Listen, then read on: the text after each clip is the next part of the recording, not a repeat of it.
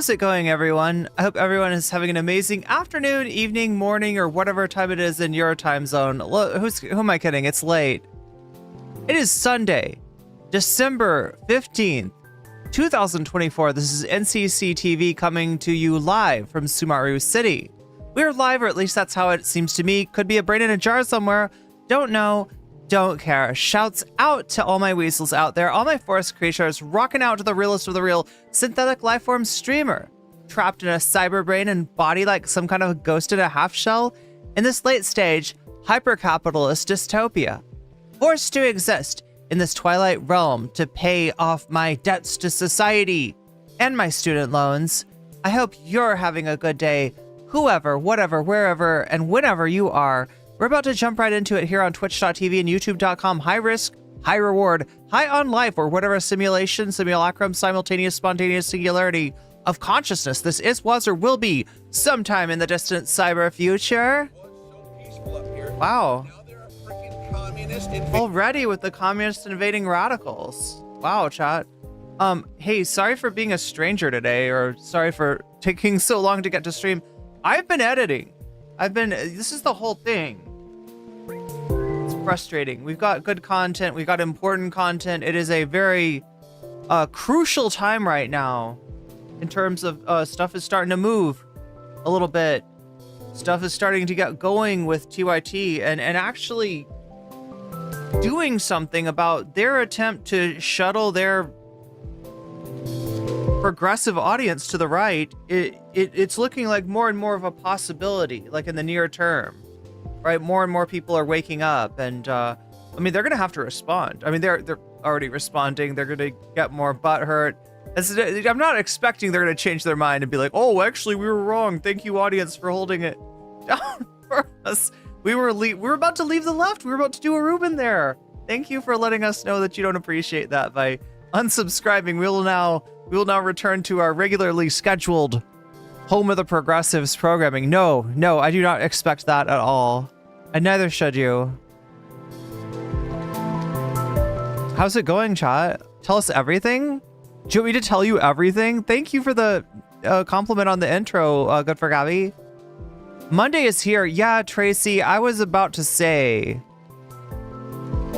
For some of you, Monday is... Wait a minute. I mean, overseas, Monday is here. Love the background music. I mean, I just had to listen to some classic RPG lo-fi. How's it going, everyone? Let's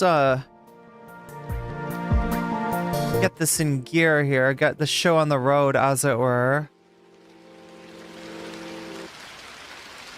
Yeah, but again, I have been editing, and editing just, it consumes me. Editing takes my whole being. It's almost like being possessed by DaVinci Resolve. A little less interesting than a RPG, you know? You're not getting possessed by an ancient sorceress or something like that. You're getting possessed by DaVinci Resolve 19 point... Wait, what the fuck are we on? Is it 19.1? Something like that. It's an all-consuming activity editing.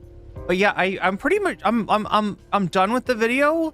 I don't like the sound, but I'm a little bit of a stickler when it comes to sound. When it comes to getting the, I don't know, chat. I should keep it simple and just put the video out. I kind of liked it that one time that I streamed really late and put a video out like right after the stream to raid everyone into. And I mean, that was fun. It was like a late night hootenanny. Wait. I feel like I can't say hootenanny unless Dame Owl is here.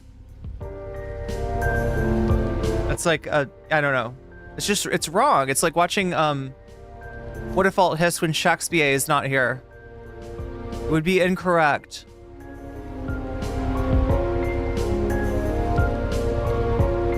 Do I have some new stuff for you for the bonus goal? Bonus hole, bonus goal. Oh no, chat. I forgot about the bonus holes. I forgot about that. I forgot. There's so much Kasparian cringe of different types. And it's wild. And it really sends me.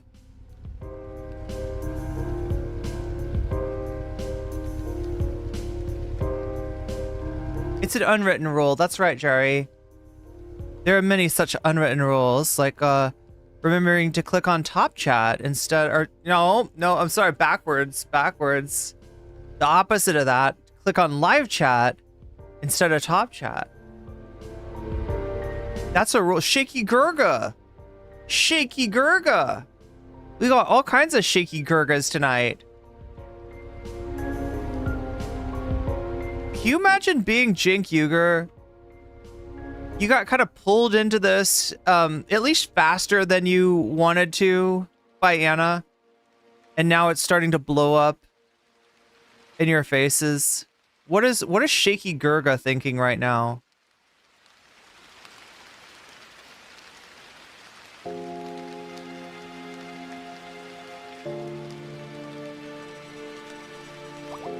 Oh my gosh, Buffy, thank you for the massive Shaky Gurga resubscribe.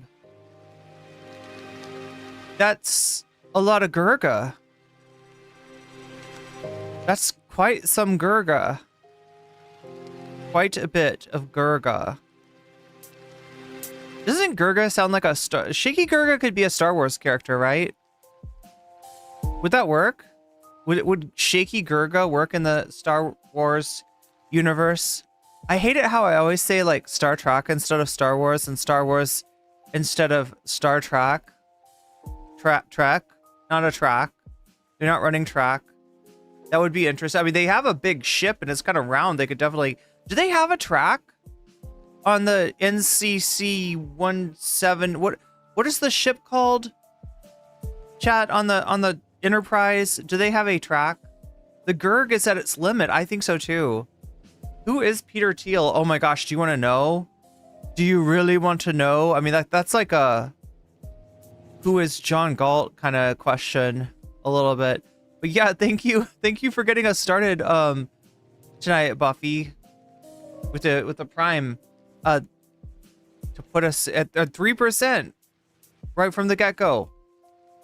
Right from the get-go. Bad Empanada versus Denial Box. Wait, do I have that up there? I do. Yes. Okay, cool. It's preserved. The old turf is better. I mean, some say.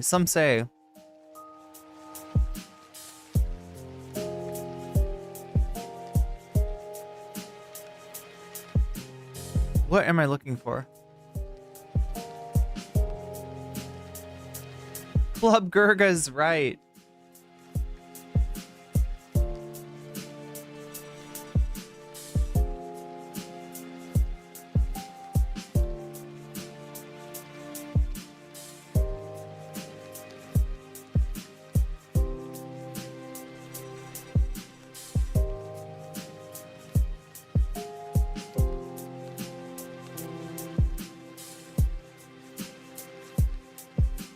Oh yeah, that's right. I have to enable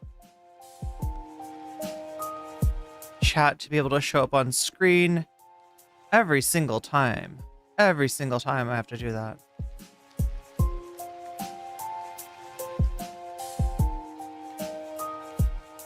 Who is Peter Thiel is like asking, what is evil? Bodie McBoatface? Wait. What's that from? Or Boat McBoatface?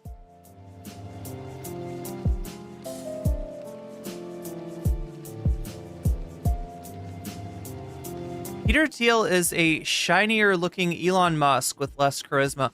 What is up with that? Why did he look? I mean, I know it's like kind of like people are showing up more shiny than they used to. People used to be really afraid of the shine, and now they're embracing, you know, moisturizer more and not giving it time to sink in, just showing up for that picture with a face full of coconut oil, which is great. Red Phenol says, I always think Peter Thiel is the blood boy guy. Ah. Who is the blood boy guy? I can't remember that guy's name. I know who you're talking about, though. The blood boy guy looks bad. The blood boy guy does not look healthy. Star Trek. It is definitely a different guy. Yes, 100%. He's not. I mean, he probably has a. I mean, I would guess that they're like he's getting the blood too. I don't know. I don't know, Chad. I actually don't know. I wouldn't be surprised, I guess is what I'm trying to say. He's red and shiny. Brian Johnson, thank you, Garrett. Thank you, Bear. Bear. I can pronounce things. I can pronounce people's names, hopefully. But yeah, he's very shiny. He may be turning into some sort of a space alien or yokai. Right on Pierce Morgan. That's an option. Peter Thiel's family was so racist they moved to Germany. Only community, a German-only community in Southwest in Namibia, because they thought that apartheid. Wait, apartheid South Africa was too woke. So before apartheid ended, then the Blood Boy is 45 years old and looks terrible. Yeah, he's getting worse too. Like, it's like you would think that like he'd really want to show the proof of concept that his whole blood lifestyle works really well, and it turns out no, it's not. He's doing something wrong. Maybe he looks like a wet piece of overcooked pasta. Who, Thiel or Brian Johnson?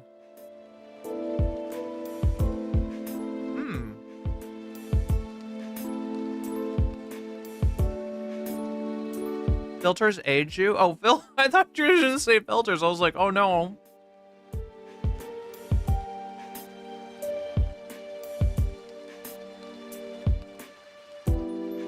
I thought you were going to say filters.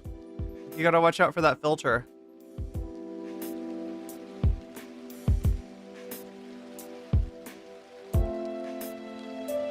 Red Phenol says, I really want to know what turns people into tech bros.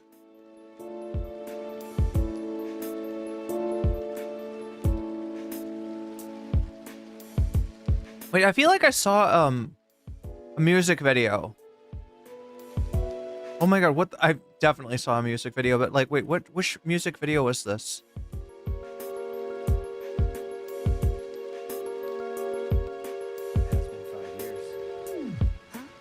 That's kind of important.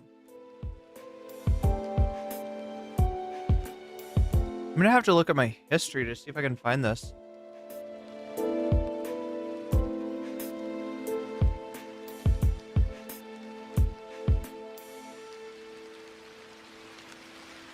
I saw a music video that I think maybe explains like where tech bros come from.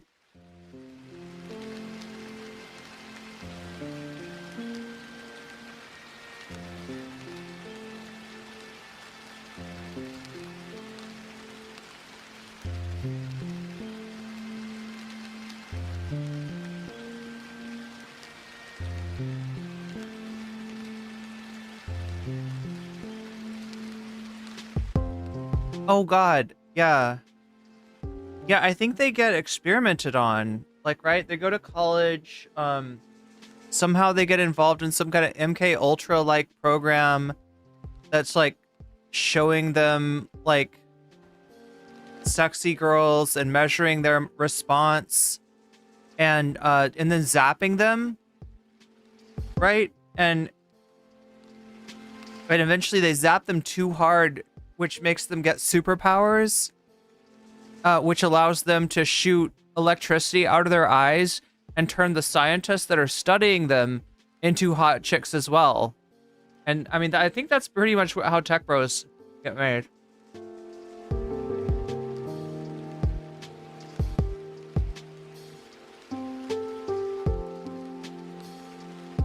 It's called the make a move on me theory. I don't know, chat. I'm still workshopping it. I know it doesn't make a lot of sense right now, but that's okay. The stream will make more sense progressively as we go forward with, you know what I mean? It's going to be like that. It's one of those nights.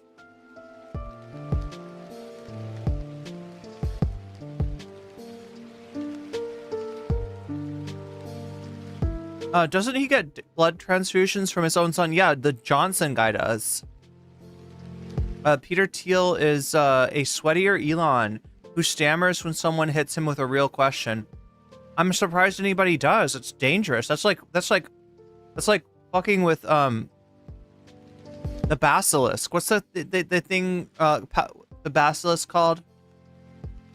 Because it was so peaceful up here, but now there are freaking communist invading radicals. It's somebody's basilisk. What's it called, chat? Is this soap opera music? Yes. From my favorite soap opera about Shinrakor.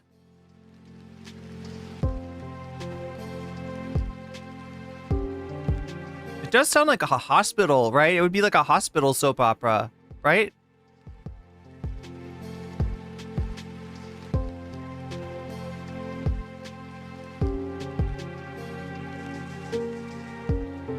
This is really delish, yeah.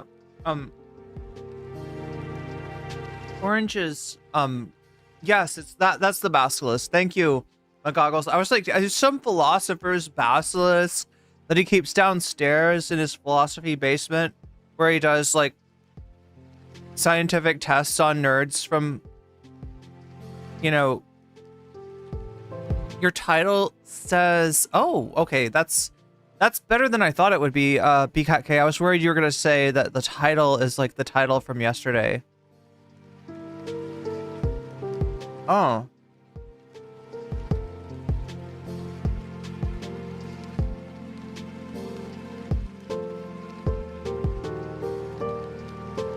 How shall I fix this? Oh yeah. Fix it in the way that doesn't ruin everything. There we go. Just add an extra F. Look, sometimes I give too many Fs. Today I gave one too few. That's how my day is going so far. But yeah, it's just been a weird day because I did not get done. And I feel like I'm still not done with the video. But I will be, chat. I shall be. And I shall bring it to you. It's another video. This one is my reaction to Mondale Robinson, his on-air announcement of resignations from TYT Network. And we're going to get into some more, like Mondale is incredibly relevant right now.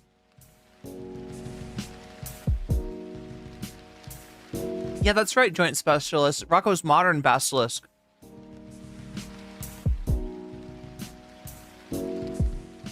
Red Phenol says that tech bros are such a specific type of weird. Like, they almost see themselves as artists. But, like, eugenicists, yeah.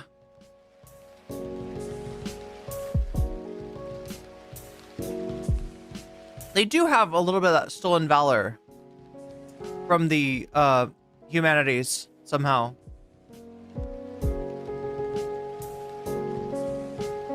We're rationing the Fs tonight? Well, I wish I'd rationed my orange pieces. These are good, though.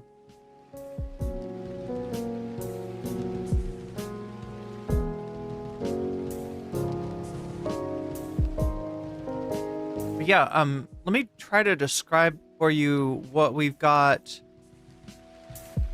What I've got for you tonight. So, I should probably, I was gonna go over the drones with you. But now I'm thinking,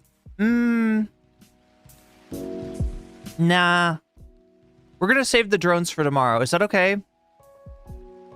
I promise I'll go, are the drones gonna be old hat tomorrow? I feel like the old drones are old hat tonight. Everything is old hat. I need a new hat. I need a hat in the first place. I need a hat for a hat on top of a hat.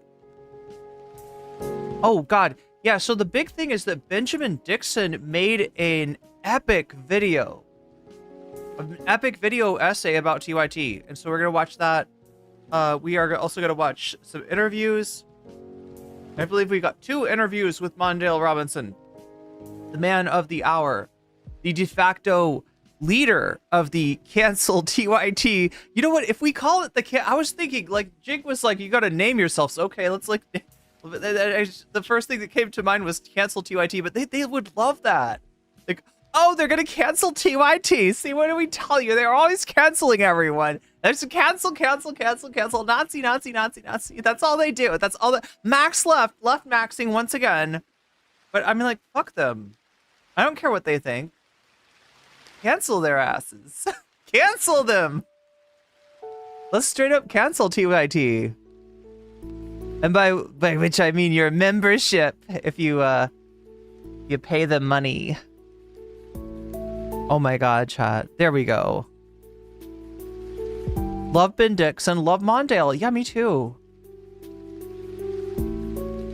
There's also a Cenk Uygur talking to undercurrents. Do you all know what undercurrents are? Undercurrents is what I was trying to say. Israel shut down its embassy to Ireland. Well, they're not getting any Lucky Charms. Sorry about that, Israel. Yeah, no, I'm sorry. Let's not make this about breakfast cereal. This is a serious thing. We're doing a serious thing here tonight, chat. It's very important. Yeah, so Undercurrents is the podcast of... Oh my god, what is her name? Emily something, right? From Breaking Points? Anybody remember her last name? Glad I never paid TYT. I mean, smart. Smart, my goggles. Very smart.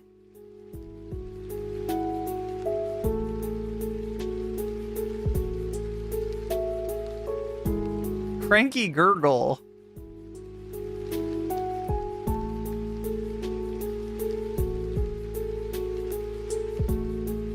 But yeah, I mean, it's never been so over. It's never been so on. And TYT is really starting to feel it. No amount of content that they make is going to be able to save them from this hit to their subs. The one metric, the one analytic that's going well for them, right, is subs. Their subs look like they're doing okay, right? But it's an illusion. Rocco's modern basilisk illusion.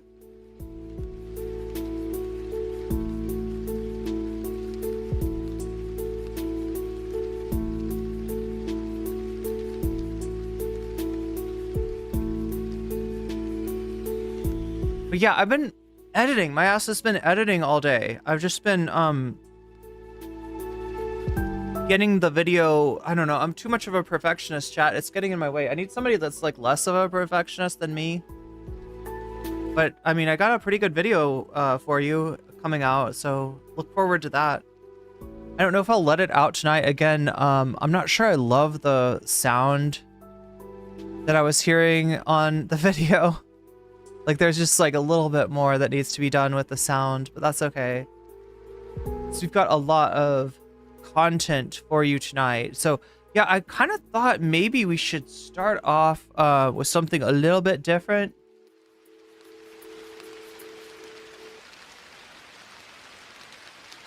Wait, there's 2 Ethan Klein videos, right? That we need to get to. Okay, I guess we gotta go, chat. Look, I was gonna edge you for a whole lot longer, but I guess we gotta get going. We look, I started so late. Yeah, I do. I absolutely do. We gotta get going, especially if I want to get those Ethan videos in as well, which I do. And I think you want to see the Ethan videos as well. I mean, I'm assuming that you want to see the Ethan videos as well. What are we missing here to get going?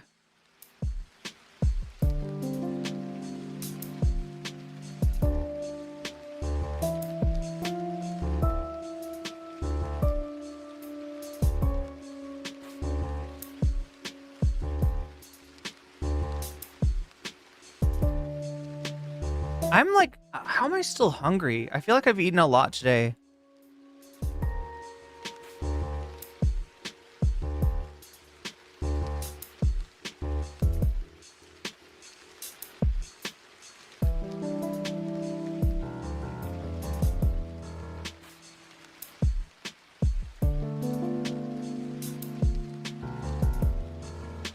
That looks better.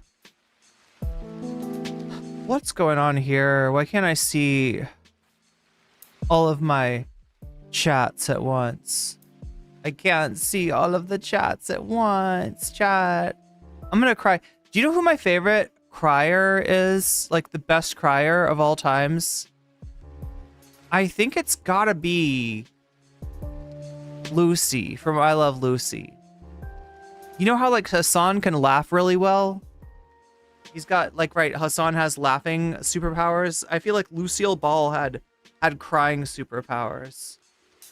I feel like it's goals. Shadowfile says the young traders, the young turncoats. My interviews have been great lately. Thank you, Joe. That's really sweet of you. Yeah, we've talked to Cosmopolitics and Hank Thompson from Winners and Losers in the last week.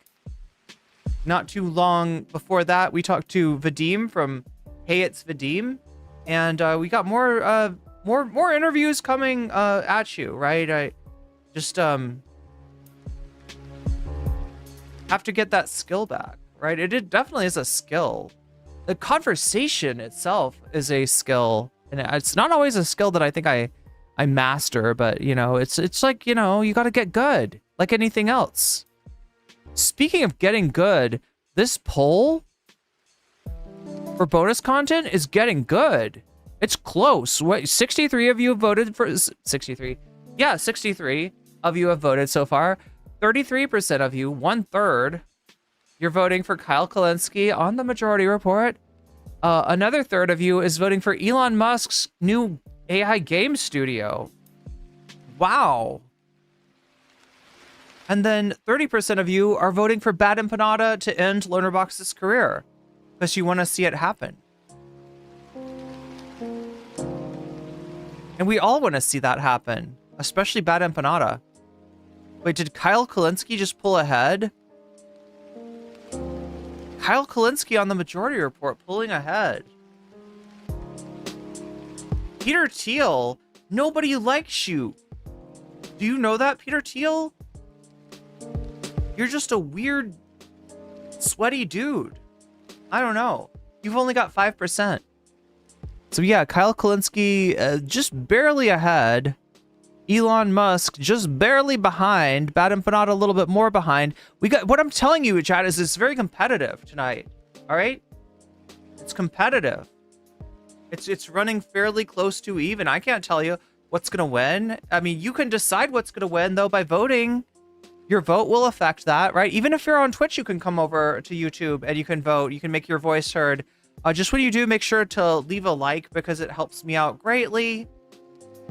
And I appreciate it as well. But yeah, I mean, that's going to affect things. The other thing that affects things is this up here. This is the dono goal. We're at 3% already. We're at 3% already, thanks to Buffy Geek for getting us started tonight. Buffy, do you have any particular opinion about which of these topics we should tackle in the bonus content? Remember, the bonus content happens if that 3% gets to 100%. And it happens with the topic that you vote for, but you can also affect the topic by when you donate by letting me know in the chat which of these topics is like your cup of tea, right? I've got a cup of tea, but unfortunately right now it's full of orange peel. Not very good, is that? No, you can't drink orange peel, at least not without squishing it a whole bunch. And even then probably be pretty sour, a little bit bitter. Who knows, chat? Who knows? Not very tasty is what I'm trying to get at, right? It's not the desired. It's not my cup of tea. Even though it is my cup of tea.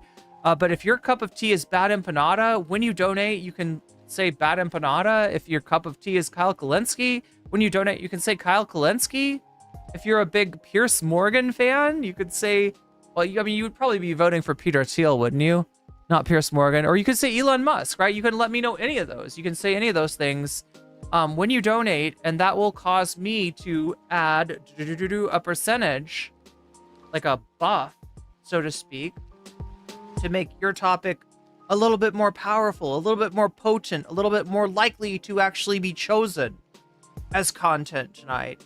You also drive the dono goal forward every time you donate, so you make it more likely that we'll get bonus content at all, which is amazing. And everybody who cannot afford to donate definitely appreciates that, because everybody gets the bonus. We all share in the bonus content, right? When it comes. So it's a very very awesome thing to do. But yeah, it entitles you to a little bit of say so as far as what we actually end up watching.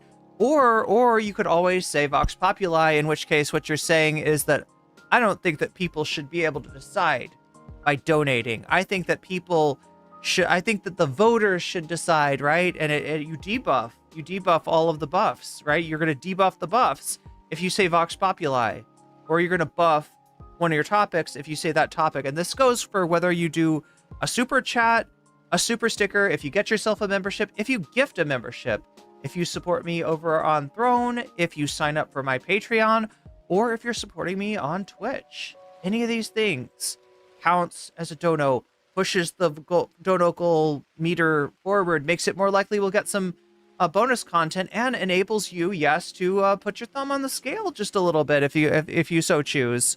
Or you can be, the Vox Populi person, and you can poop in everybody's punch bowl that thought that they were going to be able to buy the poll. They didn't realize Vox Populi was coming in hard. So pumpkin empanada. Wait, can you make a pumpkin empanada? You're making me hungry, chat. Alexander says, I almost never watch you on Twitch, but you were still my 4th most watched streamer there. Amazing. Did you get the rap? What is there, like a Twitch rapper? Is that what that is? It's like a rapper. The Twitchy Weasels. That's right. That's right. BCat K. See, I don't know. I'm like hungry, chat. I am halfway tempted to like try to make some kind of a noodles. Anybody else here like noodles? There was a Twitch wrapped. That's what it's called, a wrapped. It's a Twitch wrap. It just has too many calories. Unless you get the one that's made out of cauliflower, which tastes like ass. I have one too. Well, wait, it would show me the streamer that I watch the most. I mean, if it detects like every time I probably stream more than I watch other Twitch streamers, but who would be the Twitch streamer that I watch the most? Maybe Hassan? It's called Twitch Recap.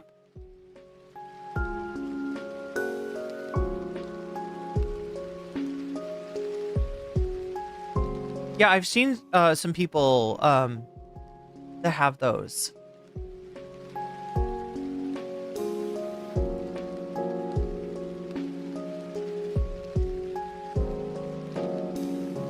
I don't know what we should start with, chat. We've got 2 interviews of all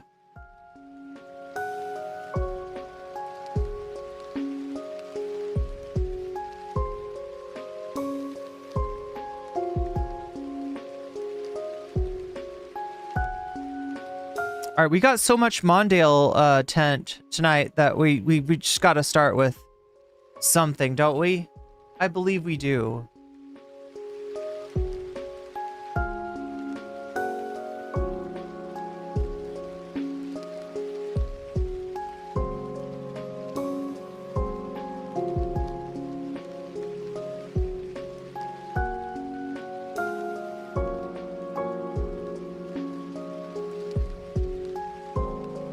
This is Dan from the internet. You may know Dan from the internet. I gotta say, he is one of, if not the my favorite person from the internet. That was just like in, And I do know other people from the internet that are not nearly as cool. a couple minutes, several hours. I don't know, I forget how long you were streaming that night, because I saw it like right after it ended, and live streams. But what were some of your thoughts that led up to that? And also, I know you've had some experiences and moments, close brushes, if you're comfortable with like speaking to them in some degree, like where a lot of this commentary really started to come into a head for you and it felt untenable. Can you take us to kind of that thought process and that thinking? Yeah, and I think, first of all, man, thank you so much for being here. And I know you, out of most people, and unlike most people, you probably feel like, well, Oops, damn, we got to switch. because you did this, you left 4 years before I even left. So, but let me set the context. My relationship with TYT was tangential. Ben used to be on the network when we started. Ben Dixon. Yeah, Ben Dixon used to be on TYT when we started clickbaity political thirst trap during the COVID pandemic, and so that relationship formed out of our show, and then they wanted me to be up there, so I started going on that show. But in doing that, they knew in 2022 when I ran for mayor, one of the first thing I did when I got elected was tear down a Confederate monument in the middle of a park that the town owned. And in doing that, I started getting death threats, real death threats, so much so that the authorities had to get involved and tell me that, your life is in danger and your name is popping up in some extremely dangerous spaces online. We got doxxed, and white people started showing up around our houses with guns, so much so that we tried to do an announcement to get the governor of North Carolina to issue a state of emergency so that we could get some state troopers down there to assist with what was happening. But they didn't do that. The young boys in town started protecting me by sitting in my yard and providing protection. But that to me sounded dangerous and putting young black men lives in danger. So I said, I'll get a security detail myself whenever I needed to be in town. That fast forward 2 years, and I've been a contributor both as a co-host on the network for TYT and also Rebel HQ that helped them get to 1 million subscribers on Rebel HQ, and also producing 30 million views a year for them, for their benefit. I mean, of course, there were some financial gains for me, but they were very small compared to what it means for them to have 1 million subscribers and also 30 million extra views over there. So what was in my mind at that moment was, first of all, it was my anniversary. December 10th was my anniversary to my wife. And I'm looking in her face because when I was recording, she was sitting to my left, and she's sitting there, and I felt all of a sudden something just made me feel like a fraud. I'm taking paychecks from this network who's cozying up to people who are literally trying to kill us. That's not hyperbole. These people are trying to kill us regularly, so much so that my wife can't walk around and go visit her family freely without a security team sometimes. So that to me made me feel like a fraud to continue to take these paychecks and watch Cenk that day say some craziness, and also Anna referring to us as religious zealots. So I in that moment had to react, and I reacted one without talking to my wife, which I regret. But even though she has the same point of view on me about this point, but also I needed to say that, listen, black people beyond me. I mean, wait, no, that's actually kind of cool. You know what that means? That means that he was 100 on this, right? Right. If he does this without even a thought of like, let's talk this out first. Like, he's 100 on it, and then she is too. Like, right. That's actually kind of cool. Are in danger with Donald Trump's administration, and Cenk and Anna during this election cycle early on this year when we was on the shows together, and also as early as last month, knew that we were dealing with fascists. So I don't know what changed to make them believe that they could be comfortable in Twitter, not in their spaces, but in Twitter and in conservative media spaces, say something completely different about piling up to these people. So I think, to steal a word from you. Wait, when did this happen, Simira? Anna went on after Dan on Twitter. Dan and also Sarah Palin piling up to fascists. I needed an answer on what the hell was going on at TYT, and that answer for me couldn't come from Cenk and Anna. It has to come from the progressive left to say that you're no longer going to be able to call us the radical left, Cenk, and also cozy up with Glenn Beck and the lights. So I think that's where I was at, and that was my mindset. That's remarkably well put. It's like, who are the real radicals when, there's a fun saying about leftists where, in addition to all the misinformation that is said about leftists, it is the idea that right-wingers think that we're all organized, that Joe Biden has his finger on the pulse of what DSA actually wants or thinks or feels, and that the DSA has their finger on the pulse of like what anarchy. That's the funniest thing in the world. The idea that Kamala Harris and Joe Biden are secret communists. I love that shit. Or people who are actually walking. Honestly, if we'd had a longer election process, I probably would have done some meme about Comrade Kamala in communities and not only showing up once every 2 years or 4 years, what they have to say. just there's so much disconnect between different left coalitions that might probably get together and vote the same way, given two, maybe three viable options on the local or national level. But in reality, that it is so disorganized, right? And so, given that there's so much more common ground that people can have within the left, you would think that the benefit of the doubt would be given to people who you're in coalition with, who you have on your network, for example, versus, or, people you work around, versus um, these figures who have been proven to be in bad faith. We've gone years and years ahead. They haven't gone on some sort of new born again sort of thing. I played on the main PowerPort stream on a couple days ago where I was watching with Bonnie and Ravana, and we were watching Anna Kasparian speak with Glenn Beck. And I kept playing the clip, first of all, where Glenn Beck was on Fox News 10 years ago during like the recession era and was like barking like a dog because of something Obama had said. Oh my God. Okay, now look, I know that Glenn Beck is like, he's got such a long history. And some of it I know. Like, I mean, I'm familiar with Glenn Beck. I just like, there's so much of it that I've forgotten. I don't know if I ever saw Glenn Beck bark like a dog.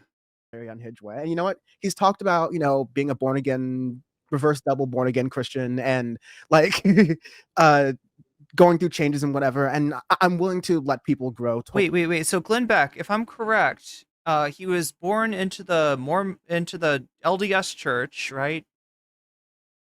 Did he convert into something more did he become a I don't even know. What is he now? Is he a tradcath? Is he a wasp? What is he in right now? Fine. But he's not grown in his politics. In that exact same interview with Anna Kasparian, Anna kind of critiques this, but doesn't really go on the assertive to anything I had seen in the interview, at least to that point, is that Glenn Beck is Do we like the well? Wait, Letterhack is asking me. Do we like the moniker Max Left? I feel like okay with it as a verb, right? We're left maxing. If I was Cenk, I would have codified it like that, right? I wouldn't have said the max left. I would have said left maxing. Now, if you're Anna Kasparian, it's you're a maximalist, right? She's trying to go with a opposite of minimalist idea that you're just trying to put as much left on the board as you possibly can. But yeah, Cenk can't quite keep up with Anna. And so he's got the max left, which doesn't make much sense. The Mad Max left? Can we do the Letterhack? Can we do the Mad Max left? I feel like we're living in a capitalist, hyper-capitalist dystopia. We got to do the Mad Max left. Donald Trump and palling around with these people. It's like, listen, I can see engaging with a right-winger if I know they're in bad faith, if I know I'm going to be able to intellectually break their spine, right? I'm otherwise not going to give them the time of day because I know that they're not coming out there to have like a real conversation about, oh, maybe I could learn something, or maybe I can really change their mind and not like attack them or like embarrass them or like make a video about them getting owned or destroyed. But that's usually their goal. So you don't really pay attention to it. But they're instead making this like so personal. The min-max left. That they are forgetting the fact that we are still much more willing to be reasonable than the fascists that they are cozying up to. Yeah, and I think that's such a concern. Yeah. No, go ahead, brother. I'm sorry. No, please go. So yeah, you're absolutely right, and that's a large part of my problem. Like this idea that you think that there's better coalition or better sinew glue over there with them than us, and we're supposed to be in coalition. You said that the coalition, the left, what the world called the radical left, which I reject, because what's radical about saying humanity and trans people? What's radical about saying that Black people deserve equity and our history deserve to be taught in a full and real way? So I think when we accept that hostility, and I call that hostility, when we accept that hostility about us, we're saying we're kind of capitulating to what the right wing wants us to say, that, you know, these are radical thoughts. What's radical about equity, and who is it radical to? And then when we start from that point, then we automatically see what Anna and Cenk's angle is. And I think, you know, and it We started. can't start from their framing, because Exactly. we have spent years, they have spent years. I spent years working with them. You spent time working on their platforms, speaking about how you can point out the hypocrisy till you're blue in the face, but at the end of the day, they have started from their prejudices and their like racist beliefs on the right wing, and they're creating a lot of reasons to make it seem as reasonable as possible to people who aren't paying attention that what they're doing actually isn't that. Yeah, I think Dan hit on it right there. This works for people who aren't paying attention. For people whose engagement with politics and ideology was a parasocial one, was a one of like, Cenk and Anna are good. They're the progressives. They're the home of the progressives, right? So I just stick with them and I'll be okay. And it's like kind of like you don't have to look. I used to do Tai Chi every Saturday morning in the park with, and I was like the youngest person there, right? And there, so you know, Tai Chi is a form. It's a bunch of different movements, and you can learn all the movements. You're supposed to learn all the movements, but you can also kind of, if you're in the middle of a bunch of people, you can sort of fake it. You can just copy what the other people are doing, and it's pretty easy. But what if one day the Tai Chi crowd decided to do all this wacky stuff that wasn't even Tai Chi? And I just, you know, fell right. I mean, they could have a great joke at my expense. And how do I know that they didn't? I mean, there were some times, like, there were some forms that I didn't really have down that well. The water form, very complicated, very difficult, very old form of Tai Chi. You know, what if they just like started doing weird stuff and they just got me to go along with it? And they were doing some like the twist. They were doing you know, they were doing like old timey dances or something, like just laughing at me. Look at this kid. She'll do anything. She thinks that's Tai Chi. I don't know. Yeah, you should. So this is what I'm saying, is that some people might have been kind of using Cenk and Anna as a cheat sheet of like, you know, how to be progressive. And it's like, that's the kind of people that are gonna still be like, well, no, they are progressive. No, they're just doing the best thing that you can. I mean, Trump won. What do you want them to not talk to the Trump people? No, we should talk to the Trump people. No, I'm sure they're going in there and they're going to change Glenn Beck's mind. They're going to make Glenn Beck a progressive. They're going to make Tim Pool a progressive, right? I'm sure you know, they've got a plan, right? They're going to change things from the inside. It's wacky, but some people buy into that, unfortunately. And it's our job to try to wake those people up. They're just looking out for. Yeah, exactly. Only facts. Get them out of their zombie Macarena. They're doing the zombie Macarena. That's not Tai Chi. That's not Tai Chi. They're doing the zombie Macarena. Everyone else, really, you know, white people. And so if that works for people who aren't paying attention, you're supposed to be the people who are paying attention. Cenk and Anna, like that's supposed to be the people who are paying attention. Yeah. Yeah, I mean, like, and if not, then you are absolutely supposed to be the people paying attention. When you have 1 billion views because of progressive eyes, you know what I mean? Like progressive eyes looking at and buying into your product, and then you show up in the manner that you show up, that to me is, you're a bad shepherd at this point. You know, I'm not calling Cenk and Anna anybody's hero, but you're being bad shepherd with what people gave you and what people invested into over the past 2+ decades. So I find extreme, not just fault, there's a characteristic flaw in that behavior, for Anna to, you know, seemingly be on attack of trans people as of late in a way that is not helpful or inclusive to our movement. Ooh, be various. You're describing the TYT Discord in terms of the Tai Chi metaphor in general chat right now, just pretending like nothing has changed, just being open-minded or whatever. Oh my God, they'll literally accept anything. When we start buying into the idea, like, and the problem is they're not just getting like openness, like to ideas of Republicans. They're getting Republican ideas on immigration, on crime, on trans rights, et cetera, et cetera. and I think for me, it was a combination. Let me say that real quick. The combination was me being frustrated with every day as a Black man from the South, waking up with an email from James Carville on behalf of the Democratic Party, and then also seeing Cenk and them. To me, it's like, oh, where did this merger of a Democrat, James Carville, willing to use the Southern white strategy, and the so-called radical left and Cenk? When did that merge? Who had that conversation, or who ignited this new coalition of white people, of white adjacent people, to say that it's time to abandon everybody's issues except for those that could bring back the majority white folk that we lost?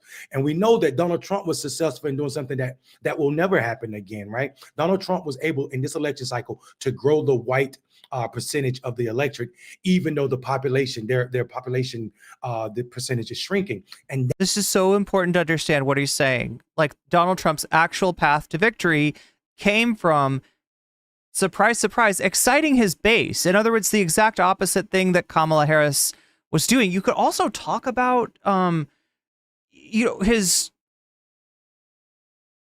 I mean, let's be honest, like, they eschewed a ground game entirely for a internet strategy of trying to get a percentage of those low propensity voters out to vote, and surprise, surprise, that works. So the two things that the Democrats will not do, right? They're always afraid of being captured by their base. They're always afraid that the base has got ideas that aren't popular.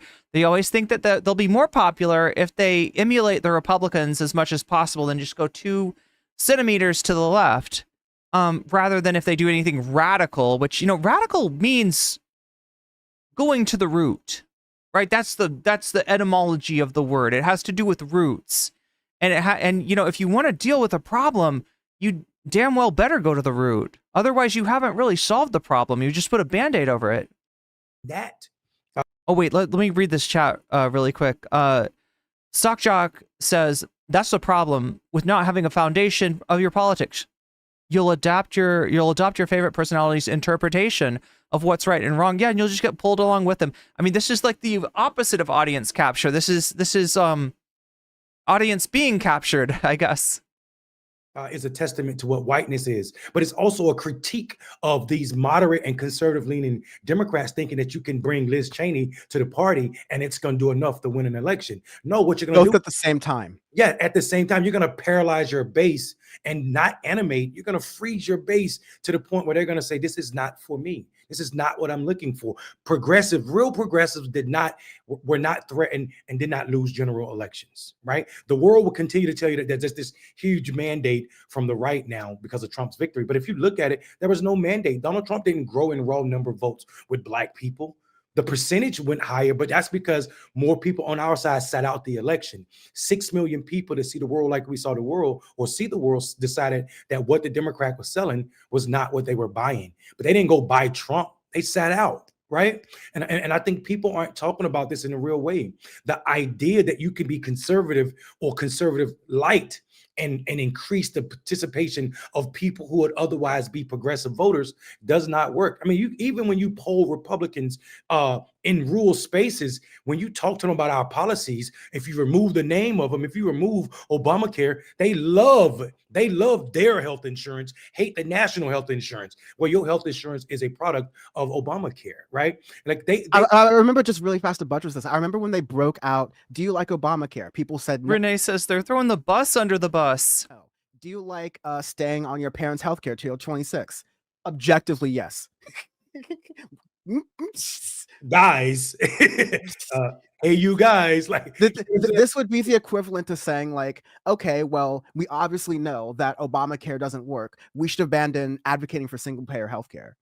And, like I've mentioned this in a lot of conversations just because it happens to be coinciding because we're talking about this whole fervor over the United Healthcare thing. Yeah. But, not to argue over the morals over how people are reacting to it, but what you're seeing are people from multiple sides of the spectrum, all like political spectrums and ideologies, all walks of life, rich and poor, all many people like of different races. Like, we're not sure exactly how to get this or make this happen, but we're angry, upset, and hurt.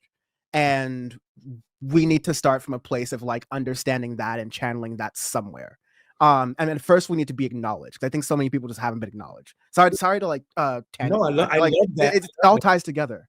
Yeah, I love that. And that need to be acknowledged is not out of vanity, right? Like we are for millions of years hunters and gatherers. Of course, this is very recent human history that we had refrigerators so we could start storing food and stop being hunters and gatherers. So this idea, if you're not seen by your pack, by your tribe, that is a death sentence for humans, right? So it's coded in us to be seen. Also, to be seen is also to be heard in some cases. You can't pretend not to see the homeless person that sits in your front porch every day when you walk past them and go get in your luxury car. That's a thing. And what I mean by that is, let's be clear, bro. I am not advocating, I'm going back to this healthcare thing. I'm not advocating that we off CEOs, unalive people. That is not what I'm saying. Isn't it funny though, how Cal Rittenhouse, Daniel Penny, all of these guys are celebrated for unaliving Black people for a lot less than killing other people. Laura Ingraham did a heel turn and said, we can't be upset about this death, talking about the CEO thing. We have to be happy that this— Wait, okay.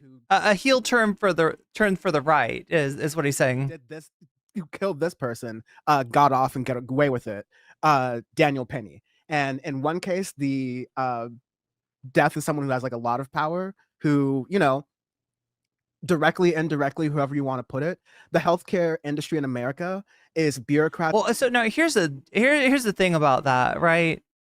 So we got a problem. An environmental problem.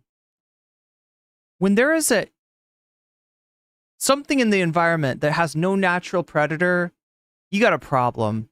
And we got something like that in our environment. And it is the Elon Musks of the world, right? The only thing they possibly have to worry about is other billionaires. And this does give them something else to worry about.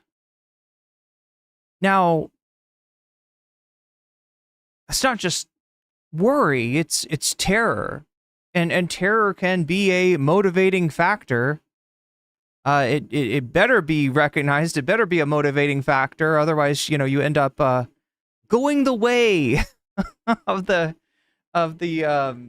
those who ignored the terror in the past. But at the same time, it's really hard to control that terror once it gets out of the box and starts, guillotining people. So, I mean, like, I hope that that it doesn't come to that, but that's deciding who gets the healthcare money and who gets to, So without endorsing any actions or anything like that, or, getting myself in trouble with various platforms, I will say that it is good when an organism like Elon Musk has got something to worry about. Possibly suffer for the rest of their potentially short lives. And the other person was a Michael Jackson impersonator on the subway, who was probably suffering from a lot of the issues that you have from an inaccessible and inadequate healthcare system.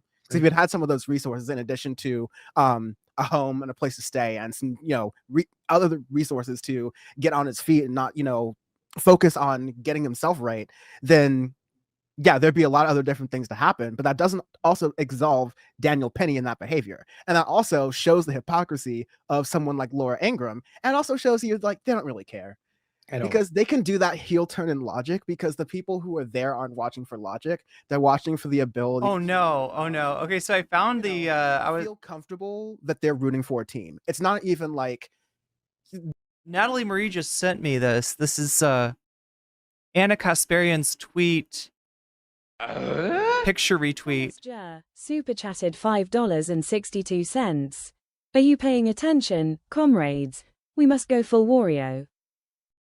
Full Waluigi.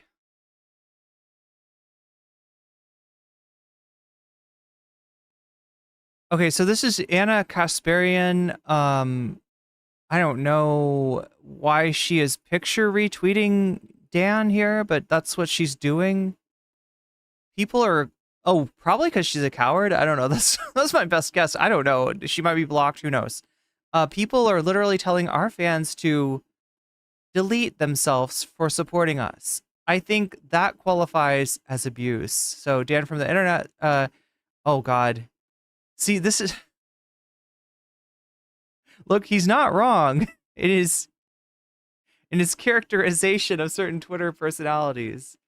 What does this start here? One thing you can do, Anna Kasparian, is focus on yourself, run your own race, let the miserable people be miserable people. You can't control them. If you would have ignored the toxicity, you could have avoided bigger problems for months and years of frustration. So, look, I mean, kind of good advice. I mean, this is, you know, a TYT parasocial, somebody who's a little too into. Now, I'm not going to call anybody a fart sniffer, but I definitely get where Dan's coming from here. So retweeted himself. I did tweet out that she should ignore and not respond. I am real with myself. Like that is better advice than what she's doing. I will give Zeke that. All right. And this is Anna Kasparian. Oh, I see. Okay, so she's picture retweeting and quote retweeting at the same time. So Dan from the internet says, kind of telling that TYT's biggest no life lonely fart sniffer. Oh no. Finds the life or death politics of marginalized groups to be less important than he's definitely fence riding here.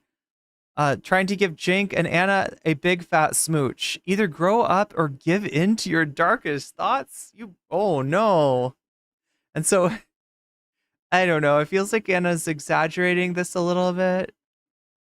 Like that, it's more vague what Dan is saying than how Anna's characterizing it. But Keenan Crow, so she's reacting to, she's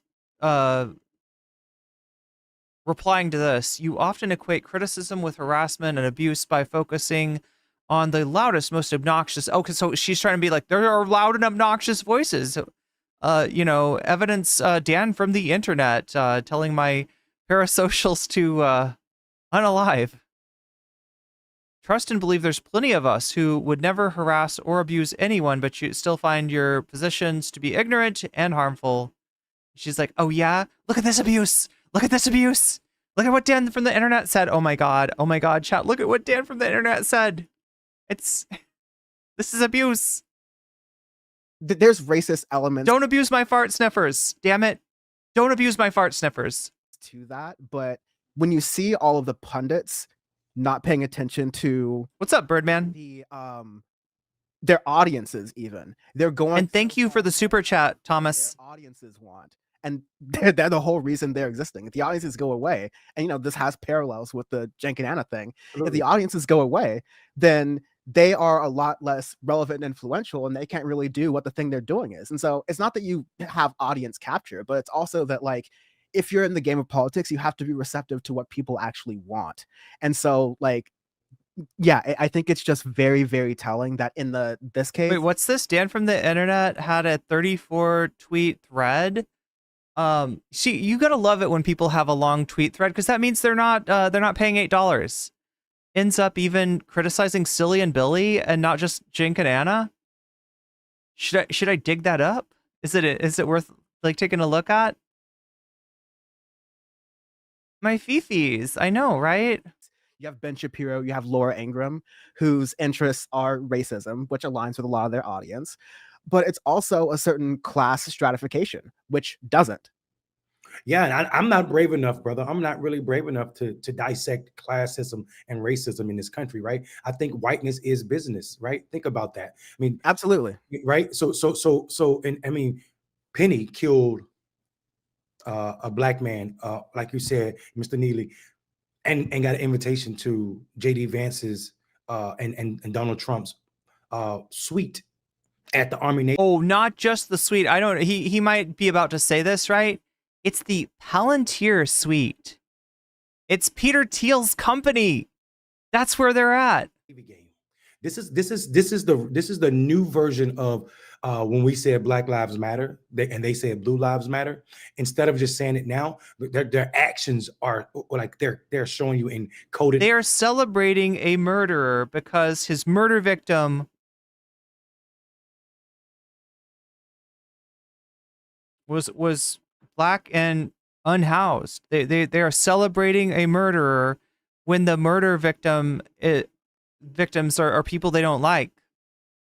Action like the dog. And this goes all the way back to George. Wait, is his name George Zimmer or is it Zimmerman?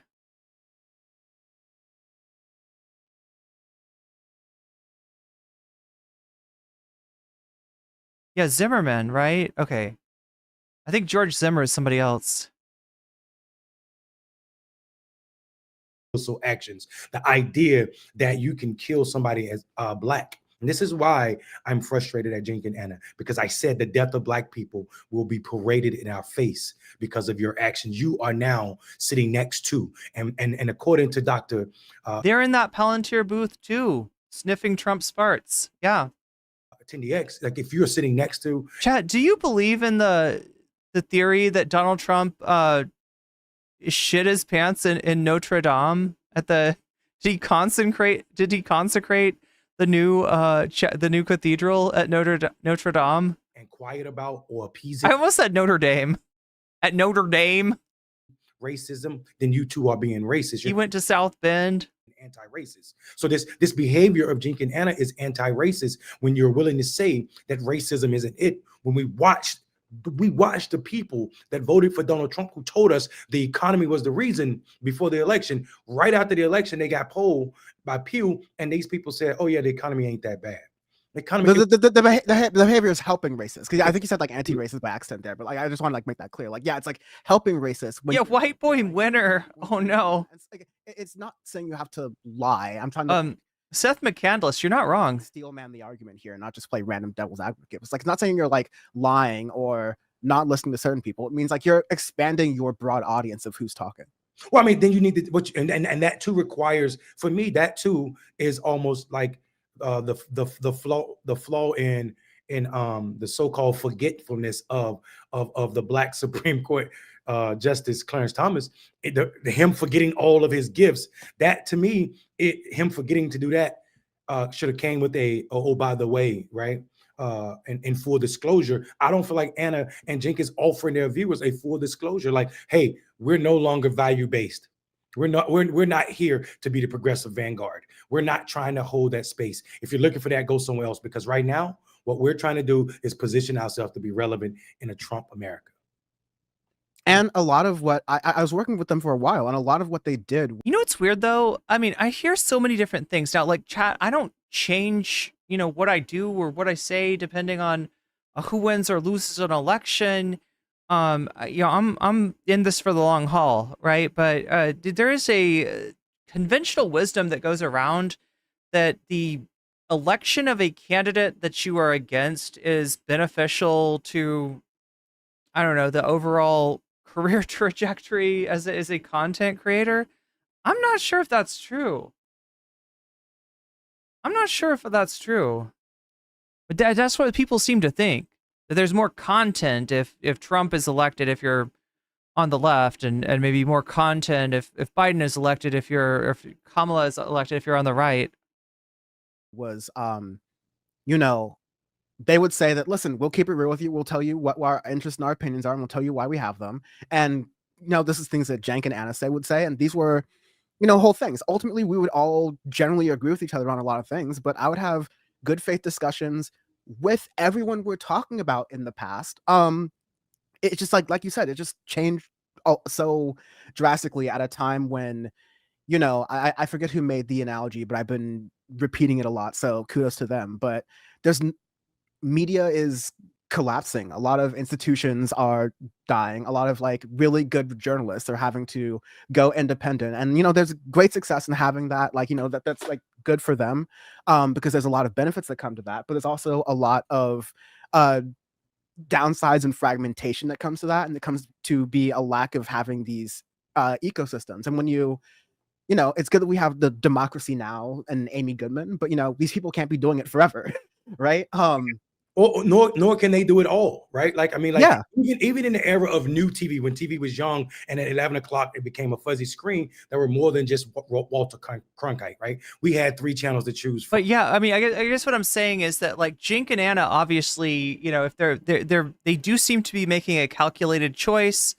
This does seem to be a content strategy, and they don't seem to think that the election of Trump is beneficial to a leftward content creator. They are acting like, I swear to God, chat, this is my prediction. By this time, 4 years from now, probably a lot sooner, but definitely 4 years from now, when there's another election, if there's another election, they're going to be supporting JD Vance or Donald Jr. or whoever the hell is running at that point. They're going to be supporting the Republican, right? That's my prediction. 4 years, 100%, they will have moved over. Also had radio. So it can't just be Amy Goodwin. And that's why I think I'm so frustrated with what happened. There's so much political infrastructure. I'm talking about like the time that build a relationship, to build trust, invested in this TYT network. And I don't want to stay there all the time, but I think we should really criticize them, because you guys stole something we couldn't afford to give up. And now and there's great people who are like working on that network, like you mentioned, Rashad Ritchie, John Idarola, Francesca Fiorentini. There's so many other people who have like gone through there. And like, I've been critical, and I was critical while I was there, of people like Jimmy Dore and Dave Rubin. But for every Jimmy Dore and Dave Rubin, you get a Hassan Piker and an Emma Vigeland. So it's a mixed bag. Cenk, for better or worse, has a lot of trust and faith in people, and I wouldn't go gambling with him, but there's a difference between I can take that versus what's happening right now. And like, I want to move on to this a little bit, because I want to also get into like a couple different things. But there's 2 interesting things that kind of actually, I'll get to that later. But like, when it comes to you, you mentioned that you were just kind of a contributor. How did you come to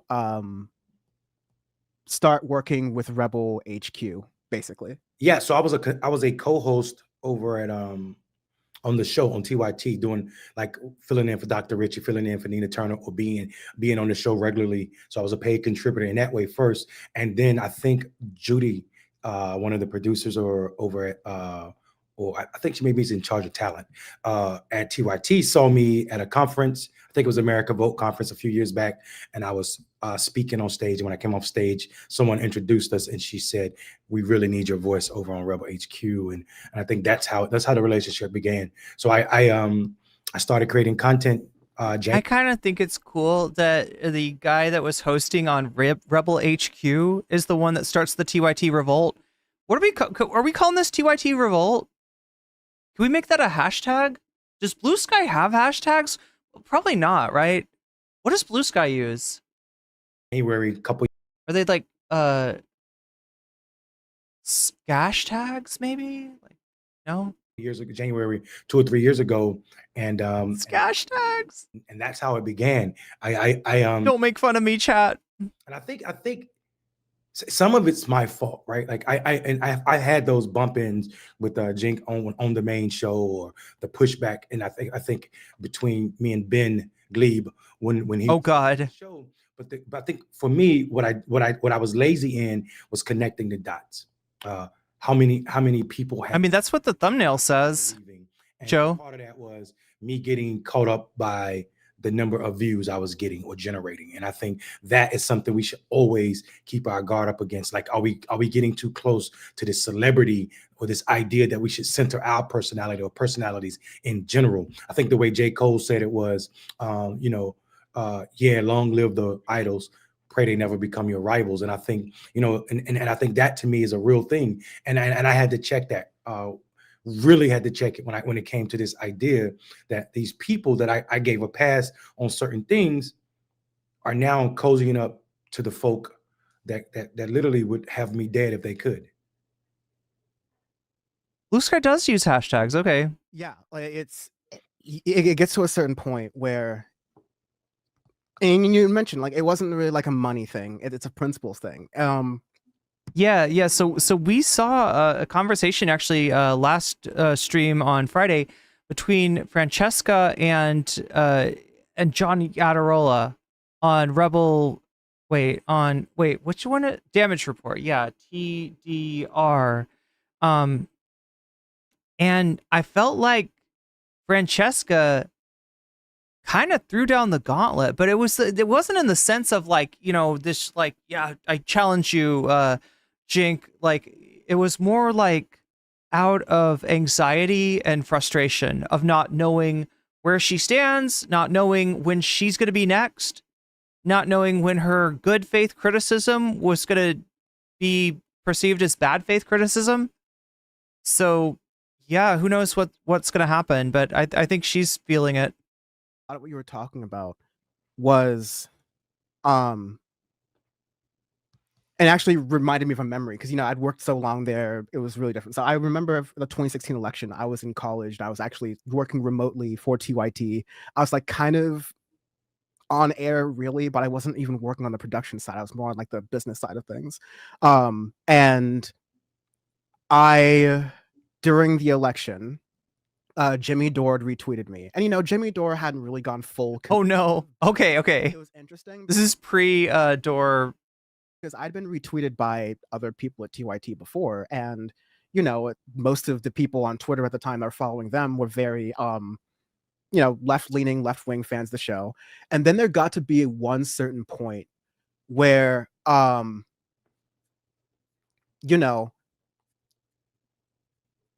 got to be one certain point where I noticed Jimmy Dore retweeted me, and a bunch of Donald Trump fans were coming at me more than usual.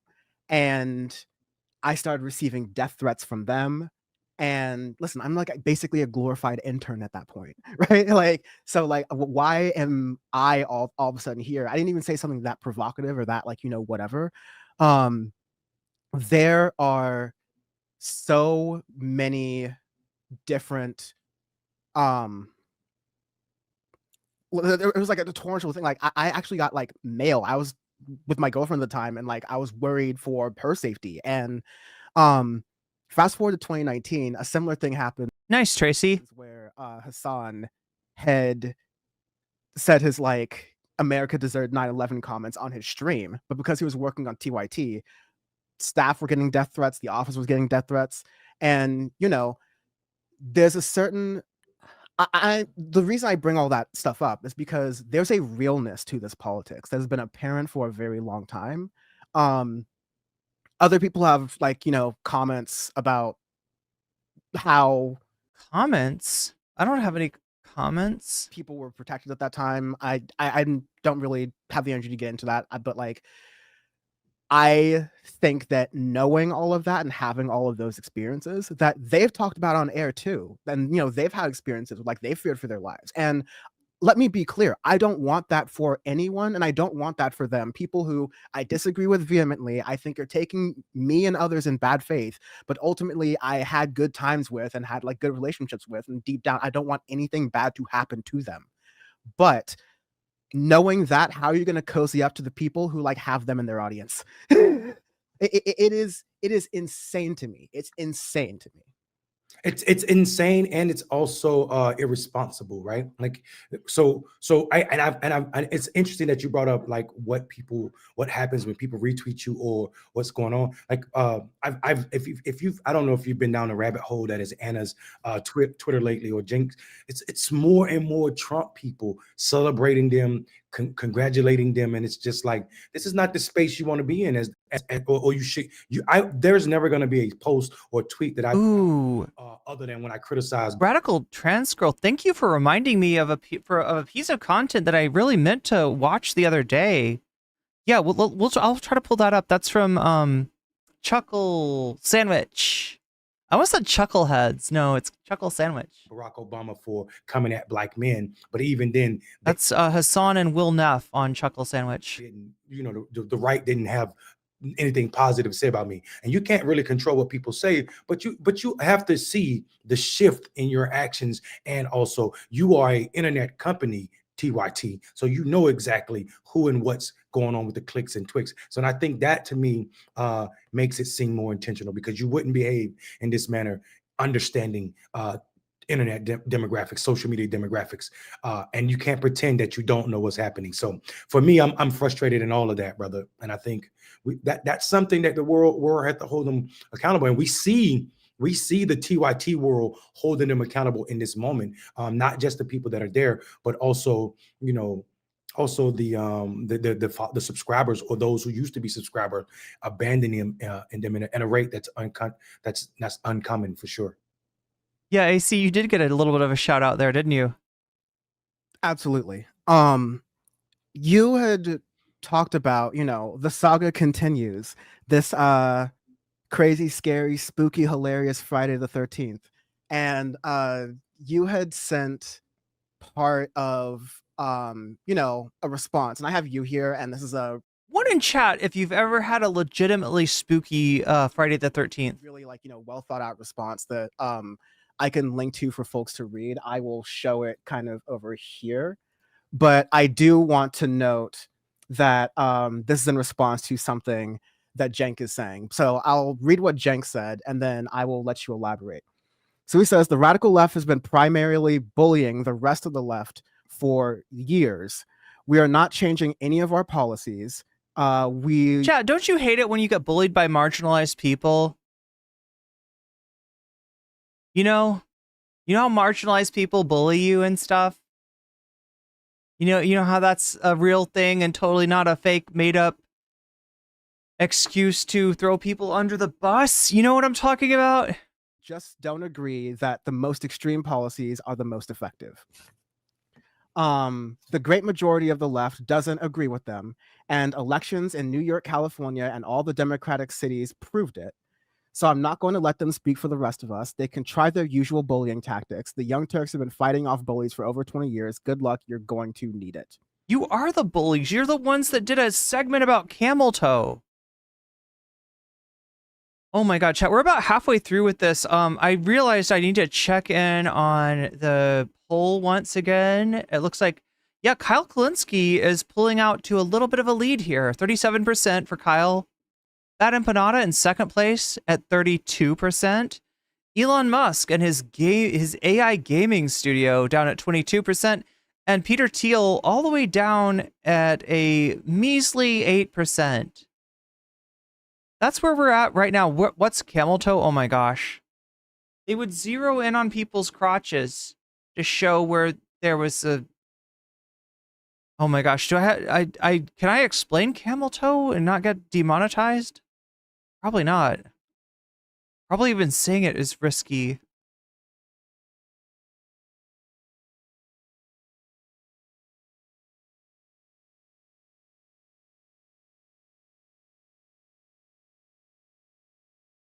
This guy is writing for Anna and Jake. Are you talking about the parasocial from earlier? A segment about, yeah, they did a fucking segment where they were like, yo, look at this chick's camel toe. Oh my God, that's let's zoom in on it and really see it up close. Let's take a look at that camel. Like, it's just like, what are you doing, right?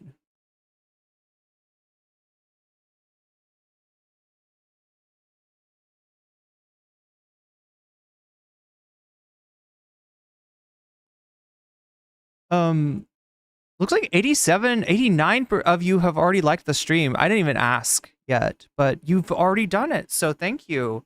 Thank you for liking the stream. It helps me out a lot. If you haven't voted yet, make your voice heard. Vote. It'll help us decide which of these topics we get as bonus content. We're at 8% right now. That is only 92% away from getting some bonus content. So if that 8% makes it up to 100%, by the end of the stream tonight, we'll be able to see either Bad Empanada ending Loner Box's career, Kyle Kulinski on The Majority Report, Piers Morgan interviewing Peter Thiel, or Elon Musk's AI game studio. And it's all up to you, the voters. Oh, except for the fact that when people donate, they can put their thumb on the scale, and they can add a percentage, right? When you donate, you get to tell me in the chat which of these topics is resonating with you, which of these topics speaks to you, which of these topics do you want to see tonight, and I will turn your donation into a percentage and add it to the topic of your choice. Or you can say Vox Populi if you really just like want to throw it back to the people voting and defeat anyone who's trying to sway the poll with a illicit donation that's not illicit at all. It's actually very licit. Why is there not, okay, if there's illicit chat, then why is there not licit? Can somebody explain that to me? Just for the record, donating, whether it's through a super chat, a super sticker, whether you are getting yourself a membership, giving a membership, whether you are donating to me through Throne or signing up for Patreon or over on Twitch, any of that, that's licit. That's licit AF. Why is that not a thing? If we can have illicit, the opposite of illicit should be licit. So yeah, if you want to make those licit donations, if we get 100% on our dono goal, that's the other thing that licit donations do, is that they push the dono goal forward into 2 digits and eventually into 3 digits. And if we hit those 3 digits, then that is the recipe for me staying on a little later tonight and doing one extra segment with you, the chat. So we'll see. This is so frustrating. Just the small, you pay attention to the nuances. They, we, and them. You see how he used those words? He's no longer calling himself on a leftist, right? He's now a part of the establishment. We. He used we to associate himself with being a part of conservative Democrats, or now we are all of a sudden bullying them. And in my comment, I want to understand, one, how are you framing it in this manner that we are bullying the establishment when they have all? What's funny is that the disposition towards the right wingers is, and this is fake, I don't believe this, right? But let's help them come along. Let's go to them. Let's talk to them. Let's make our arguments to them. Let's see if maybe they agree with us. And then towards the max left, it's you would think maybe it would be the same thing. Okay, well, these people are a little too woke, but maybe we could talk to them and be like, hey, don't be so woke. Be more centrist, and we're going to win more elections. Won't that? Then we'll get trans rights when we win the elections. First we gotta de-emphasize the trans stuff. In fact, we're actually going to shit on you. And we're going to use you as a pariah, and we're going to try to convince the voting public that we hate trans people actually more than Republicans. So if you really want to stick it to big trans, vote for a Democrat. Yeah, I guess I can kind of see why they don't try to make that argument, because it's ridiculous. All of the corporate dollars when they are in control of all of the Democratic Party apparatus. This goes back to what you said, and how when you frame it in that manner, people believe that like DSA is connected to Antifa, is connected to, when in actuality there's no connecting things except for the idea that America owes so much more to other people than the white 1%. So Cenk taking this standpoint is absolutely disgusting to me, because he allows and creates space for hostility towards people who are fighting for equity for people other than white, right? He's also in this framing and in this idea or in this statement, he's doing something that's beautiful for me, and that is drawing a line between us and them, right? He's saying that he is a conservative or moderate or corporate Democrat. I don't know where he is. Somehow he's become a part of the establishment. I'm sorry, did somebody say Vajin Boo? That's hilarious. Is that a thing?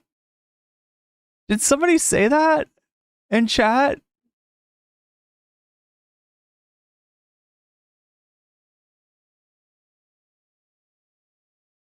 Like, do they name the camel toes? Is that what that is? Oh my god.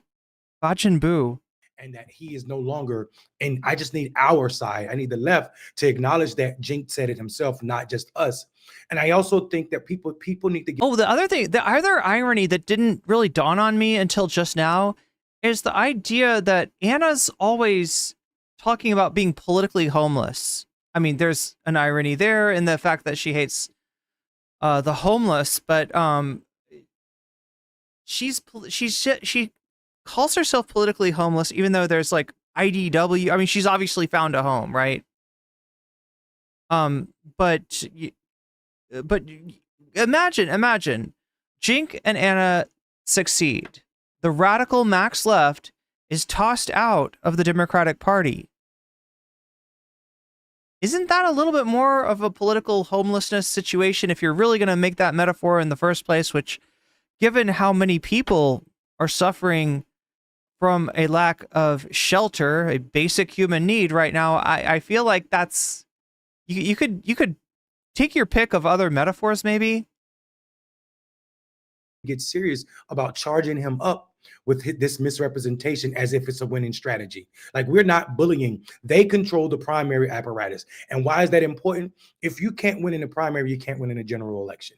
We progressives are snuffed out of the primary. And if we're running against someone who is a moderate or corporate Democrat, we see what happens, right?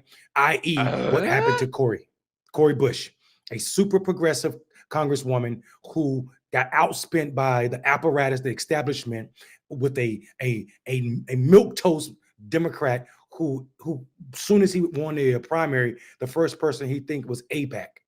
So Cenk saying that we are bullying these people is absolutely ludicrous to me. We were given a candidate.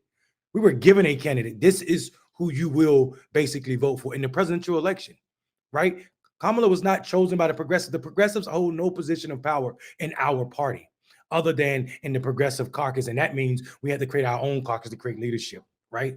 And I think that to me is dastardly for Cenk to be saying and doing and showing up in this moment in this manner. So I felt like this what somebody said should have been an op-ed in some left media. I think for me, it's a critique of how dirty Cenk is willing to go and right now play this game, and so much so that he himself has disconnected himself from who we are and what we stand for. We don't have the ability to bully anyone because our institutions, as you said so eloquently, are not linked. We are a disassociated, a disjointed movement that care about people.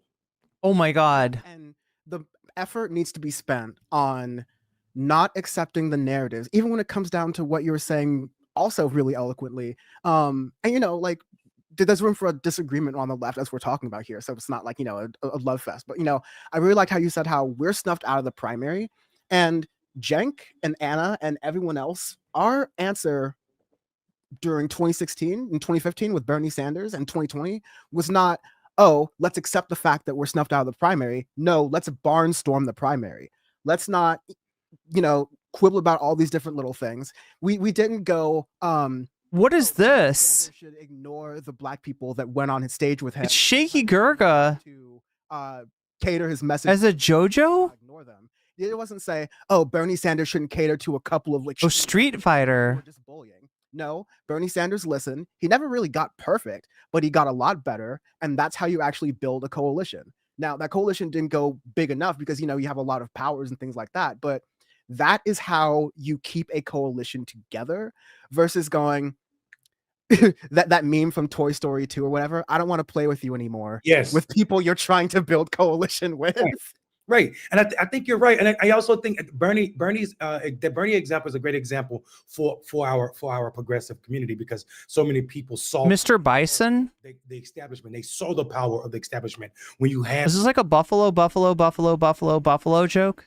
Someone that was generating so much energy with the progressive wing of our party, we watched that, right? And we all felt something hurt. We all felt hurt by how the establishment snuffed out Bernie. But then too, like we watch what you said, like what you said is the unrealization of what could have been if we had fully listened to the black base, right? Bernie Sanders took the 4 years after his first attempt to go to Nevada and build a better relationship with our Latinx brothers and sisters. And that worked out for him because he did better in 2020 with them. But he also forgot to come to South Carolina and North Carolina and the South and build relationships for those 4 years he wasn't running for president with the black folk. And I think that too hurt his work. And it also showed, though, you cannot whiten up the progressive movement. It's not going to happen. The white people in America have shown us since whiten. I'm on the West Coast. You got to make sure you pronounce them vowels. Okay, come on. You got to whiten, because people will like literally pass over that. It's important because people will pass over that and they'll think, oh, you can't widen the progressive thing. It's like, no, that's what we're trying to say. Yes. You can widen it, but You can't like we fight said, in it. for all of the kvetching from, too many progressives. I'm not even really talking about Cenk and Ann in this case, but you'll still find a lot of progressives who will say, "Oh, well, what about black men? What about Latino men?" And like those are overblown problems. But you even have Barack Obama going, "Oh, listen up, black men," and I'm like, I mean, but Barack look, the idea. Isn't it wild how the two former Democratic presidents were both used in ways that probably hurt Kamala's chances? Right. Obama in the way that Dan's talking about, and Bill Clinton going to Michigan to debate, bro, like Muslim and Arab voters into accepting Biden's horrible foreign policy in regards to Israel and Gaza. Yeah, first of all, Barack Obama is not progressive, but the idea that Barack Obama can even speak to black men as a motivator, as someone who would animate them, is a fallacy in our politics, right? This is a man, especially anymore. Like it ain't 2008, buddy. Especially anymore, right? Where we have, and that matters for a couple reasons. But first, it matters because you are a black man that told us you were a teenager when you learned how to be black at a bar from a white man taking you to a pool bar in Hawaii. My friend, I promise you that's not how you learn how to be black, right? Every one of us, you, me, and everybody else, did not learn how to be a black man at 15.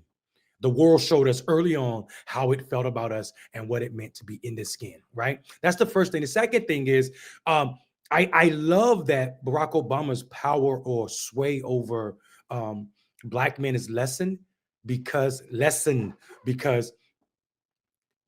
there are more black men right now eligible to vote than ever because generations are more diverse, right? His victory with black men, or this overwhelming love, came from a demographic that was basically baby boomers, a generation of just keep fighting regardless. I mean, you don't always got to speak about the regardless. I love that this generation always talks about their regardless, because their regardless is what's making their life. Yeah, Thomas, thanks for the meme and thanks for the super chat. You got us into the double digits. We're now at 10%. 10% chance of bonus content. Inequitable. And people aren't talking about that. And the lack of influence from not Biden, but every man that he represents. He represents D.L. Hughley, the bourgeoisie of black men, the college educated, and I have college degrees, so I need to say that, but the college educated brothers who showed up on that Win with Black Men call, those brothers don't speak to the majority of black men or the lived experience of black men in this country. So that get in line or get in formation, or you don't know what you're going through, it didn't work and didn't resonate. And I love that because it shows that these aren't people who are Trump supporters. These are people that you are not going to fool like you did their grandfathers and great uncles. Absolutely. Yeah. And that is the point of when we're saying widening the left, and not to flatten, ultimately I'm a big proponent of intersectionality, which is why I have my life is intersectionality. I am a multiracial, queer man. Like there's a lot of stuff that goes into that. There's a lot of times where I feel certain aspects of that doubly because of it, or less so, like all the different stuff. I have privileges, I have all these other different things. It all comes together, all that stuff matters.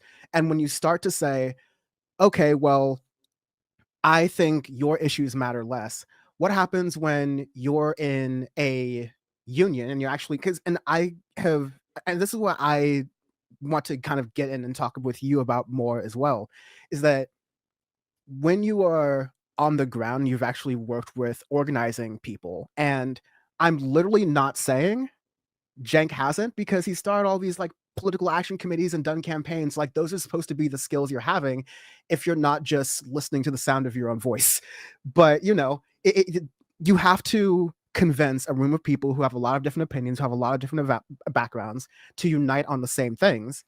And if you've already said, okay, we're in a union, and this union has, a lot of people who are like of the same like working class background, but there are black people, there are white women, there are black men, there are trans people, and you have already established hey, sorry, but we decided to throw the trans people who work here under the bus because it's just like two of you. And, maybe you don't get healthcare you need, but because of that, we think that'll be a way for us to get other people healthcare. So we're going to do that. It's like, no, if you think that decreasing your base to widen a base that has already said, not only do we not want to give them healthcare, which is, the natural conclusion to you want them to die, Exactly. but it's also by saying, I'm not going to fight for you. I'm going to fight for people whose beginning position is that. And it's just this can. I think that's why intersectionality is important. That's why I think people can be wrong. You don't have to agree with everything, but when smart people who are on your side are giving you resources, that means, don't go, okay, I heard you, but this other people who are saying this other thing matches more with what I think people are seeing. And I'm not really revealing anything here, but I think what people are seeing is deep down what their, biases are and how they can't settle and work with those biases when confronted with countering evidence. It's the same thing. It's like, it's very projection wise, where they're constantly accusing this extreme left we're talking about. Look at us. Max left. Very extreme. Very extreme. Where, they're constantly accusing us of saying things like, they're accusing us of kicking other people out of the party, pushing other people out of the party, like not accepting people who we have a little tiny bit of disagreement with us, when they're not noticing that the disagreement that's not being accepted is the disagreement that cuts against solidarity, right? So you've got two parties in the United States. You've got a Democratic Party and a Republican Party, and the Democratic Party is a coalition of a bunch of different people disempowered in different kinds of ways who are working together to achieve common goals. That is solidarity. And you got the Republican Party, and their general line of attack is, hey, white people, hey, straight people, hey, men, hey, whoever. The Democratic Party doesn't care about you.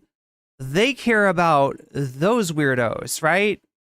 How could they possibly have your best interest in mind if they're so busy, attending to the needs of this group, right? So that's always going to be the Republican Party's line of attack, right? You could trace it back to the Southern strategy, and it can turn into different things at different times. Whatever out group is popular to beat up on, that's the group that the Republican Party is going to point to and say the Democratic Party, they're with them. But yeah, it seems like it's a trap to be like, oh, okay, you're gonna win an election by pointing out that we're with them. Well, guess what? We're not with them anymore. Well, guess what? It doesn't matter. It doesn't matter. You will be associated with marginalized people whether or not you support them. I believe that the Kamala Harris campaign illustrated that quite aptly. Sorry, I'm trying to get my train of thought. But they're constantly accusing us of picking these fringe positions and staying there and going in the wrong direction. But it's often what they're doing. Sorry, I kind of lost exactly what I was saying there. But I don't think you did. I'll get it back. No, I don't think you lost it. I think people. I think it's projection, but I forget exactly how I was going to Yeah, it's projecting, but it's also for me. I almost my hands started sweating when you were talking, because especially when you paused and got little cold chills when you paused and just said, look at us, we're so extreme, right? Or we're so radical, and I think we are, though, right? And in their mind, right? If you take the context of American politics and what it means to have a straight black man and a queer black man sitting up here talking, or Max left is Jink's alter ego, criticizing the so-called the media apparatus that speaks on our behalf, supposedly. I think for them that is unbelievable. That is Woodrow Wilson's White House, right? That is him playing the first motion picture, Birth of a Nation, right? Because in their eyes, they villainize. They still see us as that character that was black men in that movie. That's why you can say stupid stuff like we're bullying the left.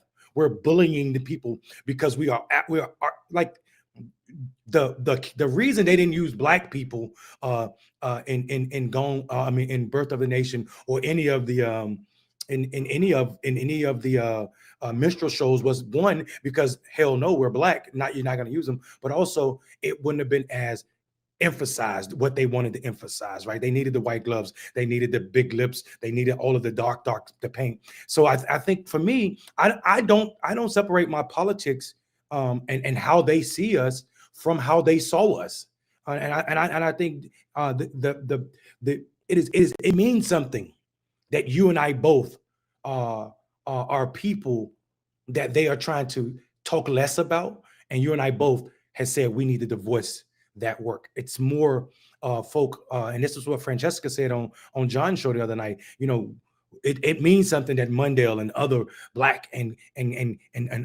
queer and trans people have left the network and continue to leave at a faster rate than white people. Like, you are not listening, as you said, you're not listening to people. You're saying, but what about these other folk?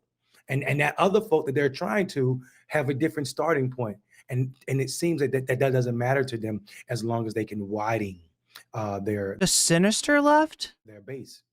And I think that's what they chose. They chose to have more numbers, more views, more clicks than they did to have more values as it pertains to the others, the people that they chose to other. In this case, trans folk, queer folk, and black people. Exactly. And that's how you build a coalition. I think it is easier to look. One thing I say till I'm blue in the face on Power Report and any other venue I ever get invited on is that even though we live in a two-party system that is often being, rightfully considered to be a uniparty as it turns as far as like results of what we get and, where a lot of alliances lie. In reality, when it comes to at least the citizenry, we have like 5 or 6 broad camps that even from there can go into different categories. And so like you probably say like center left, further left, center right, further right, like however you want to name it, but like we should be thinking about politics in those perspectives.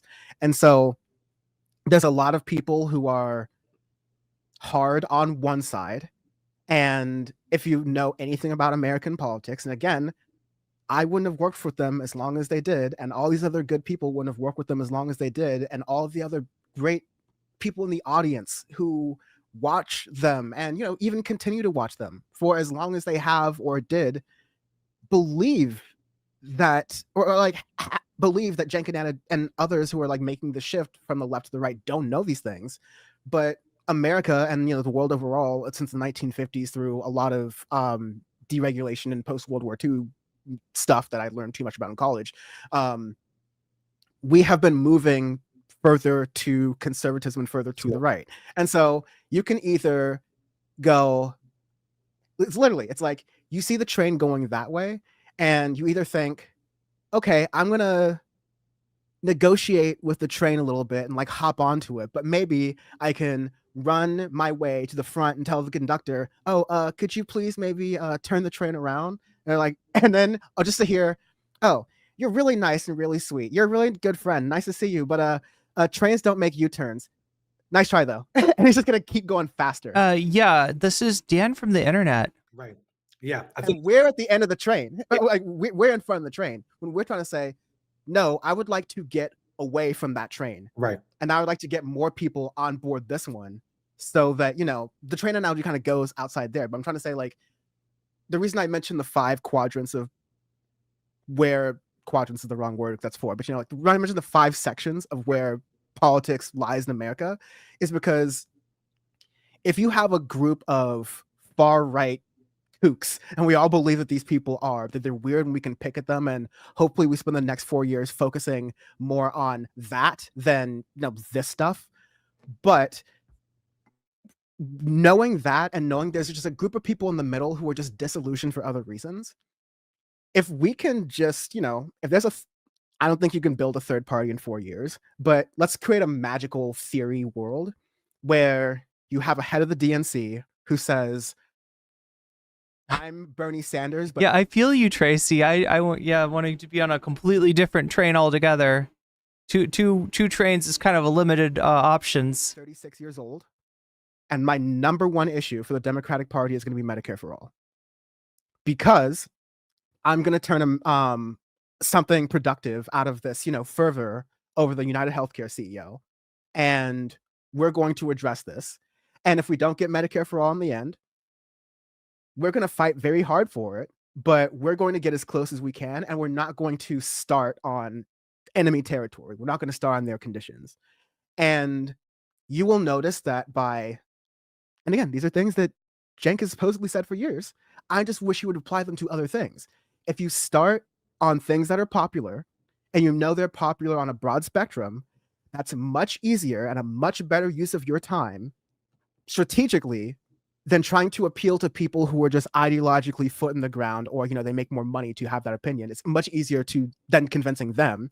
And by the way, it's a thing you actually agree with and will also help people. Like win, and somehow this ego thing has been driven into it. And I'll kind of keep that as my last point here for that piece. Yeah, and I think we forget in all of that, brother, at the expense of who, right? We see Donald Trump with everything you just said, and on the end of the right of the right branch of the train, right, or the people standing in front of it. The people in front of it. That's what I'm trying to say. In front of the train, right? Yeah. So you're saying it, and I mean, and Cenk and in your analogy, Cenk and Anna hopped on the back, right? So they're running up, and guess who they're running past? They're running past Trump's daughter-in-law. Son's girlfriend or fiance who's about to be a part of the administration. You got to run past 12 billionaires. You got to run past 2 more billionaires who just offered $1 million for his inauguration in Amazon, and also Zuckerberg, right? You also got to run past RFK daughter-in-law, who used to be a CIA agent, who everybody said was a kook, who said that the CIA killed JFK. You got to run past all of this. And this is because all of these people are on that train. And what I mean by that is all of these interests. Right, all of these people interests. How many people from Fox News Network are a part of this administration? And instead of us talking about that right now in this moment, what we're talking about is the ego of Cenk and Anna thinking that they can make a train do a U-turn. Where the track set to do the U-turn? Yeah. Do they know where the junction is? Because they keep talking about this junction, and I'm like, yo, that junction is after where all of us are in front of the train. Absolutely. Also, there's no proof that junction exists. We got no proof. You're just telling us. And it's like, okay, well, this maiden voyage of this train that got a bad contractor called the Constitution of the Founding Fathers. So we didn't really build it quite right in the beginning. Right. That's why all of us are in front of this train. Right. And not only are we in front of the train waving our hand, what we forget to mention is on both sides of us, because we're at a point in the train tracks where it's a bridge, so we can't just jump out the way, because either way we drown. And it's like, thank you for having the ability to get on the train, but when you get to that conductor, kick that door open and do whatever you need to do to stop the train. Absolutely. Pull the brakes. Absolutely. That's what you do if you get on that train. And there's nothing that indicates that there's an old switcheroo coming. No. Right. And instead they're stuck in the food cart. They just toasting with Glenn Beck. They basically are. They're drinking mimosas. and that food's not even good. You ever see that meme of Black people who have finally got to go into the diner they were segregated in, and they're like, this is the worst food I ever had in my life.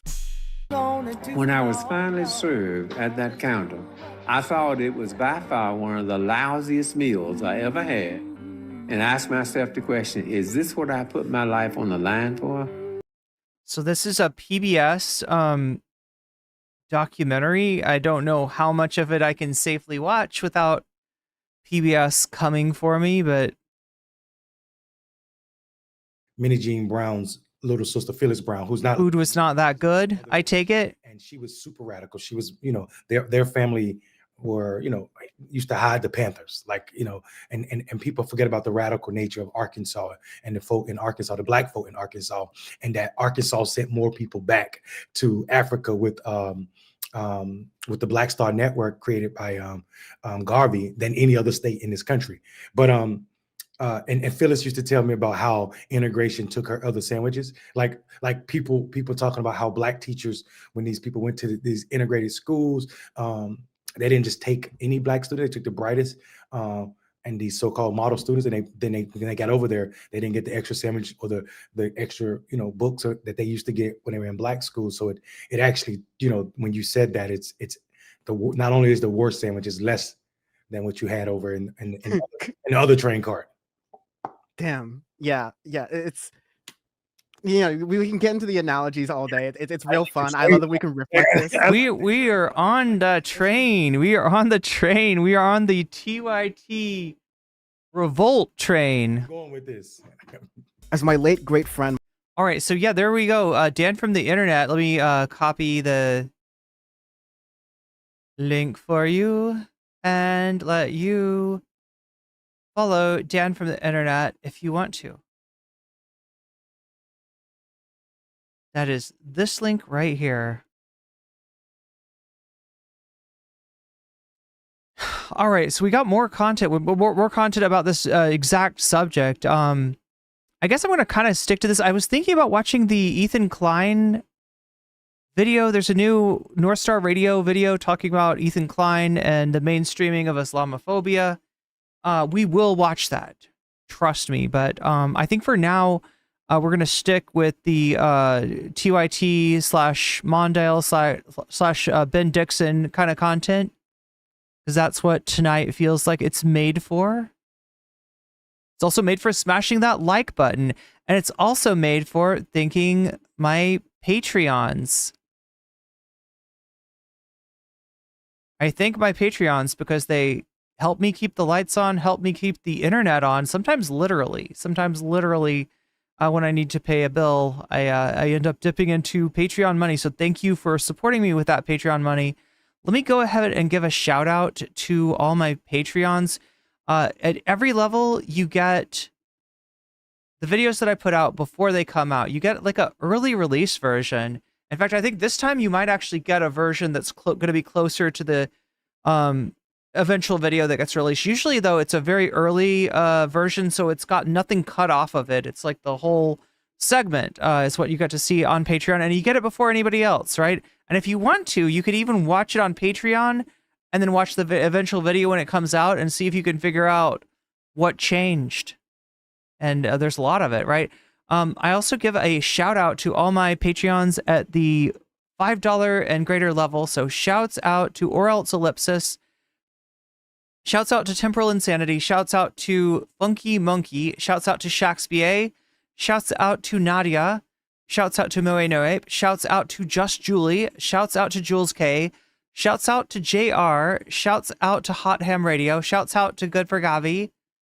And a fancy shout out to Zara Xerix, to Rachel K, to Crystal Saphira, and to Omega Star. So what else we have? We have this Benjamin Dixon video essay, which I think is one of the better pieces of content I've seen lately. I'm impressed. Color me impressed. It's I guess I've never heard it's called The Case Against TYT, and I've never heard the case against TYT summed up so well. So we're going to get into that in just a second. We're also, oh my gosh, look at this. Okay, so now the poll is really close between Kyle Kalinske and Bad Empanada. Can you imagine if Kyle and Kalinske and Bad Empanada got in a debate or a fight, or like they were playing like Super Smash Brothers or something? Well, that's what's going on right now. It's 37% for Kyle, 36% for Bad Empanada. Again, 163 of you have voted so far. Make sure to make your voice heard if you have an opinion on which bonus content we should watch after the rest of the stream.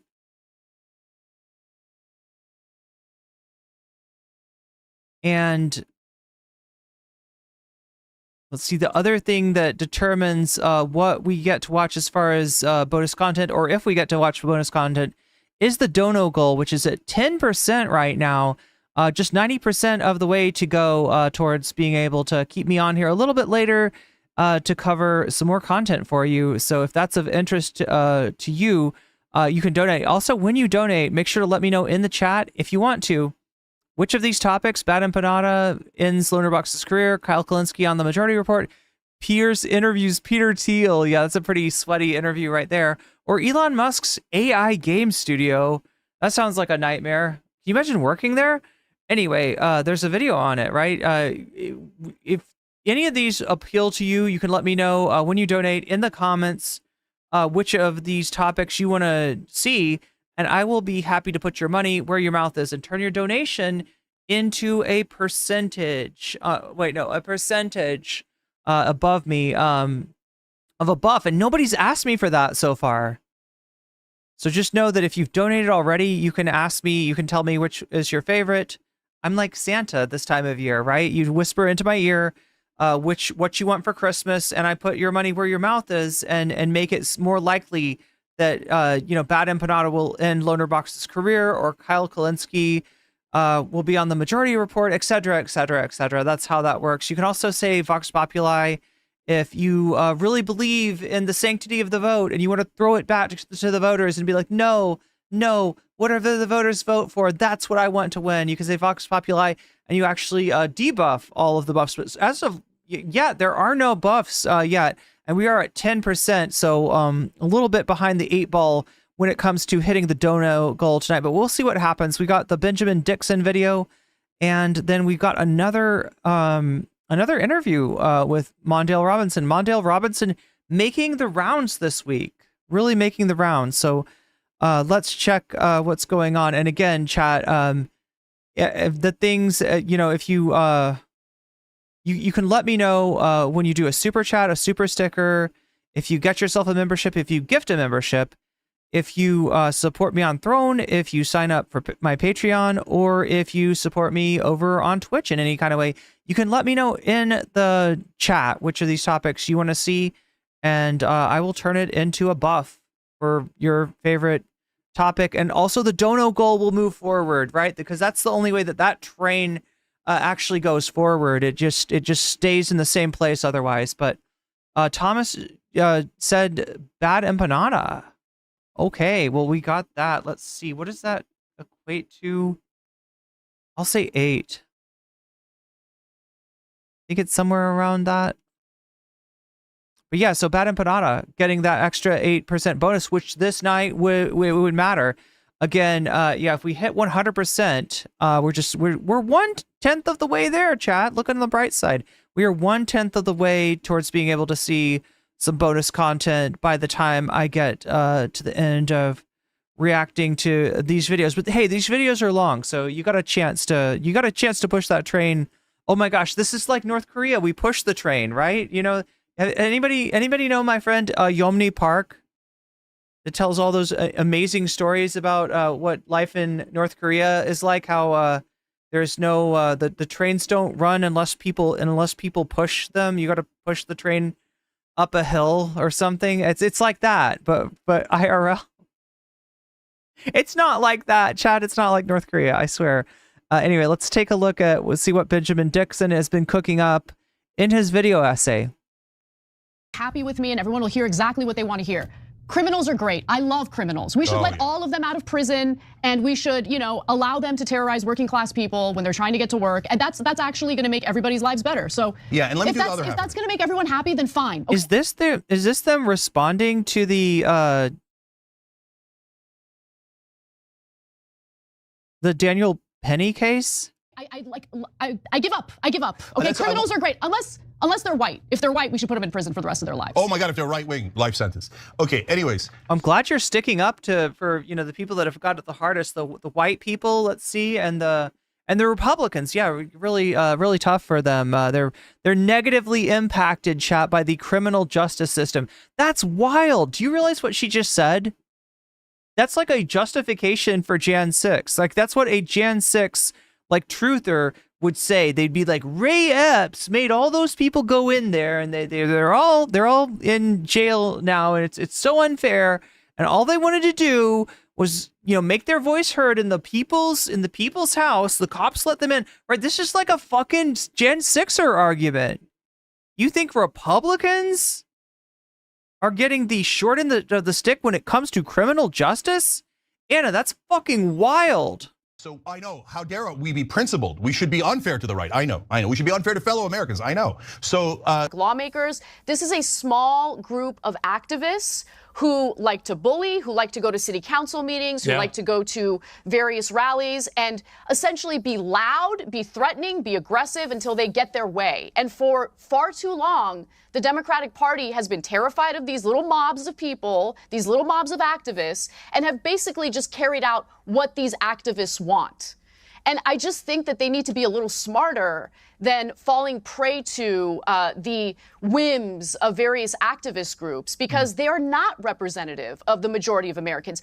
In reality, we're talking about individuals whose politics is mostly based on, you know, some fringe issue or some cultural issue that they have. It's not just that they care about that issue, it's that they've taken that issue and they've made it part of their identity, the core of who they are. And it's almost like what you would expect from religious zealots. You know those TikTok stitches that people do? And like it's someone else's video, but they're like in the foreground of it.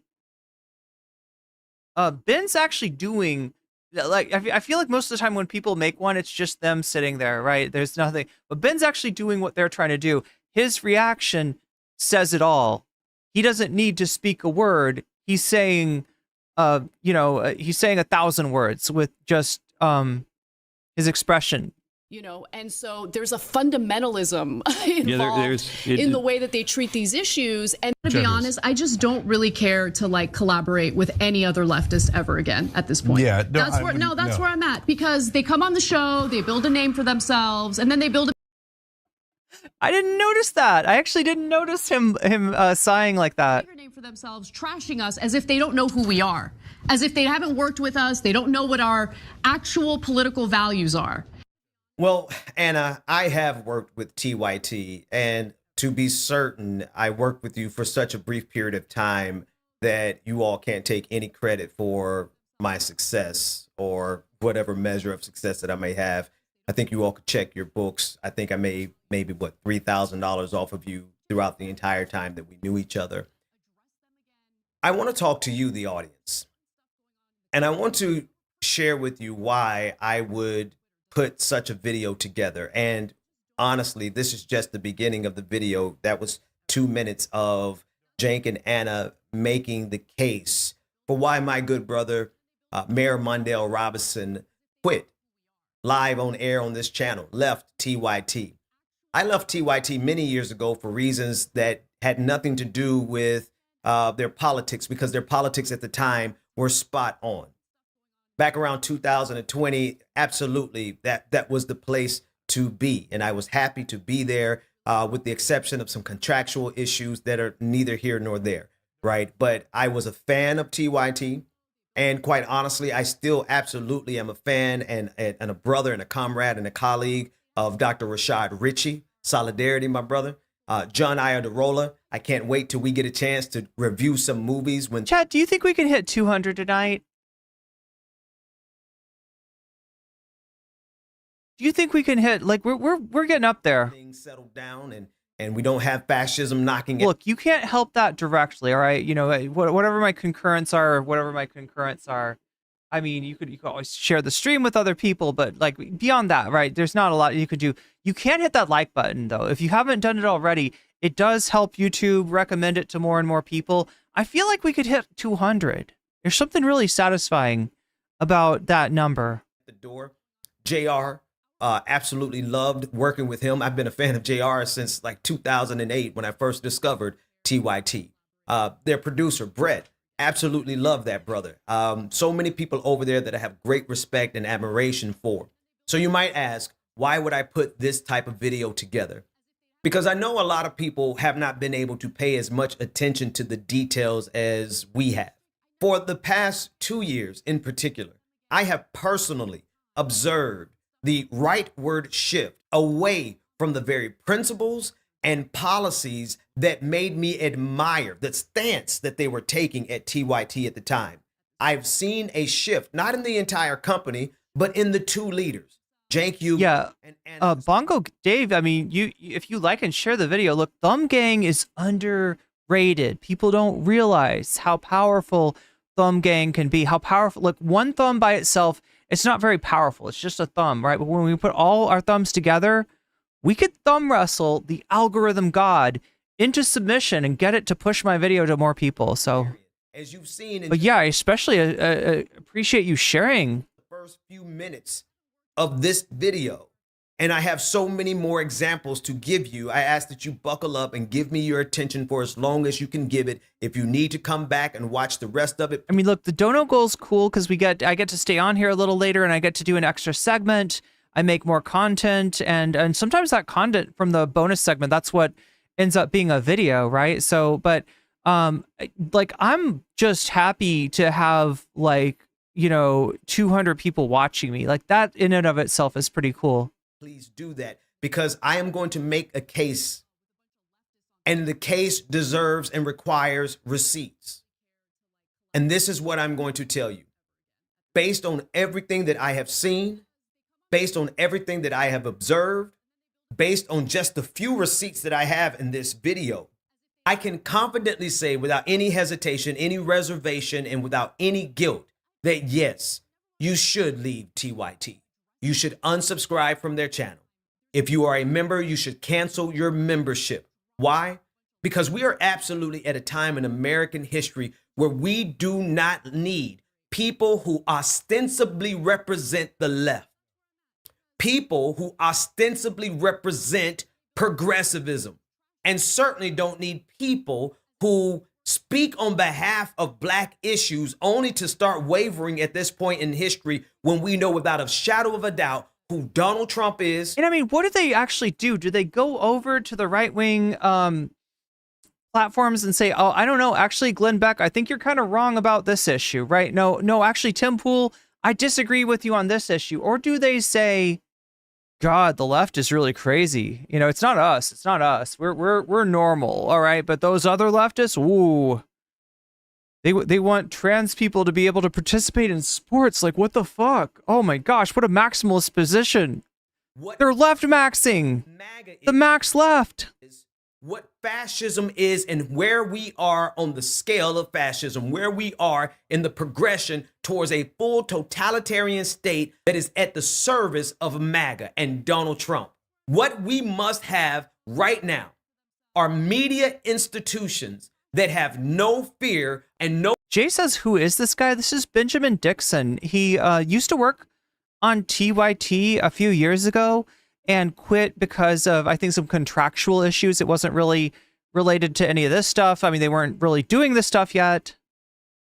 But he hosted an interview with Mondale Robinson, where Mondale, a host of the Rebel Headquarters channel, quit live on his stream. No reservation, calling out and standing up against MAGA, instead of equivocating, and instead of trying to convince themselves and others that maybe MAGA really isn't as bad as they literally say. Look at that, chat 170. We can do it. Project 2025, as what they have stated they wanted to do to every marginalized group in this country. So where do we begin? I want to begin with why it is so problematic that Anna Kasparian took a story that we on the left, we in progressive circles, as a matter of fact, mainstream media, even mainstream media did their due diligence to understand that the story of the Venezuelan gangs that had allegedly taken over an apartment complex in Aurora, Colorado, was not what right-wing media was saying it was. And here's the problem. It wasn't just... Yo, Zool, thank you for the Prime sub. Right-wing media. It wasn't just MAGA that was pushing this narrative. It was Anna Kasparian on the platform of TYT, building up the fear and the xenophobia that was a fundamental cornerstone of Donald Trump's victory in 2024. Here is the misrepresentation of the truth by Anna Kasparian on the Young Turks. Some video footage that shows armed men confronting a... Somebody in Twitch chat is, Mr. Blinky 6000 says, Ben Dixon talked on the Majority Report and with Michael Brooks a lot. driver in the parking lot of the apartment complex. Let's put that up. So if you look closely at the kind of upper right-hand side, you see a car parked and you see individuals approaching that vehicle armed with guns. Luckily, in this case, the footage doesn't show anyone getting hurt or getting shot. Well, thank you, Zul. That's really sweet of you. But apparently, this particular apartment complex, according to some of the residents and former residents, has been riddled with all sorts of gang violence over the last year. But this incident has sparked a big debate and I believe some gaslighting about whether or not there is a problem with Venezuelan migrant gangs basically taking over apartment buildings or causing violent crimes at these apartment buildings. And the local government can't seem to keep its facts straight or its story straight. After that, it appeared that the state and local... It's such, I mean, she's doing conspiracy content at this point. Not that she wasn't before, right? I mean, they long since departed from the realm of dwelling in facts. They've long since been in the game of disputing crime statistics because they want crime to have gone up higher than it actually has. But they're also doing, you know, this shit where they I mean, it's a little bit like the drone thing. Somebody sees a weird drone, then a bunch of other people go out and look for drones, and they film planes mostly. A few drones, but normal drones that aren't really doing anything that nefarious. And pretty soon you've got Donald Trump being like, well, if they should shoot it down if they don't know what it is. You've got people like feeding into like, oh no, they obviously there is something nefarious. Obviously this is Iran, or it's aliens, or it's alien Iranians, or I don't know. The aliens and the Iranians are working together to send drones. Like, and people are like, no, this is the government won't tell you, but there's a real issue with the drones. The drones are coming to get us. Like, right? Joe Biden is just too friendly with the goddamn aliens. That's the problem. He's like, oh, let them fly their drones, Jack. Those are just aliens. They're not. It's not like they're gonna zap us with a death ray or anything. And they zap him with a disintegration beam, like in what's that movie with the aliens with the brains? Anybody seen that one? The googly eye aliens with the brains and the fishbowl head things.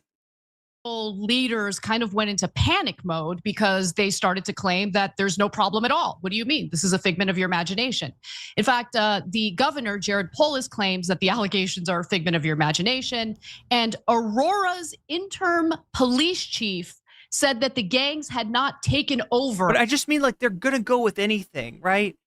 Like this gang thing was a moral panic, although this one was different. And Ben will get into this, right? This one wasn't started by, you know, weirdos on Twitter or Telegram or something like that, right? This one was actually started by a delinquent landlord that hired a PR firm to make up a story to excuse him being a slumlord. And that story ended up being, oh no, he can't go out and fix the apartments because the Venezuelan gang. One of the complexes. Now, you, depending on what you're hearing different things. And whether or not this is a widespread problem in Aurora, Colorado remains to be seen. Let's be clear about that.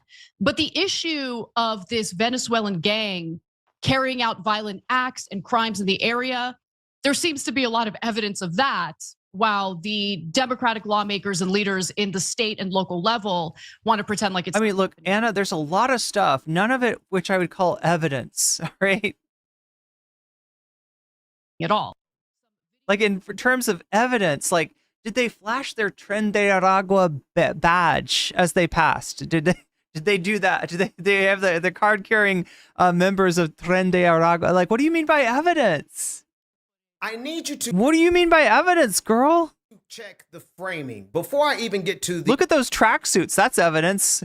If they're not in a gang, why are they wearing tracksuits? Evidence, because I want to show you evidence that proves that the entire narrative of the Venezuelan gangs that ostensibly took over an apartment complex was manufactured by a public relations firm that was hired by the slumlord landowner, that was hired by the slumlord landlord. If look at the screen, this is So there is a problem here.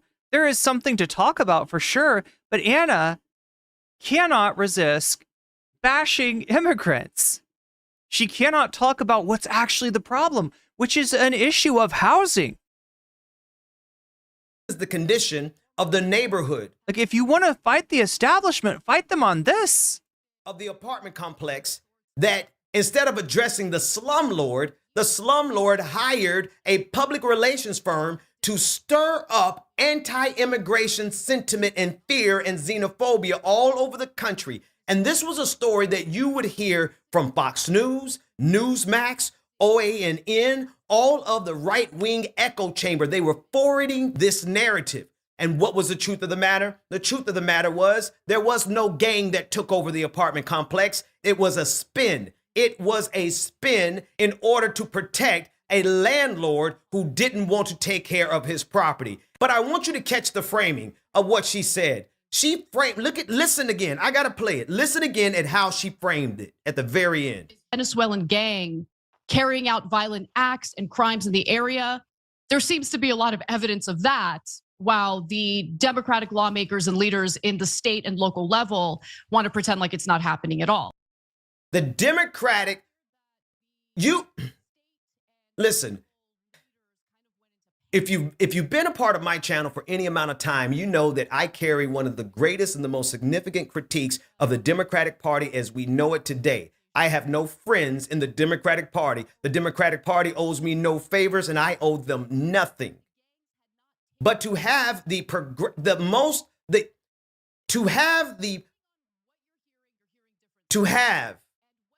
largest progressive media outlet doing the literal work of right-wing conservatism, of xenophobia, of bigotry, and spreading misinformation and then framing it as a problem of the Democratic Party, when in reality it is a problem of a greedy landlord who was sophisticated enough to hire a public relations firm that can do the evil machinations of spinning a story that was the problem of the slumlord into being a problem of a Venezuelan gang.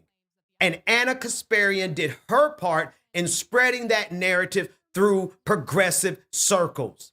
And that xenophobia, that's exactly not just hers, but all of it combined. All of the millions of people who were scared by that same story is exactly why Donald Trump and Stephen Miller are preparing to deport not only brown immigrants, but to deport black immigrants. Aided and Look, we've got a problem. The problem is with our media. The problem was with our feeds. As bad as the triopoly on news was for the baby boom generation, as much as capitalist realism was baked into the assumptions of that age, there was an ability of the media to get together and ferret out fact from fiction. You know, in some cases more than others, right? But there was an ability to knock down a conspiracy theory when it didn't have any real basis. And that's gone now. In a time like this, we need people to stand up to the thing that looks like evidence, the thing that looks like proof, the thing that looks like fear, the thing that leads and bleeds and is on at 11 because the whole fucking internet is now the shitty local news channel. We need somebody that's cool, calm, and collected to take a look at the actual facts. And that's not what TYT is doing right now. They have given themselves over to the path of least resistance.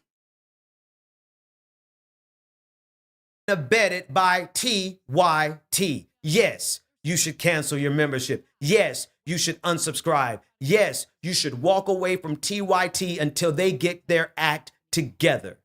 Let's keep going. The next problem that I have is exactly what Mayor Mondale Robinson said on this channel a few nights ago. He said that when you go out of your way to try to convince everyone to give MAGA the benefit of the doubt. They're not really as bad as they say they are. They're not really as bad as their policies dictate that they're going to be. In actuality, if you get to know them one-on-one, some of them are really nice people. The insidiousness, Yeah, exactly, Mark. Weasel out fact from fiction. of that technique suggests that you should accept MAGA based on individual personality and ignore the collective intention of harm that this group, MAGA, Donald Trump, Make America Great Again, what they intend on doing, not only to immigrants, not only to migrants, not only to asylum seekers, but to black people, to women, to the LGBTQIA community, to the entirety of democracy. You want us It's Mars Attacks. Oh. Oh, the one with the aliens and the brains. Yeah. Because your neighbor who was a Donald Trump supporter was nice to you, that's the anecdote by which we should reevaluate our entire assessment of who and what MAGA says they are? The absurdity of it all. Listen in. And so I'm like, trying to get his bicycle like up the stairs. And all of a sudden, this man stops me. His name's Jeff. Anybody else notice the subtext of this story? I don't know if she meant to tell it like this, but the story is that her husband was away at firefighter training, and for whatever reason, she had to carry her husband's bike up the stairs. And that's when, like, the subtext of this story is that she's not happy with how her husband's treating her. Like, maybe he should have, I don't know, been there for her. And B, maybe she's interested in Jeff now. And he's like, hey, let me help you out with that. And he starts helping me out. He stopped. Now, I mean, my understanding is her husband is kind of, to the right of where TYT was a few years ago at the very least. I don't know if he's like MAGA. I don't know. Maybe she, maybe she needed somebody more right wing. Maybe she needed somebody to put on the red hat. Everything he was doing to help me out. And then Jeff and I became very close. Do you think that MAGA dudes, like, do they take it off during sex or do they leave? I think they leave it on. I'm pretty sure they leave it on. One of my neighbors who I really like, he was my favorite person in the entire building. And years go by. One day we're in an HOA meeting, Homeowners Association, and one of our or it could be, yeah. That's a good point, Omega Shenron. She could have just made this whole story up too. Something about Trump that was. I'm just saying that, like, if she's not good at telling stories, if she did not want to give the subtext that she's unhappy with her husband and that maybe Jeff is, would be a good replacement. I don't know. That's the subtext that I get from this. What it is. And Jeff whispers in my ear, oh, she's going to start trashing. Jeff was there for her. And it hit me that he's a Trump supporter. We had never talked about politics before. And I'm like, so I got to know Jeff before I knew what his politics were. Incredibly kind guy. He helps everyone in this building with anything they might need. And so that woke me up to, wait a minute, not all Trump supporters are like dangerous, evil individuals. And yes, it was stupid that I thought that to begin with. Like, I'm embarrassed admitting that, but it's a ridiculous story. And apparently people on the right think so too. She got Loomered over this one. It's just how I believed. But it was kind of a W for her because Loomer just seemed jealous. That kind of was one of the moments where like a light bulb went off and something was telling me, you need to scratch beneath the surface a little more because you don't have a realistic view of what's going on here. One anecdote, and Anna is ready to completely dismiss her entire framing of the world. Now, that's her personal prerogative. If that's what makes her change her mind about everything that she has ever said, that's her business. But for those of us who don't use politics for a career or commentary as a career, but we do this because it is our passion, and we do this because it is a matter of life and death for many of us. We do this because the issues matter to us. We have already measured our decisions. We've already weighed these things in the balance. We know what it means. When I say, I know exactly what it means when I say what I say about MAGA and what they represent and what they intend on doing. And so even if this anecdote is 100% absolutely true, it really goes to show you the lack of depth that is involved in the core leadership. The captain and the co-captain. The co-captain has not even thought her politics through enough to be able to survive one friendly encounter with someone from MAGA. Yeah, well, you get the feeling that if you take her seriously, you get the feeling that her outlook on politics was completely based on thinking that Trump people were just nasty, horrible human beings. And that once she found out that there could be a person who was nice and personable and a good friend, but that also voted for Trump, then she's like, oh, well, I mean, like, what's to stop me from voting? I guess she was going to vote for Trump. You know, like, the only thing that was keeping her from that was that she thought that they were all just assholes. And she finds the one that's not, and she's like, well, geez. And while I was at TYT, I absolutely did love the just worldview changed. That they spoke about racial issues. I won't front on that. I can't pretend on that. They absolutely, when they were on air, when I was there and when I was on air, they seemed to have all of the right talking points as it pertains to justice. But I want to play this clip again that I played at the very beginning because I didn't say anything about it at the very beginning, but I want you to listen to what Anna Kasparian says here. Happy with me and everyone will hear exactly what they want to hear. Criminals are great. I love criminals. We should let all of them out of prison, and we should, allow them to terrorize working class people when they're trying to get to work. And that's actually going to make everybody's lives better. So yeah, and let me do the other half. If that's going to make everyone happy, then fine. Okay, I give up. I give up. Okay, criminals are great unless they're white. If they're white, we should put them in prison for the rest of their lives. Oh my God, if they're right wing, life sentence. Okay, anyways, so I know, how dare we be principled? We should be unfair to the right. I know. We should be unfair to fellow Americans. I know. So yes, because she already did the math. I mean, do you think they're up on this? I don't think they're up. I think they're down. Like, eventually they might be up, right? So like, there are two possibilities. They're either gonna just like aim for that like true fence rider status and try to cultivate a right-wing audience and a left-wing audience. Honestly, I think that would have been better if they'd done the breaking points method where they have a right-wing host. They let Anna become right-wing and Cenk stays, moderately on the left. Like that might be a strategy for, then they'd have, Cenk fans and they'd have Anna fans and it'd be like that, right? But I mean, like that's a solution that might make monetary sense. What's looking like is happening instead, though, is that the bottom is falling out of their progressive support.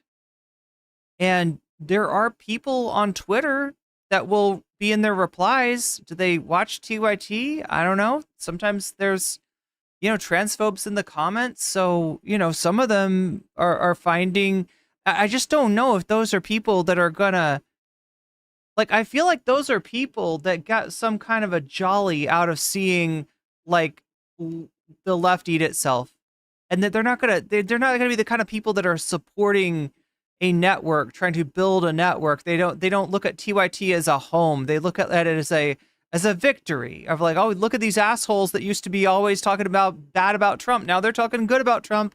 I guess Trump must be right. That's all they're getting out of this. I don't think it's a good business decision. I don't know how this ends up working out. Because as we all know, Anna Kasparian, the real problem in the United States of America is the fact that people have not been fair to white criminals or to white people. And not to mention right wingers, because America has been cruel to right wingers. And the biggest problem is that we just don't show compassion enough. We don't show patience enough. We are not kind enough. We're not thoughtful enough to really consider the plight of white people, Anna Kasparian, are we? Or right wingers. Those are the groups who have. Hobo says, unsubscribe from TYT today. I'm not watching right wingers. Good on you. A problem in the United States of America. And another thing, the last thing that we need in progressive spaces are individuals who take not only their name and their reputation that they built off of your dollars, off of your subscriptions, off of your memberships, and take that to right-wing media. And in order to make... I don't know, chat. We're at 176. Look, if all of you put your thumbs together and hit that like button, we might hit 200. All right. I've got a theory. I want you to help me test it out, right? That if we get like, I feel like if we can get the likes up, maybe that we'll hit 200 tonight. Nice with them in order to cozy up with them. I think that the more likes that YouTube sees, the more likely they are to send people my way, and we'll actually break that barrier. I mean, we've been at 200 before. It's not that big. I just feel like we could do it tonight. We're so close. And they trash the left. They trash progressivism. They trash Democrats, which I don't care too much about. But what Anna Kasparian and Cenk Uygur are trying to do is they're trying to present themselves as the reasonable people. The reasonable people who can be okay with anti-immigration rhetoric. The reasonable people who in a moment of exasperation can be okay with the white grievance complex and with the idea that right-wingers are oppressed in this country. The last thing we need are people who are going to go into the spaces of our rivals. You might not want to call them enemies, but they view us as enemies. You might not want to consider them rivals, but they view us as rivals. And we simply cannot have the largest progressive media. Well, yeah, they want to rebrand the left as whatever the fuck they're doing. They want to rebrand the center as the left, I guess. A platform in the country be one. They're loser liberals is what they are. This is loser liberalism, right? This is what the Democratic establishment has been trying to do for the last 40 years, where they try to remake themselves in the image of Ronald Reagan, but just like 2 ticks to the left, and hope that that's going to give them, victory. And it never has. That's why they're loser liberals. That is more interested in making nice with people like Glenn Beck and Pierce Morgan than they are with the left, than they are with progressives, than they are with the very people that Anna Kasparian is talking bad about in this clip. This is a small but incredibly loud and influential faction of the Democratic Party. This is not indicative of all Democrats. This is not indicative of all Democratic lawmakers. This is a small group of activists who like to bully, who like to go to city council meetings, who like to go to various rallies. Oh no, don't go to a city council meeting. I have to pause. She's not done yet. But how ridiculous is that statement, especially when we have just come through 4 years of Republicans, MAGA, QAnoners, flooding and disrupting school. Moms for Liberty, come on. Yeah, and the anti-vaxxers and city council meetings. And why did they do it?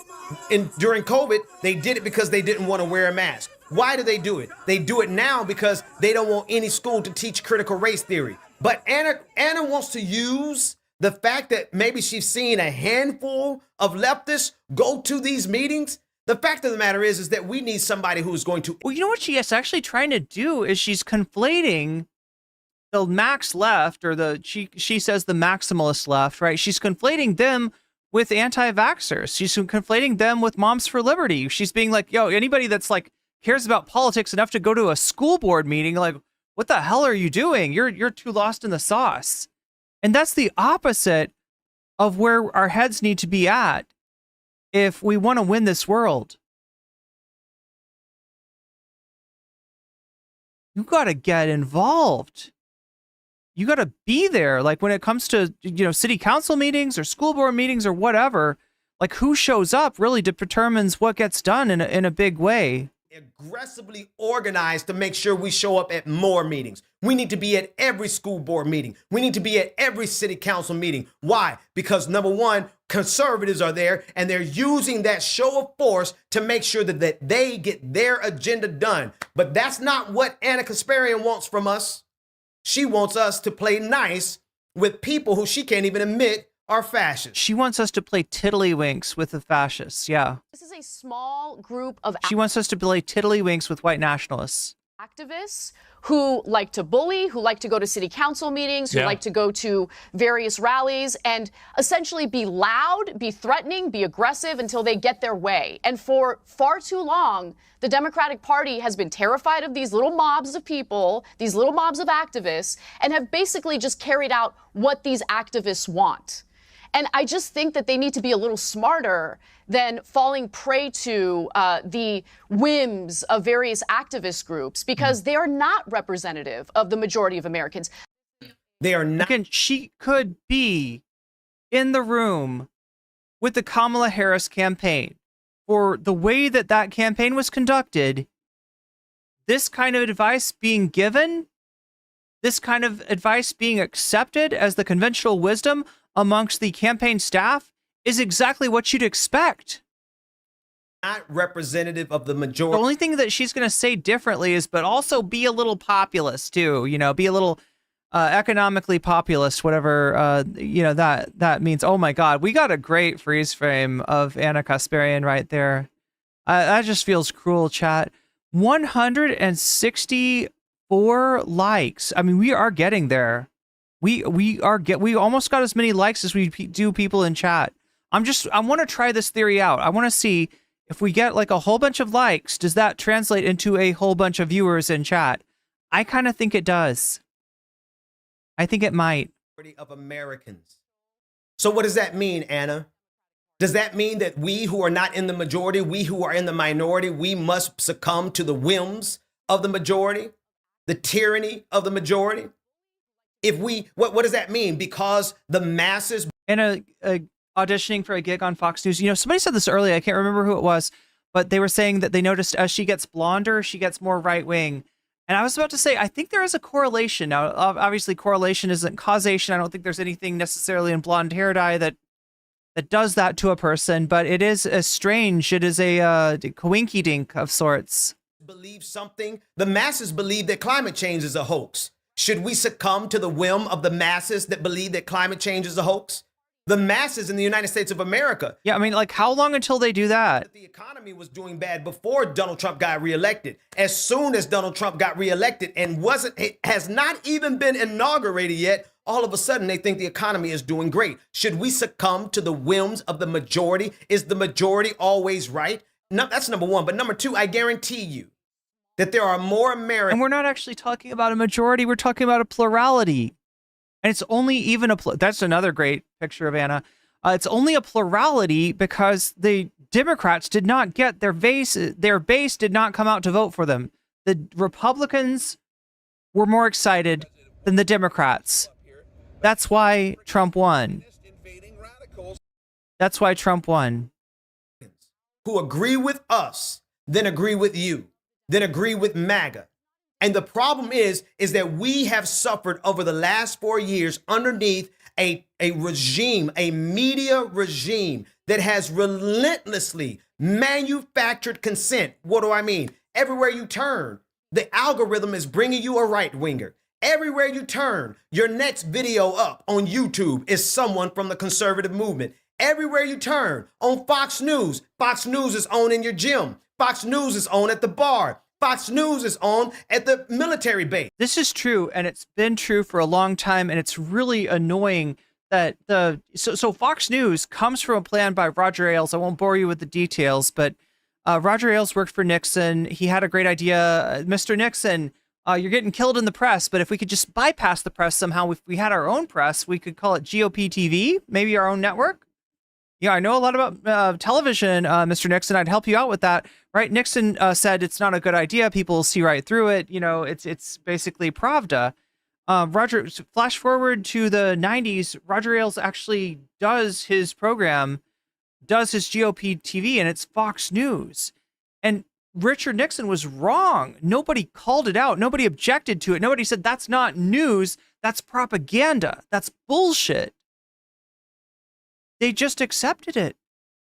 And when during the war on terror, it was playing the war, and everybody wanted to see what's going on in the war. Did they catch the latest Mohammed guy did they catch the latest Taliban guy? You know, like everybody wanted to, see that stuff, right?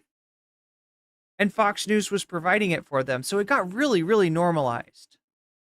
It got really, really normalized really, really fast. And there's never been any pushback. There was a movement. I remember seeing these stickers, like bumper stickers, and it said, "Turn off Fox." And it was this campaign to like be like wherever you go. If you're at your gym, if you're at your, you can go to a bar. Okay, I have the remote control. I'd like to change the channel. Yeah, change it to something other, just to turn it off, turn Fox off, essentially. Everywhere you go visit your parent that's in a senior center, turn the channel, change it off of Fox News. Turn in this country for the last 4 years, we have been inundated with right-wing propaganda. And so, of course, it looks like the majority is going with the right-wing agenda. But even if the majority goes that way, we need progressive media that will hold the line and not say... Oh, shit, chat, are we going to do it? Now, I need to pause. There's more video. There's more examples of why I'm getting ready to say exactly 171 likes. I need to pause and tell you. If the leaders of TYT no longer reflect your values, you absolutely have the right, and you very well should, cancel your membership. You should unsubscribe from their channel. Now, these are powerful words, right? This isn't a level of escalation that is usually not seen on YouTube, because yes, once one person does it, then everybody could do it. When you start telling people to unsubscribe and stuff like that. But I feel like it's warranted, especially considering how much money and how much emotional labor people have put into TYT, only to have it be essentially given to the right wing. And if you don't want to be part of what's given to the right wing, you take your number off of that 6.08 million. You should unfollow them off of social media, and then do what? Pour your energy as well as your resources into actual progressives. TYT will be just fine. Let them get the money they need from MAGA. If they want to cozy up to MAGA, let MAGA pay for all of their equipment. There you go. Yeah. I like how you think, Ben. Salaries. Let MAGA pay for their studio, even though that studio has already been paid for now, not only by subscribers. Isn't that wild? But also by Polymarket. We'll get to that in a minute. But the last thing that we need is for a media company that is going towards MAGA to be funded by anyone who is remotely liberal, anyone who is remotely progressive, certainly no one who is a leftist, and absolutely no one who is black. Why? Because we know the agenda of MAGA is anti-black, it is anti-progressive, it is anti-democratic, and I don't mean Democratic Party, I mean small d democracy. They are anti-democratic, and we do not need our resources going there.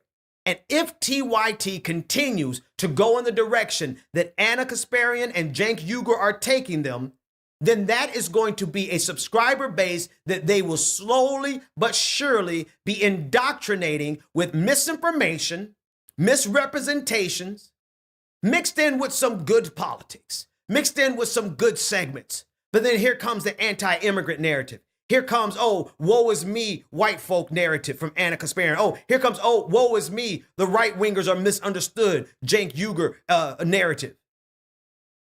No.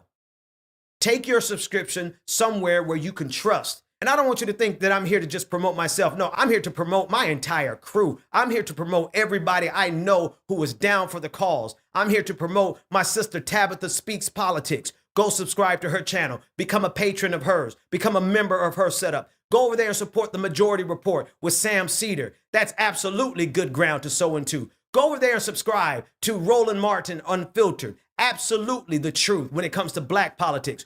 Go over there and subscribe to Ole Olurin, an absolutely phenomenal progressive and black voice. Go over there and subscribe to those two dope white boys, Silly and Billy, over there at the Vanguard. Has it been settled yet? Is Gavin silly and Zach is Billy? Is that how that works? Politics on lock. Their perspectives. Like that's how it was on the Beavis and Butthead shirt, right? White supremacy on lock. Their perspective on progressive politics on lock. Go subscribe to them. Go over there and subscribe to my sister, Rebecca Azor, one of the absolute best voices in this political commentary game. Go over there and subscribe to my brothers at Clickbaity Political Thirst Trap, Mondale Robinson, Marcus Farrell, and yours truly, Benjamin Dixon. And while you're at it, subscribe to this channel, The Benjamin Dixon Show, where I bring you not only my voice, but I bring you the voice of Dr. Carl Mack, who holds it down, one of the most prolific historians of black history ever.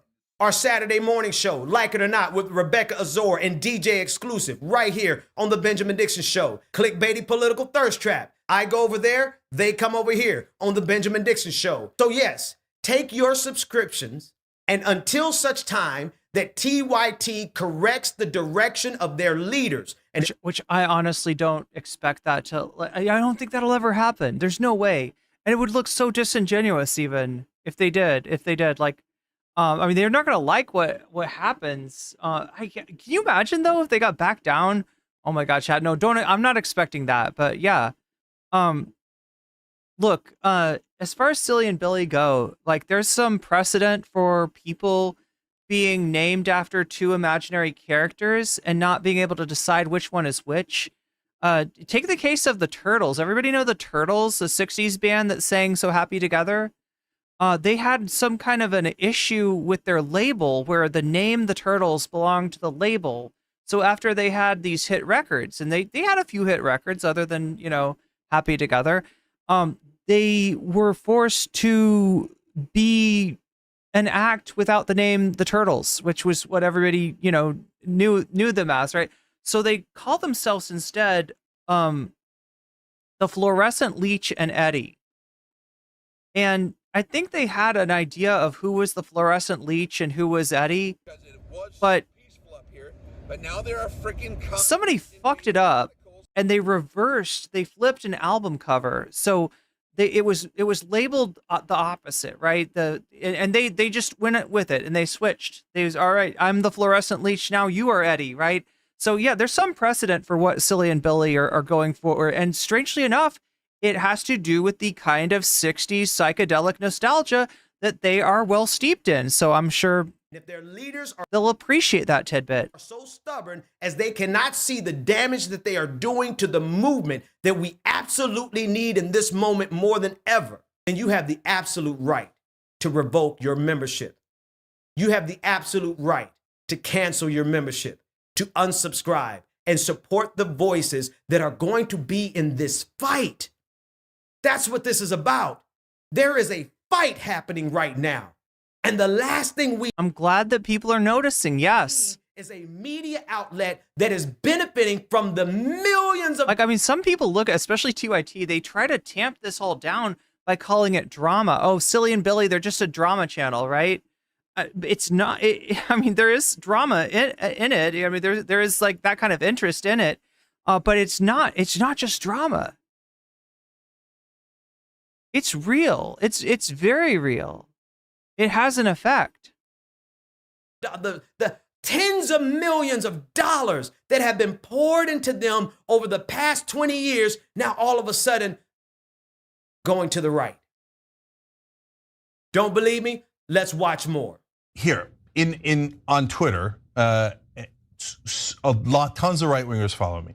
Say, why do they follow me? They hate me. In the past, they just hated me with a burning passion, trolling like crazy. They love to troll, right? It's like the most toxic place on earth was my Twitter mentions. So, but what's happened recently, and you can go and look for yourself, is all of a sudden a bunch of them are like, well, he is honest about the Democrats, and I didn't know Trump was gonna lower the corporate taxes again. See, when you're honest, people trust you, right? When you earn that trust, then you get them to open their minds. And they don't want another corporate tax cut. The Republicans, they're the voters, they're populists, right? They're like, you're gonna give another handy to the corporations? So if you can just get them past the wall of lies, you can actually say things that are super important. Cenk, I love you, brother.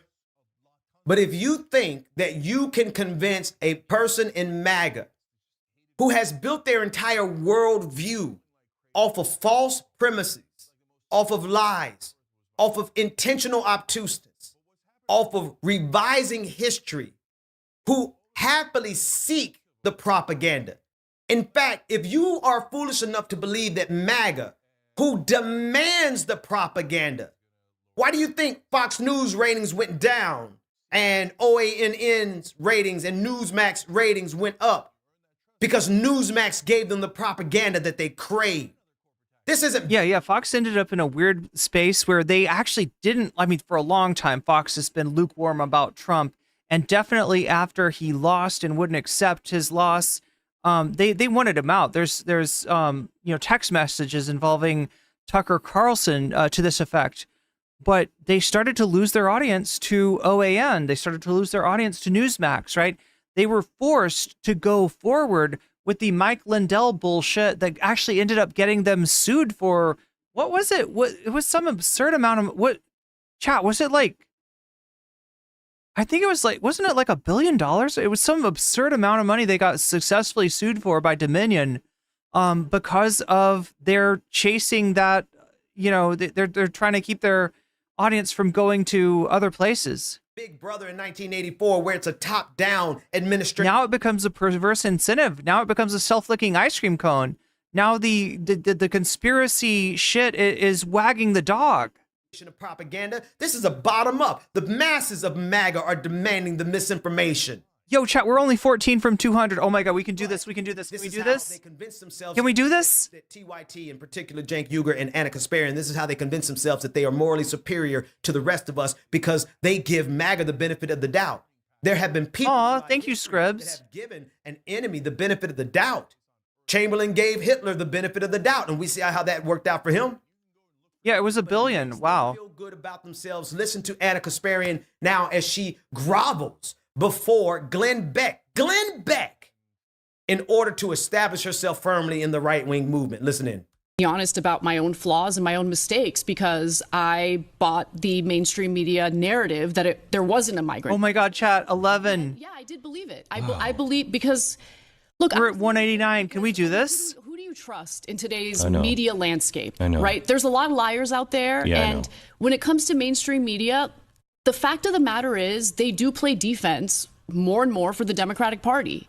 And that's an issue because there was a time when that didn't happen. And so I still believed in their good faith reporting, even though it turns out, a lot of these reports would omit really important details about what's really going on. And so gotta pause there. To say that to someone like Glenn Beck, who has built his entire career, not just Glenn Beck, Fox News, the entirety of the right-wing echo chamber, you're going to grovel before them and say that it is the mainstream. First of all, Glenn Beck and Fox News and right-wing media is mainstream media.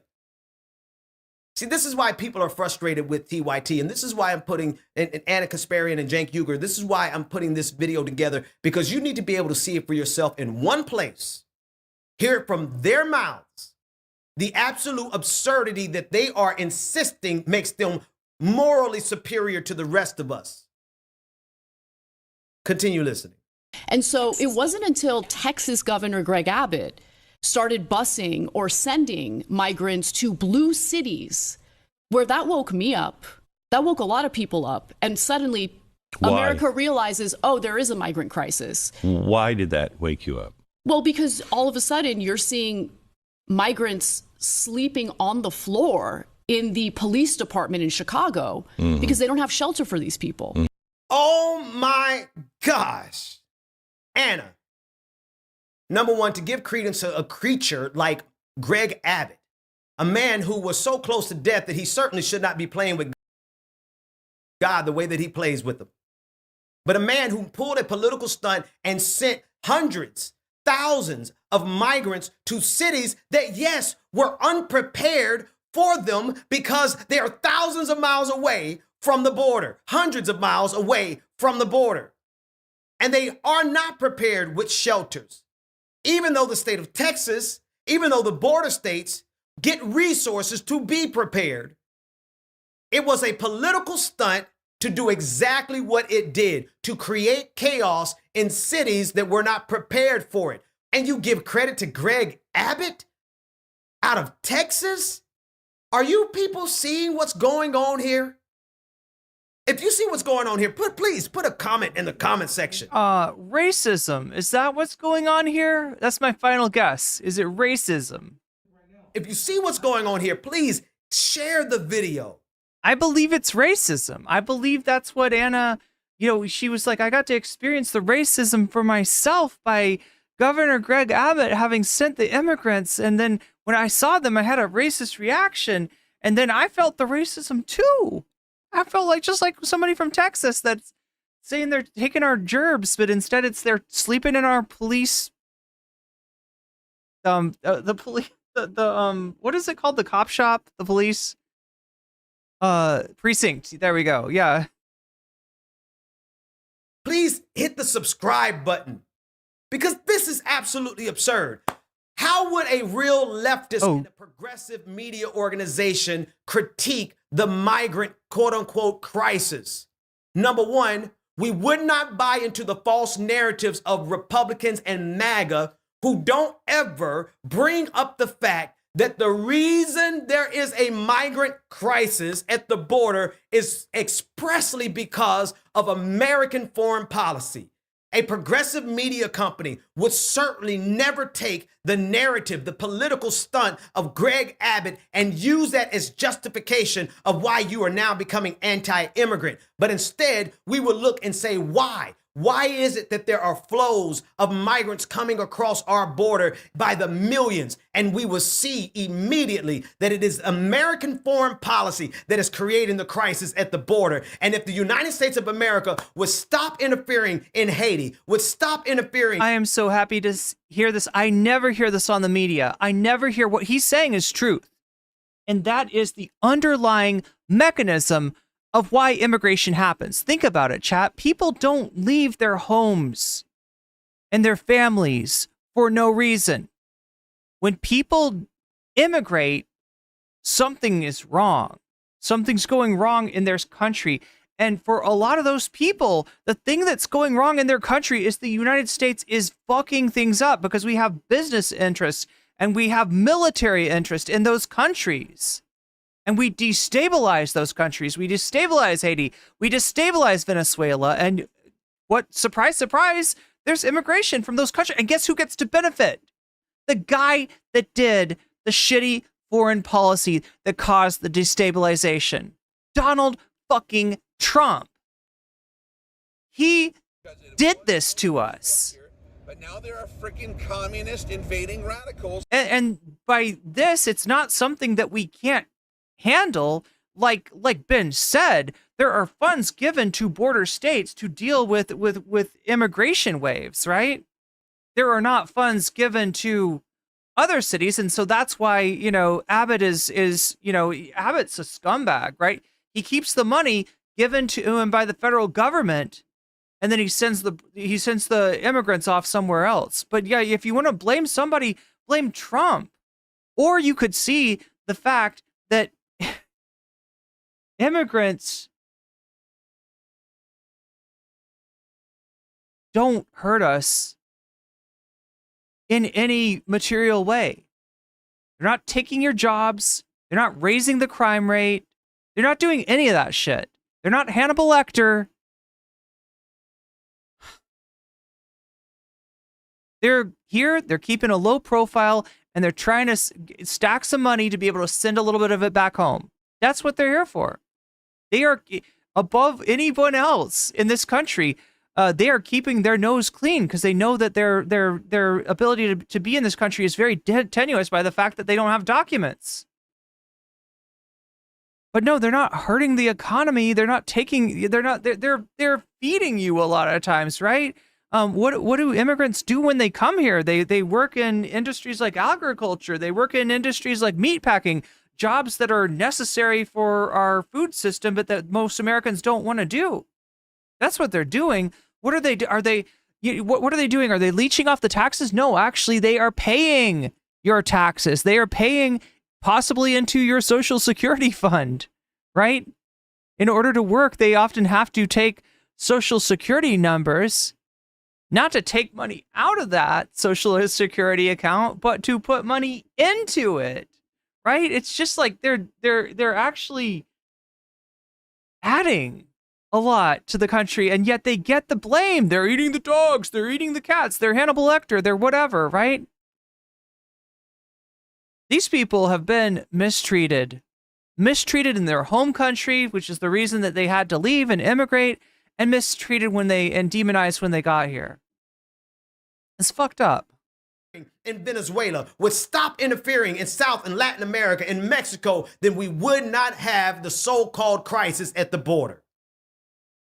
Maybe that's too much work for you guys over there at TYT. No, let me say that again. I know that's not too much work for the producers.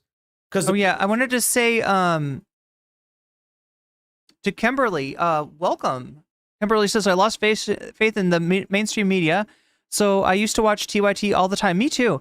Then only watched it for the damage report. Now I regularly watch Midas Touch with Ben Mycelis. And, well, I mean, there's so many other people on the Midas Touch. I'm here to see what everyone's talking about. Well, you know, there's a little issue with TYT. They branded themselves on being the home of the progressives. Now, it's not everyone at TYT.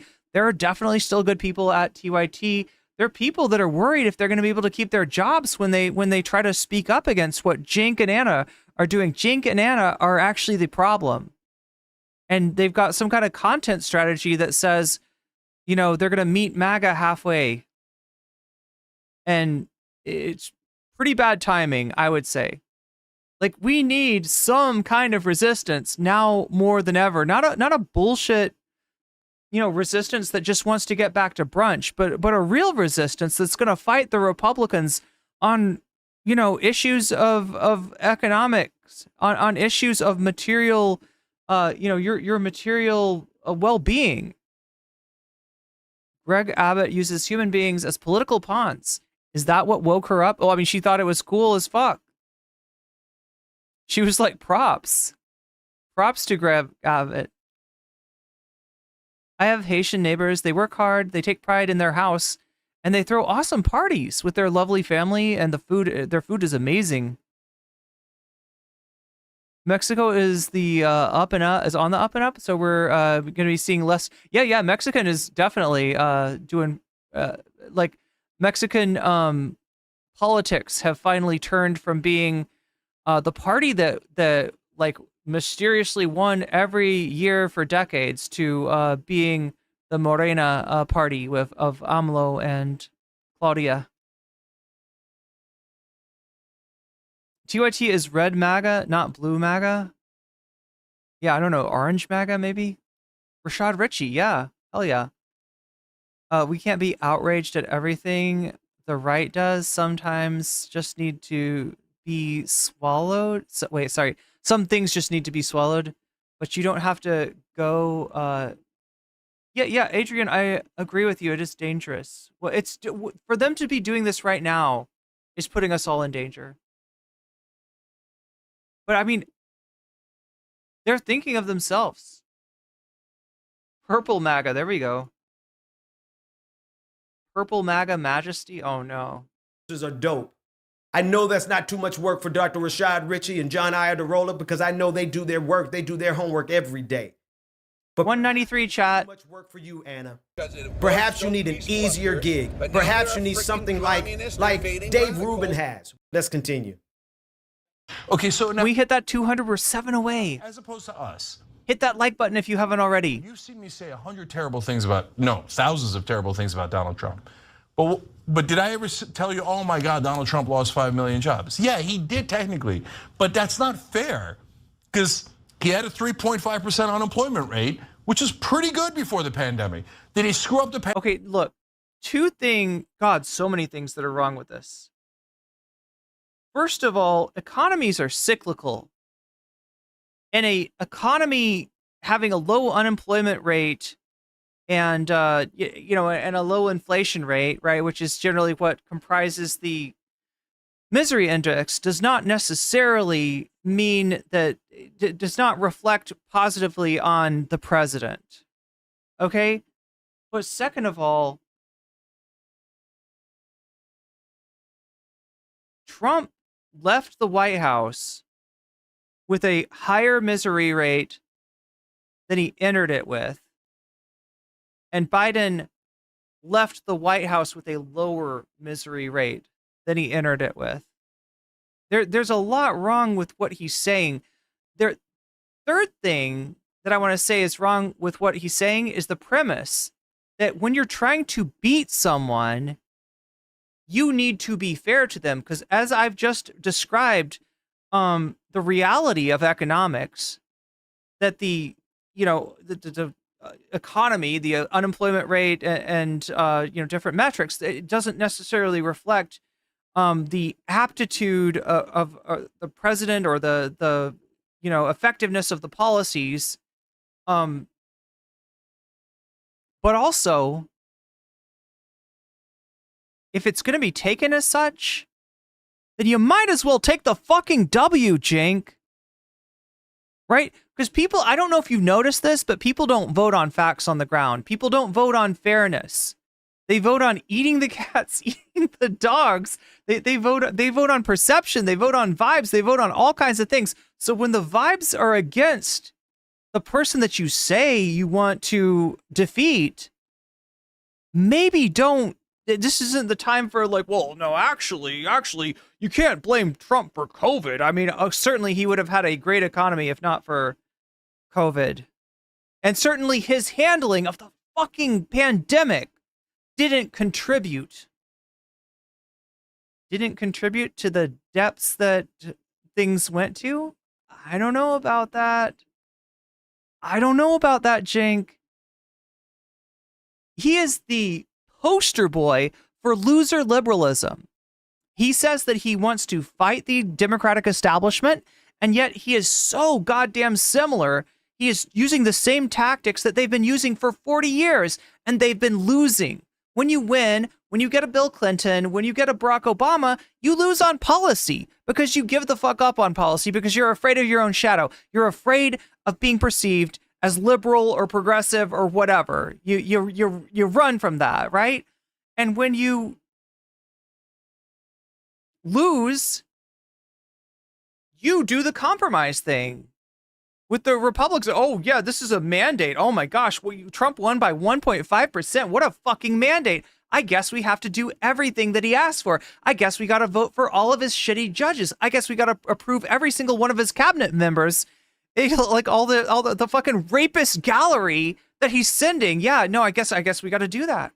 This is why Democrats are fucking losers. And Cenk is not better than the Democratic establishment. He somehow manages to be worse. Pandemic, I think he did, right? I say we send this loser energy over to the Republican Party, wrapped with a bow and a nice little card. From the Max left with love. Use him well. Right? But any president would have lost a ton of jobs. Let's send this loser over to MAGA. If that's what he wants, go. Get the fuck out. You want to leave the left? Get the fuck out already. We're done. It's a long goodbye, Cenk. This is a very long goodbye. Just go. Just go. Nobody fucking needs you. Nobody wants you. You're a fucking loser. Get the fuck out of here, you clown of the world. Because of the pandemic. So it's true that Joe Biden has a better unemployment rate than Donald Trump pre-pandemic. So and you've seen me criticize Biden a million times, but give Biden credit for that. But you gotta be fair. The absolute thing that you have to worry about is to be fair to Donald Trump. Is that the most important thing, is to be fair to Donald Trump? Never mind that I reject the framing of your argument here, Cenk.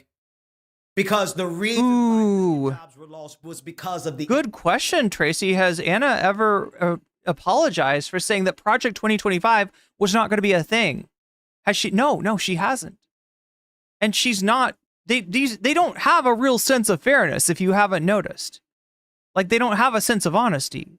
They're not going to do that. She's going to ignore it, and nobody's going to make her pay attention to it.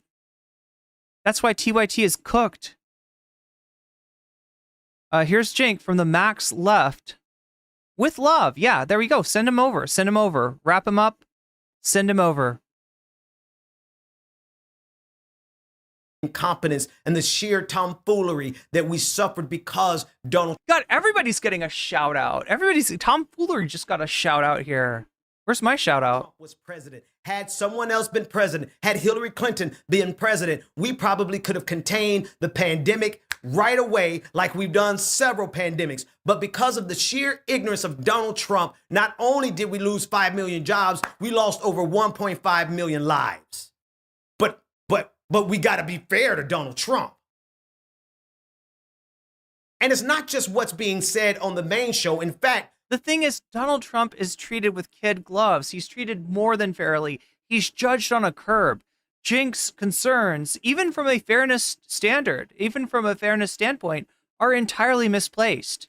Most of the problems that we have, most of us who are online and we see what's being said, we have a problem with how Cenk and Anna are engaging in social media, cozying up to right-wingers.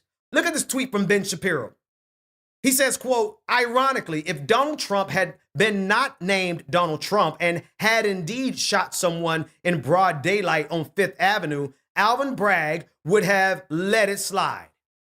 And here's Anna Kasparian walking in her anti-crime concern, saying, fair point.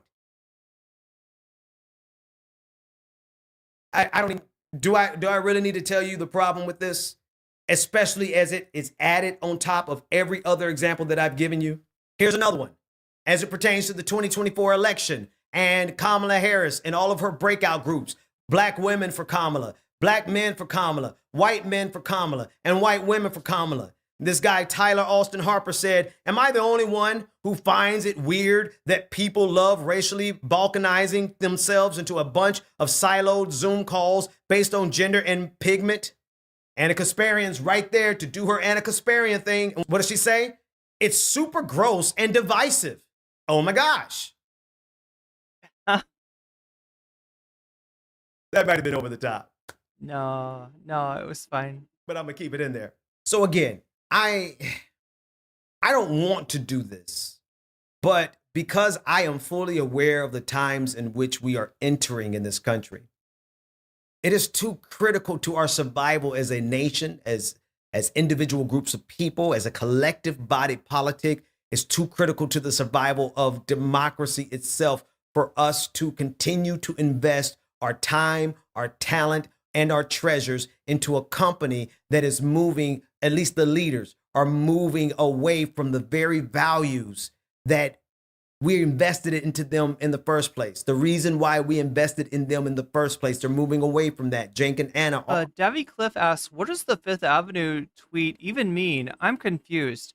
So during the 2016 election, Trump made a strange statement. He said that he thought he could shoot someone on Fifth Avenue and still he would get more votes, not less. And I mean, there's some truth to that, right? This is the guy that said, grab him by the pussy, and he still won. And, you know, it's a combination of him being up against a historically weak candidate in Hillary Clinton and, you know, and the fact like I said before, he's judged by a different standard, maybe because he's not a politician, he's a reality star. It's like wrestling heel logic. You know, Stone Cold Steve Austin is a serial killer. Certainly the fans will not root for them, will they? Oh no, they're rooting for Stone Cold. They're rooting for Stone Cold. Yeah, I don't know. It's just a different, and the media just like gives him a pass on all this shit. But yeah, that's the Fifth Avenue comment. It's kind of become a meme at this point. But thank you for the super chat. That's my opinion. You've seen the videos for yourself. We're up to. I just need to pause and say I don't want to do this. And this. We're up to 23% on that dono goal. This is my opinion, but there's a fact here as well. The fact is that we have the right to not support TYT. You have the right to cancel your membership. You have the right to cancel your subscription. You have the right to walk away and to go and support media outlets that will hold the line. So in other words, whatever kind of parasocial relationship you might have developed with Cenk and Anna through the years, which is like understandable, but also you got to acknowledge it. All right. It's understandable. We all have parasocial relationships. It's something that happens when we watch media. It's been happening for, you know, ever since radio was a thing. There's been parasocial relationships where you feel like you know somebody because you watch a lot of their content, but they don't know you. And I mean, that's what you're dealing with TYT. And there are some percentage of people that are holding on that continue to support because they're like, oh, well, you know, Cenk's a nice guy. I mean, like Anna's like, I mean, surely they must have a plan. They've got something. They're not folding to MAGA. They're not turning traitor. They've got to have some kind of plan. They're gonna do something. They're gonna get Glenn back on our side. They're gonna get Tim Pool on our side. They're gonna get Patrick Bet David on our side. That's what they're gonna do. They're 5D chess players, is what they are, and they're not. They're not. They're cynical fucking grifters, and they have taken your money, and they are about to give everything to the right wing, just like they already have symbolically by renaming their studio, which you paid for with your donations, with your memberships. You paid for that. They renamed it after Peter Thiel's company. For you, for your cause, for democracy, and for justice and truth. And you have the right to be associated with people who are not embarrassed to be associated with you. We don't need people who are going to go on right-wing media and trash the left. And honestly, that's what they do. Super chatted $9.99. Well, wait, don't drag Stone Cold Steve Austin name through the mud. He was pretty with it since the early days. He led the second unionization effort for WWE. Okay, fair point, Davi. Fair point. Lest anyone think that I'm trashing the name of Stone Cold Steve Austin, I'm not. I'm just talking about the wrestling heel reality TV kind of dynamics where you're because of the sense of unreality, you allow yourself to be pulled into a morally gray area. Does that make sense? Or like somebody on Big Brother that's kind of an asshole, but you want them to win. And it's that kind of logic. It's that kind of logic. Obviously, Steve Austin as a organizer, apparently, I didn't know about this, but I do know some stories about they tried to start a union. In fact, the time that they might have been closest to doing a union in wrestling was with Jesse Ventura. Jesse Ventura was in the locker room talking to dudes, talking to wrestlers about starting a union. And unfortunately, there was a rat by the name of Hulk Hogan in that locker room too. Hulk Hogan overheard Jesse Ventura talking to the guys about the union, and he ratted him out to Vince McMahon. So fuck Hulk Hogan. But thank you for the super chat, Davy Cliff, and good point. Good point. I'm not trying to. Let me just make clear in case anybody's confused that I'm not dragging the name of Stone Cold Steve Austin. But we are dragging the dono goal slowly up. It's out now at 33%, 1/3 of the way towards seeing some bonus content possibly tonight. So thank you for the super chat. If they don't want, if they are so troubled by who and what we are, then why continue to take funds from us? Get all of your funding from MAGA, which brings me to this last part. All money. Chat, I'm looking at the analytics right now. I'm looking at the numbers. 187 people watching me, 187 likes. So I'm sure that everybody in here has already liked the stream, right? Obviously. We're seeing if we can hit 200. It's just like, I don't know. We're so close. We're so close. I want to see if it can happen. I think that if we like the stream a whole bunch, that we'll be more likely to hit that number of that. I don't know. It's just, look, I like round numbers. What can I say? Ain't good money, Cenk. 2014, Buddy Romer, a Republican, his firm invests $4 million in the Young Turks. Fast forward to 2017, TYT, the left-leaning political video network, the Young Turks, raises $20 million. Jeffrey Katzenberg, who is also a Republican, his investment venture capital firm participated in this fundraising. 2024, Cenk Uygur is made an offer he can't refuse. His nephew Hassan Piker refused the offer, but Cenk Uygur did not. Okay. For Polymarket. But No, seriously. Wait. You want to know something about it? You want to know something about those? First of all, they got raided by the FBI. The CEO did. Yeah, the CEO did. I don't know if you know this, but they offered me as a starting point of the conversation $1 million to just sponsor my election coverage, and I said, Get mogged. no. Good for you. Get fucking mogged, Cenk. Get fucking mogged. Just for the election night. That was all they were sponsoring. They offered Hassan more money than they paid to buy Cenk Uygur's studio. You, God bless your heart. I probably would have said yes. You definitely would have said yes. If they had said jump, you would have said how high. I'm sure you did. I'm sure you did. Let me read off some Twitch chat. Super Ninfrendo says Dixon needs to go on more other shows, build a profile a bit. Yeah, I mean, I think he was cooking tonight. Used to watch his morning stream until I wasn't waking up at that time.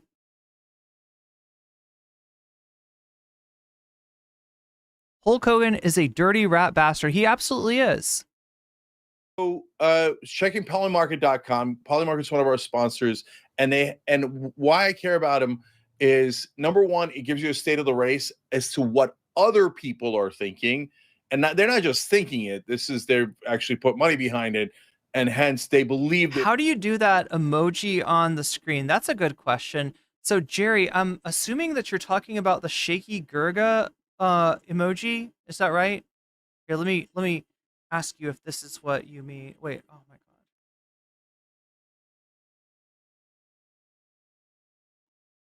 Yeah, look, that one.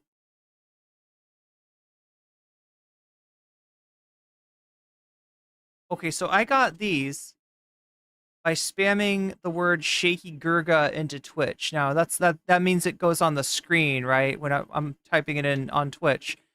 You can get it to show up in chat if you get a browser, what's it called? Like a browser extension called BTTV. You can look it up on your browser if it has a BTTV.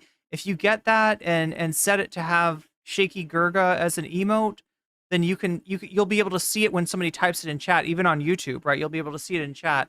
But yeah, I think it's showing up on the screen as like a Twitch only feature. Unfortunately, they really should expand it to more. Look at those shaky Gurgas. Shake that Gurga. Shake those Gurgas. Yes, look at that. Shaky Gurga. It's my favorite emote, honestly. This with a lot of conviction.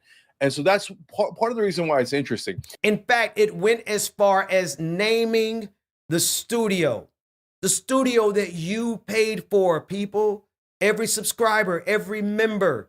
TYT raised over Irene spam face? $400,000 on Indiegogo to build the very studio that they are now naming after Polymarket.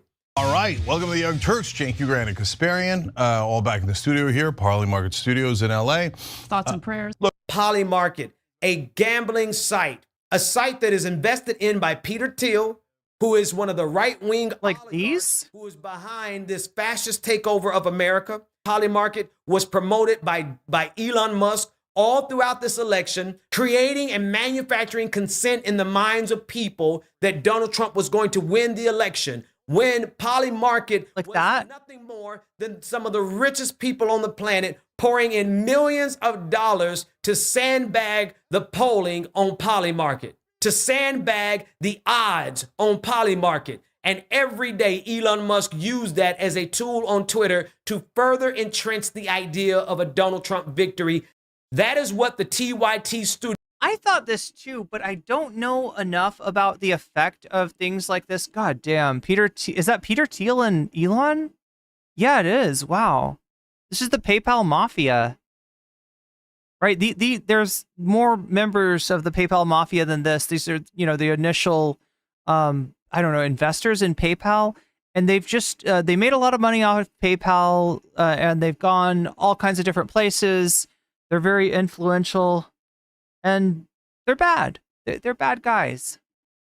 Studio that your dollars paid for is named after. Listen. Chat, we're at 199 likes. We've been so close to 200 in chat this whole night. Look, the last thing is about Peter Thiel. So apparently he... I'm excited. I love seeing those numbers.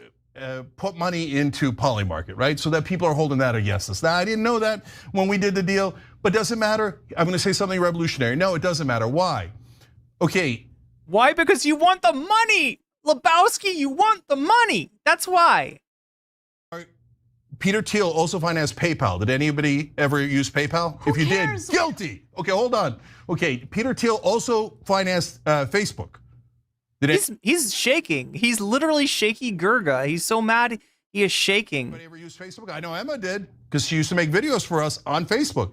Emma, I can't believe you work with Peter Thiel. Thiel and Peter Thiel funded organization Facebook. Yeah, I forgot about the Emma Facebook sponsorship, right? I forgot about her doing an ad read for. Give me all that money back from all of your videos on Facebook. For gambling on Facebook. You remember when Emma did that? Remember the gambling ad read that Emma did? Oh wait, that's right, she didn't. Because Peter Thiel financed Facebook. You're going to do that? No, you're not going to do that, right? So it's just a piece of propaganda that they're using against us. I don't give a shit, okay? I don't care at all. I'm here, I'm speaking my truth. Folks, I have no interest of doing this type of video ever again. I have never done this type of video before. I absolutely love and respect so many people who work at TYT. But the fact of the matter is that the captain and the co-captain have decided to take the ship in a different direction. And as a result, we now have George Jackson. One wonders how long before we see Peter Thiel with a Sonichu medallion. Held hostage the largest share. I mean, Mudahar had one, right? So the largest market share of the total progressive subscriber and membership base in this nation. They control over 50% of the subscriber base and the membership base. And we're going into a season, a time in American history where we simply cannot afford our media leaders to be cozying up. Davy Cliff super chatted $9.99. I mean, saying Polymarket swayed the election is like say that dude who says the keys to presidency swayed the election. oh my God, what's his name? Lichtman. Oh my God. God, he's Alan Lichtman.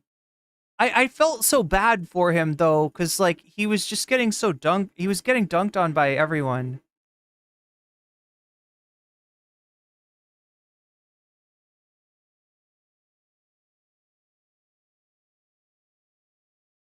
I don't know. See, I don't know enough about I don't know enough to say it did or it didn't sway the election.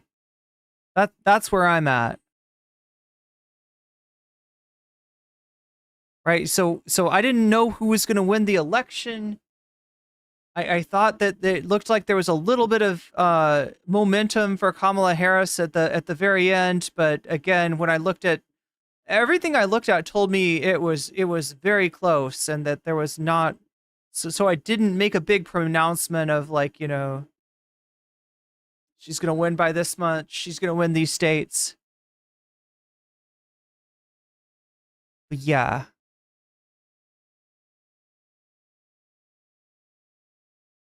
Emma pick out of nowhere. It's a good pick too.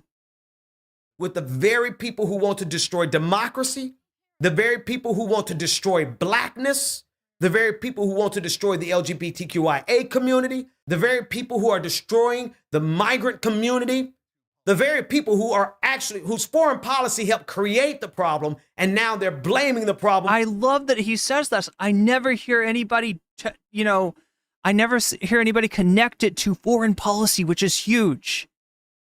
And look, chat, I don't know, so people win not on facts, but on narratives. And maybe part of the reason that nobody connects it is because it's too complicated of a narrative, or people aren't making the connections. But it just, to me, it sucks that Donald Trump is able to create the conditions that cause immigration, and then he's able to benefit from that immigration when the Democrats cave into him in some failed attempt to try to say, oh no, we're anti-immigrant too. Yeah, no, we hate the immigrants. Hannibal Lecter, am I right? Ha ha ha. You're not going to out Trump. You're not going to out Hannibal Lecter. Migrants.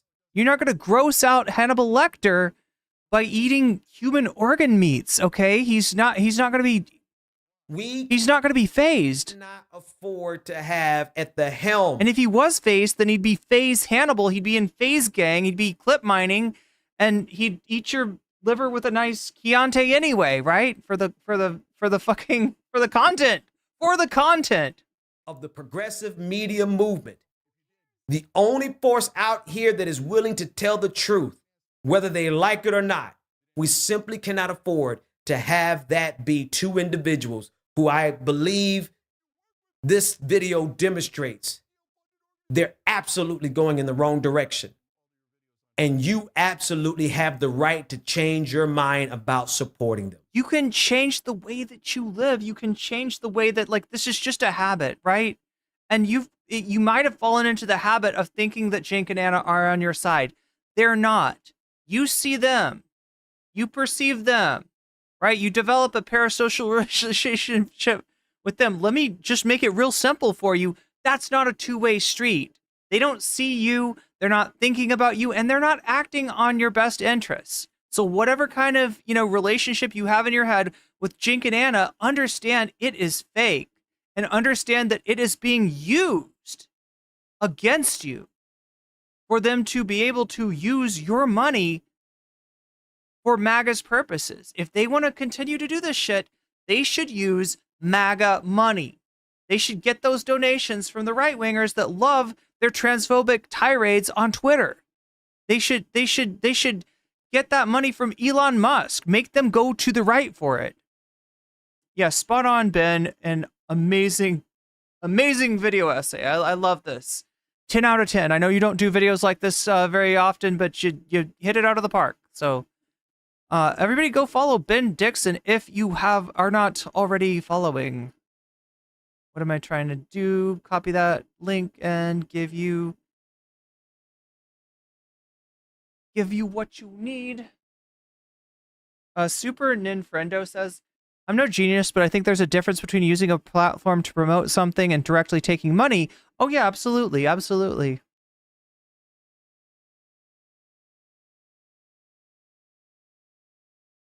There we go. That's the Benjamin Dixon Show, which you can follow on YouTube. So, where are we at right now, chat? We got a little bit more content. Yeah, it's like I told you before, Mondale has been making tracks. And those tracks also lead to the Egberto Willis Politics Done Right show. So we're gonna watch another interview of Mondale after this. Let me check in on our poll though and see how what are we voting for right now? Ooh, look at that! Kyle Kalinske now ahead, 42% to 32%. Look at that! Look at that! 42% Kyle Kalinske, 32% Bad Empanada. That's Kyle Kalinske on the majority report. That's Bad Empanada ending Loaderbox's career. 17% want to know about Elon Musk's AI gaming studio, and only 9% of you want to see Peter Thiel's sweaty ass on Piers Morgan. And honestly, I don't blame you. I don't blame you. Yeah, we got more Cenk Tent coming out after this. So 235 of you have voted. That's impressive. 207 of you have liked the stream. That's impressive. We're still struggling to hit that 200 number. Yeah, we've been within like 5 viewers of that number. So I don't know. I don't know if there's anything you can do to help that, chat, other than what you've already done, which is like the stream, which I appreciate greatly. As far as the donor goes, we're at 43%. Did I add everything? I might not have. Let me check. Yeah, I think, yeah, that's right. Okay, so, yeah, we're at 43% of the dono goal. That is 60, no, it's 57%. We're almost halfway there, basically. That's the TLDR. If we hit that by the end of the stream tonight, then we'll get some bonus content. And what would it be right now? Ooh, right now it would be Kyle Kalinske. There's 8% going to Bad Empanada, ending Loner Box's career. There's an extra buff on that, right? If you look at the... So when you donate, you can let me know in the chat which of these topics you want to see next. If you've already donated, you can also let me know. I will turn your donation into a percentage. I will put your money where your mouth is and add it to the topic of your choice, giving it a buff, unless you say Vox Populi, in which case I will actually do a debuff on all of the donos, right? So you'll undermine all the other donors and you'll feel very sneaky about it. You'll be like a weasel, basically. A very sneaky weasel going in there and doing Vox Populi to flip the vote real to, what the people say. And right now the people are saying Kyle Kalinske. And right now, everything is pointing to Kyle Kalinske. So that might be what we're in for. That might be what we're gonna get tonight. Maybe not. Are we gonna hit 200? I don't know, chat. We're at 213 likes. That's kind of amazing. But we've got more content here. So I'm not gonna hold it up any longer.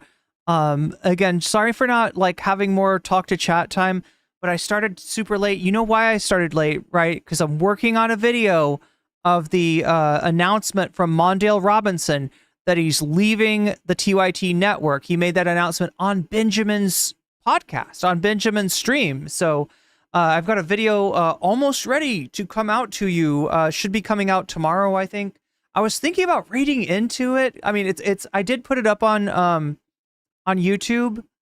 I don't know, chat. What do you think? Do you that could be a consolation prize if we don't hit the dono goal or something. But the thing about it is I feel like I want to work on the audio a little bit more. I'm an audio snob, chat. I can't help it. Like I want and I need like crisp, clear audio. I don't always know how to get it, but if I work on it long enough, usually I can figure it out. You know how to compress it correctly to get the best sound. I don't know if anybody out you probably don't notice, right? I lock in on audio. I lock in on dynamics and all that kind of stuff. But there was a few things, a little bit left to be desired from my latest mix. So I'm thinking about putting that out tomorrow. So look for that video tomorrow if I don't end up reading you into it tonight. Anyway, we've got some more Cenk tent, or we've got some more. It's an interview with Mondale Robinson, actually, from Egberto Willie. So let's take a look and see what Mondale Robinson had to say on Egberto's channel. Whoa! Oh my God! Damn! That was audio maxing. Right, my name is Egberto Willies, your host. Today, I'm honored to have Mondale Robinson. He is the mayor of Enfield, North Carolina. He revolutionized a town, and he's also a leader of the Black Male Voter Project. Got it. Yeah. But anyway, the reason I really wanted to talk to you is that today on my radio show on KPFT, Pacifica Network, one of the callers said, do you know Mondale? I mean, there's an issue between Mondale and TYT Network. And I'm like, I keep aware of everything that's going on. I hadn't heard about it. And then I said, I'll find out and I'll go find Mondale, because if Mondale has an issue, I want to hear about it. So first of all, tell me about your relationship with TYT Network. So with TYT, up until yesterday, well, actually for me, Monday, I was an official, contributor. I am one of the originals for Rebel HQ. We helped get TYT's second large money source, over 1 million subscribers. I was averaging about 30 million views a year over there creating content. Plus, I also co-hosted their news shows with their lead host, or whenever the hosts were out, I would fill in for those hosts on the main show, on John's show, on TYT with JR, with Jake and Anna, and of course also with Rashad Ritchie and Sharon Reed. So I was on the network, both on both platforms, the TYT News platform, and also on the contributing side through Rebel HQ content creation. So I was a paid contributor up until Monday for me, but Tuesday when they officially responded and they said they hear me and they accept my resignation. So they just so they just went ahead and said after you came. First of all, let's hear what you did. You came on live, and right out of the blue, you said, "I can't do this anymore. This is going to be my last." How did we get to Skibbity Toilet show at TYT? Explain why you did that. So what happened was I said I would no longer do any more content for TYT. Not only would I no longer host shows or show up as a guest contributor, but I'm no longer creating content. And that's not because of any of the show hosts or at all. It's because of what I see the head of the organization. That's Cenk and also Anna. Oh my God, is that a Steven Universe reference? Turning towards MAGA.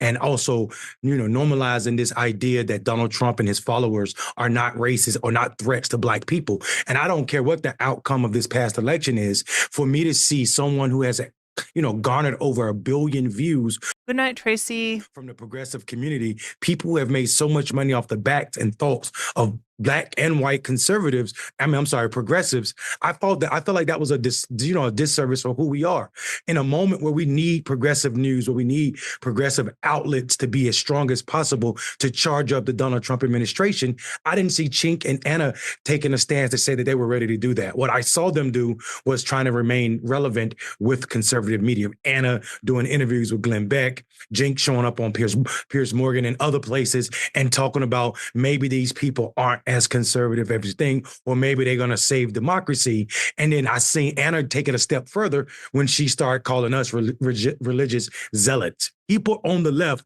were being compared to religious zealots. And that to me was the straw that broke the camel's back. And I could not in good conscience continue to take a— Wait, Steve Urkel says that too? Check from this network. So I said, I'll walk away from all this money. I'll walk away from 30 million views a year if I need to, because I'm not willing to sell out what my progressive values are. And I see them chasing checks versus chasing the truth.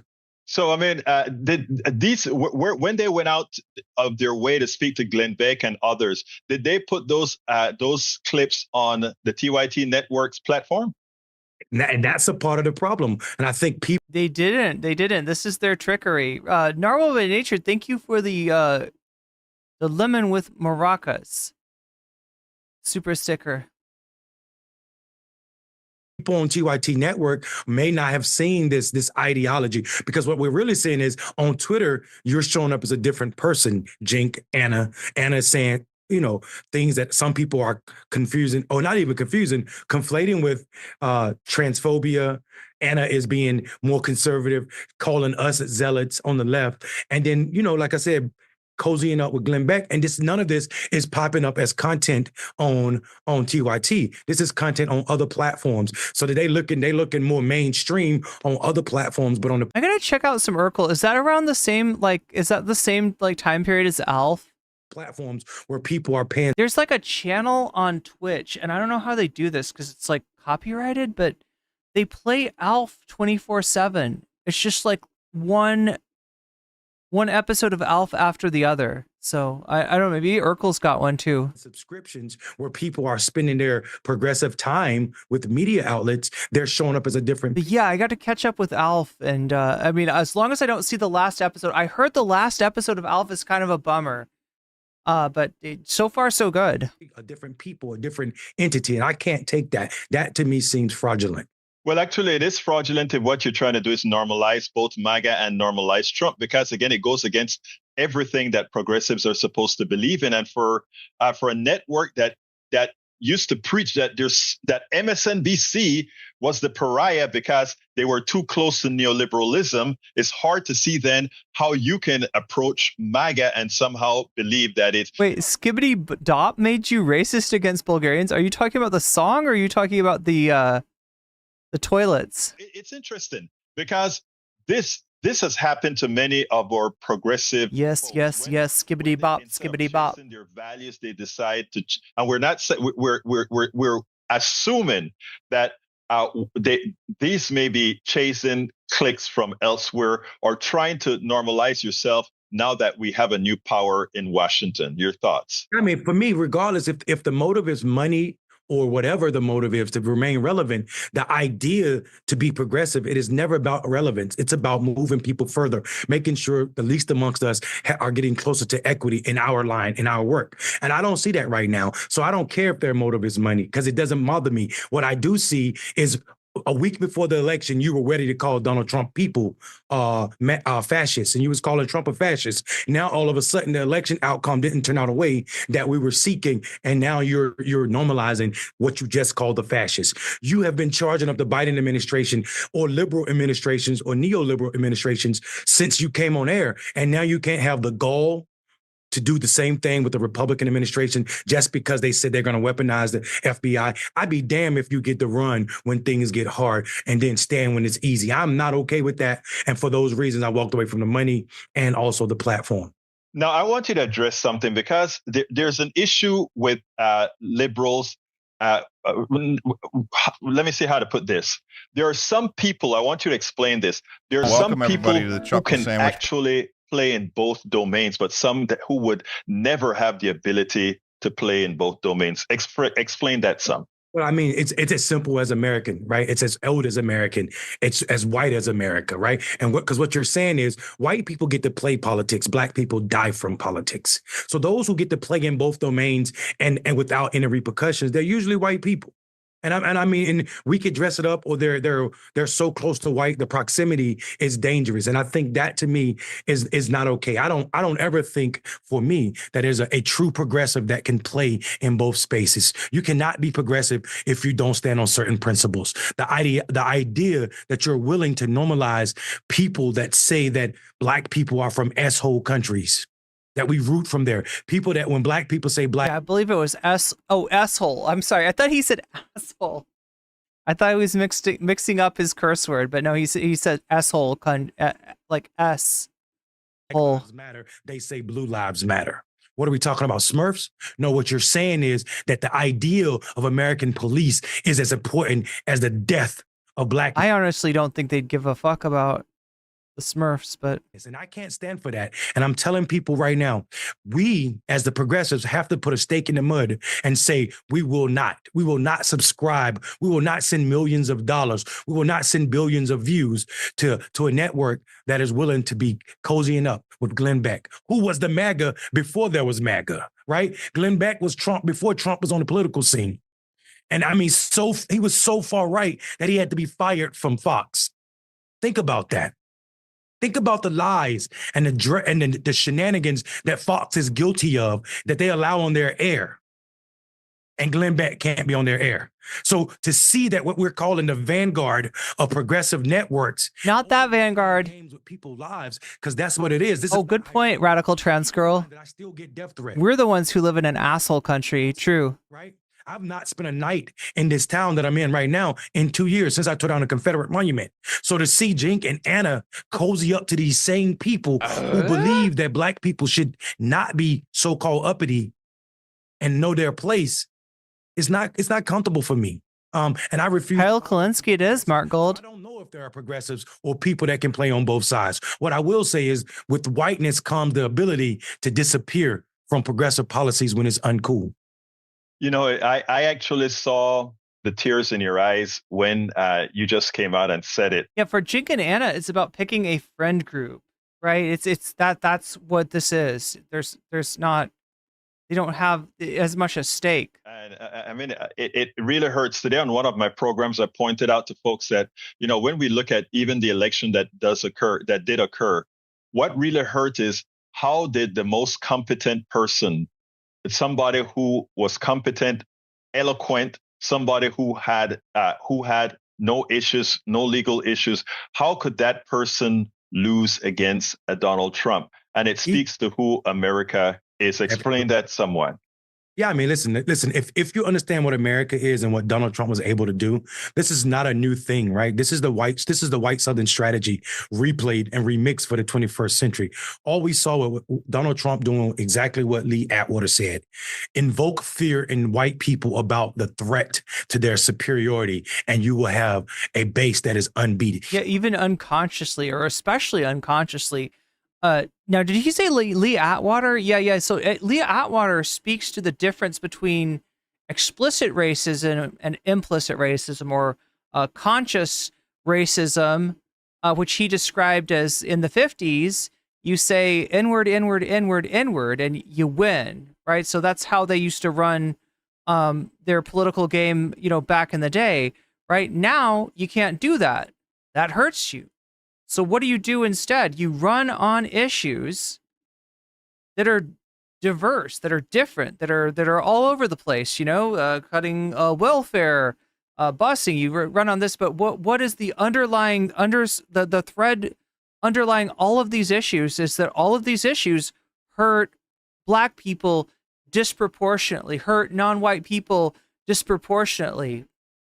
So that's when it turns implicit. And that's the game that they've been running for a really long time. Unmatched. And what we saw, white people right now as a population, they're dying off. They're dying faster than they're being born.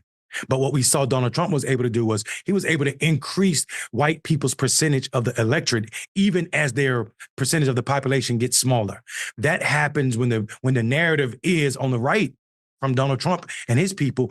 Wait, who's going from one show to another trashing TYT? Whiteness is Mondale? being threatened by America's migrant or people other than. I feel like this is a pretty measured response. Like if you had contribute, I don't know where you're coming from on this, right? But if you had contributed what Mondale has contributed in terms of building their network, and believed in them and thought that you were doing something that was going to be in your interest politically, and then they turn around and they take what you helped them build and they give it away to the right wing. I don't know. I mean, you might find yourself going to various podcasts trashing them as well. But I mean, he's newsworthy because he was working for the network. He was working on Rebel headquarters, and he quit on air in a pretty in a pretty drastic way. When you otherize people to the point that white people become afraid, then you see them showing up for Donald Trump in the way that they did. The problem is on our side, on the left, we weren't talking about issues that motivated people. We weren't talking about how we bring trades back to school so that black men don't have to suffer through the microaggressions in workspaces. We weren't talking about how we're going to increase people's life. Black men have the shortest lives of anybody, not just in America, but in 157 out of the 190 so countries in this world. You have to go to places like Afghanistan to find people with shorter lives. We weren't talking about how we were going to address not qualified immunity. Donald Trump is talking about full immunity. So we have to be honest about all of that and what it means to be on the left and how we fail epically at reaching our base. It is said that we're still fighting this battle. So where do we go from here? I mean, TYT was one of the largest progressive networks, and pretty much they've called it in. I know they have a whole lot of other programs that they run. There are any of these other programs making decisions right now, or what's going on? Where do we go now? TYT is a sinking ship. We got to get lifeboats. We got to send the message to let other people that believed in TYT, that wanted TYT to be, a way for them to fight back. Let them know that fight is going to have to continue elsewhere. And it's going to continue in a million little corners of the internet, including this one. So like and subscribe if you haven't already. Yeah, I don't know the state of what these other programs are going to do. I do have people that I love and built relationships. Dr. Richie, Sharon, some of the producers over there, some other people that I truly care about. But I can't, in good conscience, support a network, because what happens when Cenk and Anna start saying that you cannot be on air contradicting what we're saying? And I don't know what that looks like, and I don't want to be around for it. So I do know that, people left before me, and people will continue to leave because there are true progressives over there. And we see something that is extremely dark happening right now. That is give me a closer, Mondale. I mean, this is sad. I had to talk to you, and wow. How do I know that he's not getting paid? Let's say, see, the thing is, I like to...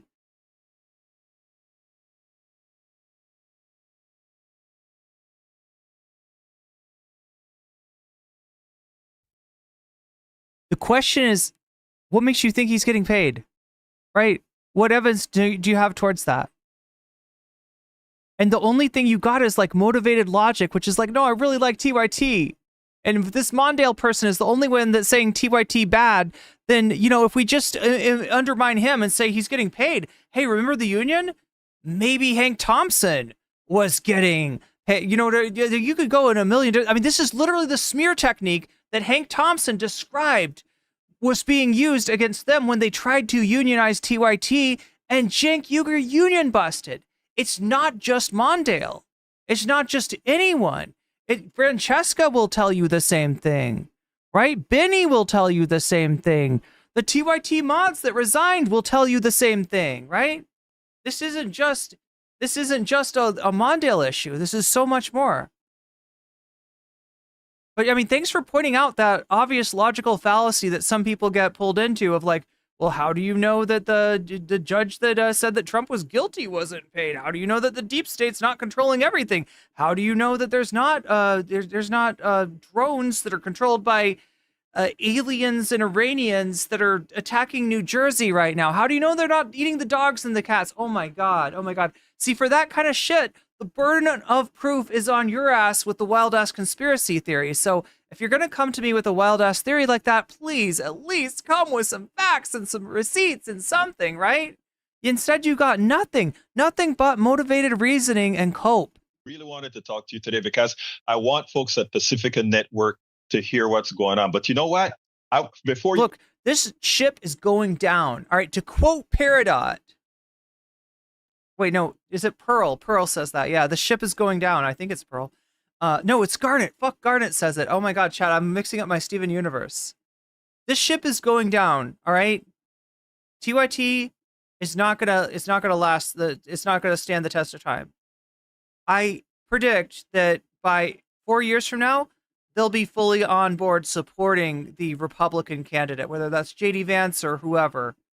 And I don't think that the network is gonna really last much long. What we got to do is get some life rafts to those people, get some information to those people, and try to be a little bit patient with them, even if they're like resistant, even if they've got like motivated reasoning where they're trying to reason it out. Well, maybe actually they're doing a good thing by going on Glenn Beck and trashing the left. Maybe they're playing 5-dimensional chess. They're not. They're padding their pockets. They've padded their pockets with your donations. Now they're padding their pockets with Peter Thiel's money. And you know what? I say you take your money back and you let them pad their pockets with MAGA donations. That's who should be donating to them. And guess what? If you can't get them to donate to you, Cenk and Anna, you don't have a business plan. You are out of business, and it might be for the better, because all you're doing is hurting people who were counting on you to fight for them. Instead, you are punching down like the cowards you are, like the loser liberals that you are. And we've had enough of your shit. We can get this kind of shit from, we can get this same kind of shit from the Democratic establishment. That's what you're doing. That's what you're doing. You're looking at the Republicans and you're like, okay, so we're going to take their ideas and we're going to go like 1 centimeter to the left and we're going to run as the Republican Party light. I'm sorry, I've already been through that. That's a losing strategy, and I'm tired of losing. You answer. I want to let you know that you always have a home at Politics Done Right. You always have a home on Pacifica Network, KPFT. Echoplex Media, thank you for the raid. Welcome, streamer. Welcome, raiders. 90.1 FM, Houston, and everywhere else. So give me a closer. Yeah, listen, in closing, here's what I can say. We're not progressive if we're only progressive when the left is in power. It is time to be progressive and progressive out loud when we are out of power. This is when we can demand the most, and we should demand the most, not just of the left, but also of the right. And what I'm seeing right now is I see a cracking in our progressive infrastructure in that people are willing to be more liked, retweeted, and subtweeted than they are about standing on principle. And I can't do that. Mondale Robinson, mayor of... Yeah, I mean, Mondale, he I mean, I'm sure he doesn't get paid big bucks or anything, but he's mayor of Enfield, North Carolina. Founder of Black. He's got a gig, in other words. Thank you. He's doing this, and it's kind of against his financial interest, right? Or not? I mean, like he had a gig with TYT as well, but he feels like it's doing more harm than good. So kindly, Mondale, keep up the good work. All right, peace, man. There we go. All right, Politics Done Right by Egberto Willies. If you want, I don't know much about Egberto, but if you want to give him a follow. Oh my gosh. All right, folks, we're going to be talking to Alex. If you want to give Egberto a follow, I will give you a link to click on. Okay, so Unintendo says, paid by whom? Who could financially profit from disengineering? I think I misunderstood that chatter, Unintendo. I think the chatter was saying something different than I thought. All right, so now here's a clip that I meant to get to a few nights ago.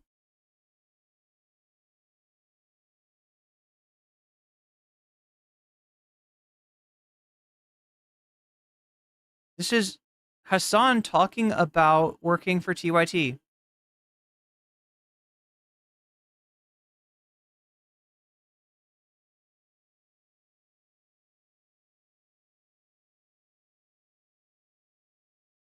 literally just he went through it and was like, fuck this. I'm just gonna scam kids into doing it. Is he one of the faculty that, like, the film school at Elon was like, all of our faculty have worked in the industry and they were potentially.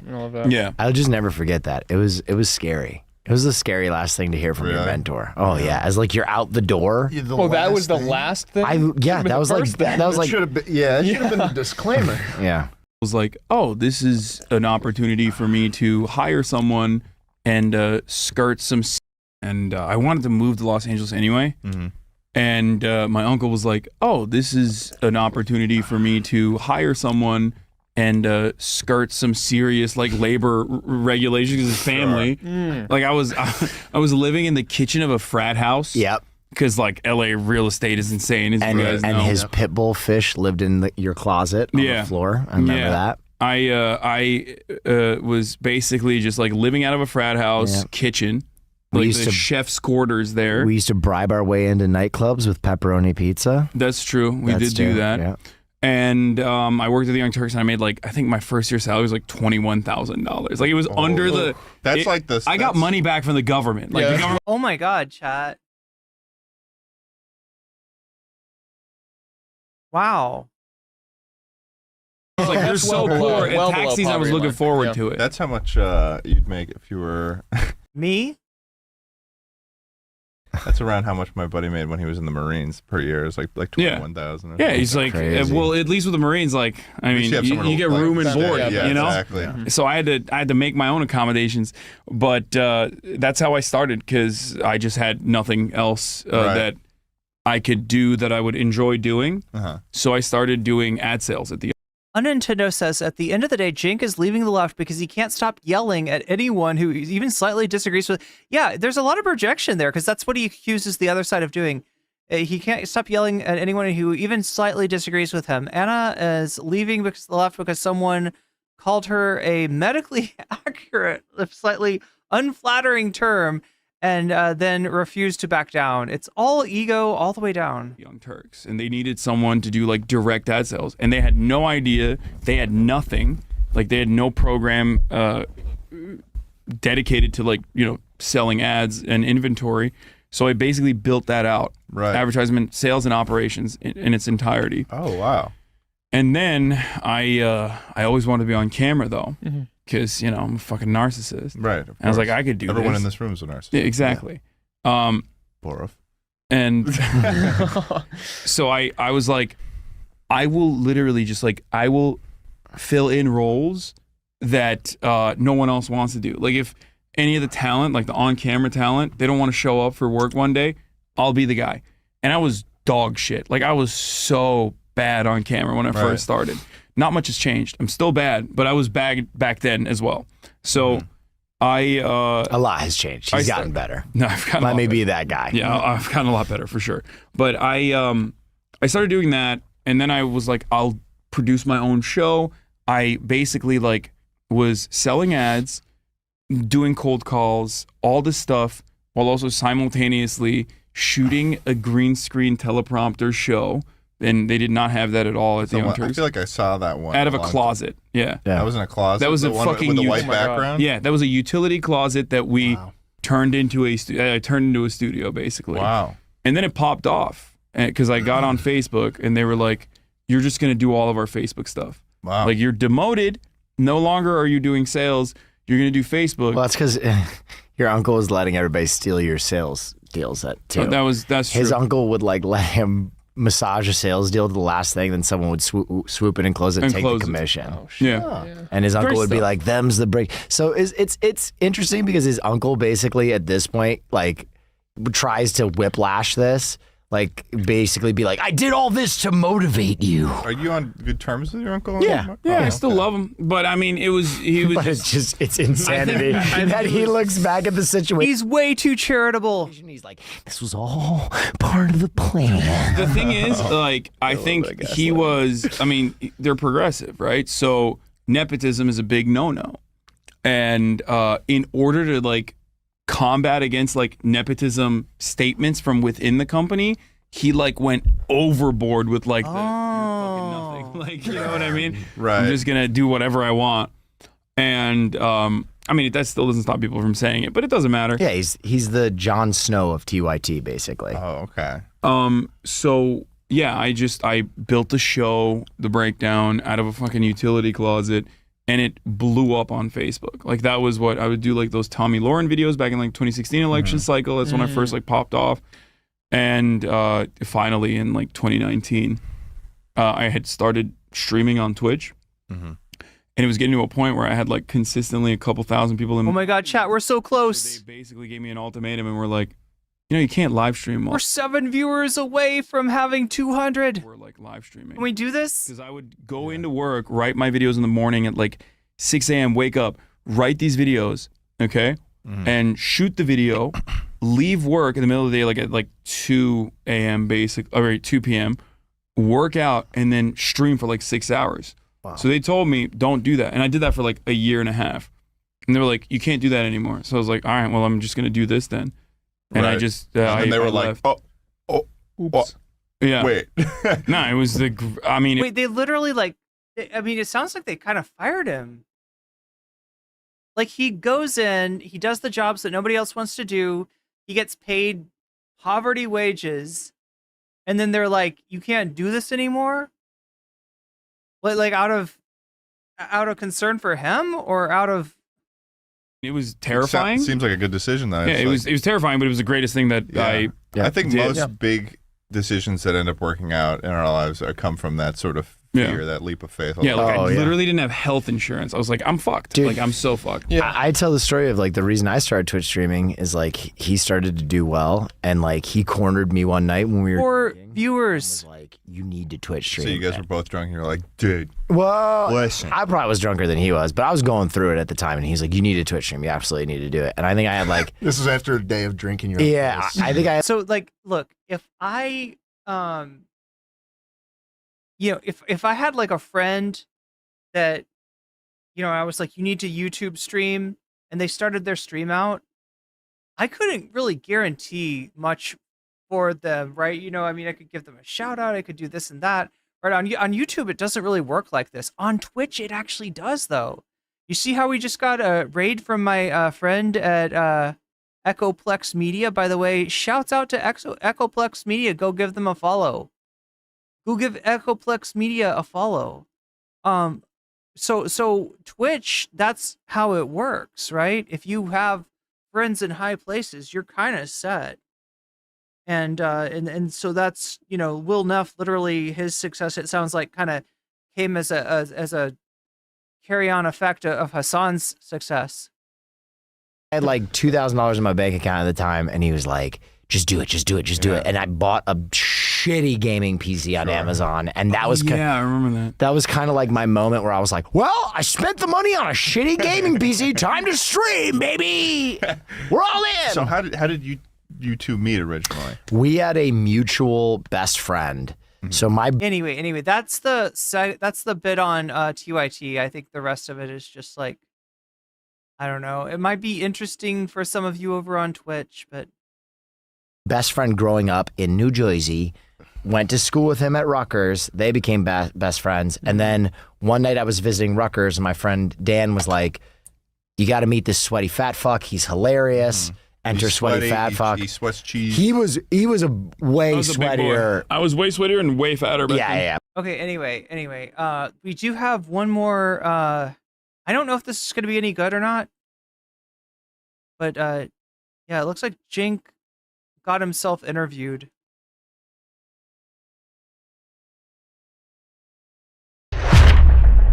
Yo, Alberto, with that loud opening, let's take a look at this. This is Cenk Uygur on Undercurrents. This is the show of Emily. Undercurrents.tv for the full premium experience of the show. Now, Emily Jashinsky. Emily Jashinsky. Am I pronouncing her name right? She's a host on Breaking Points.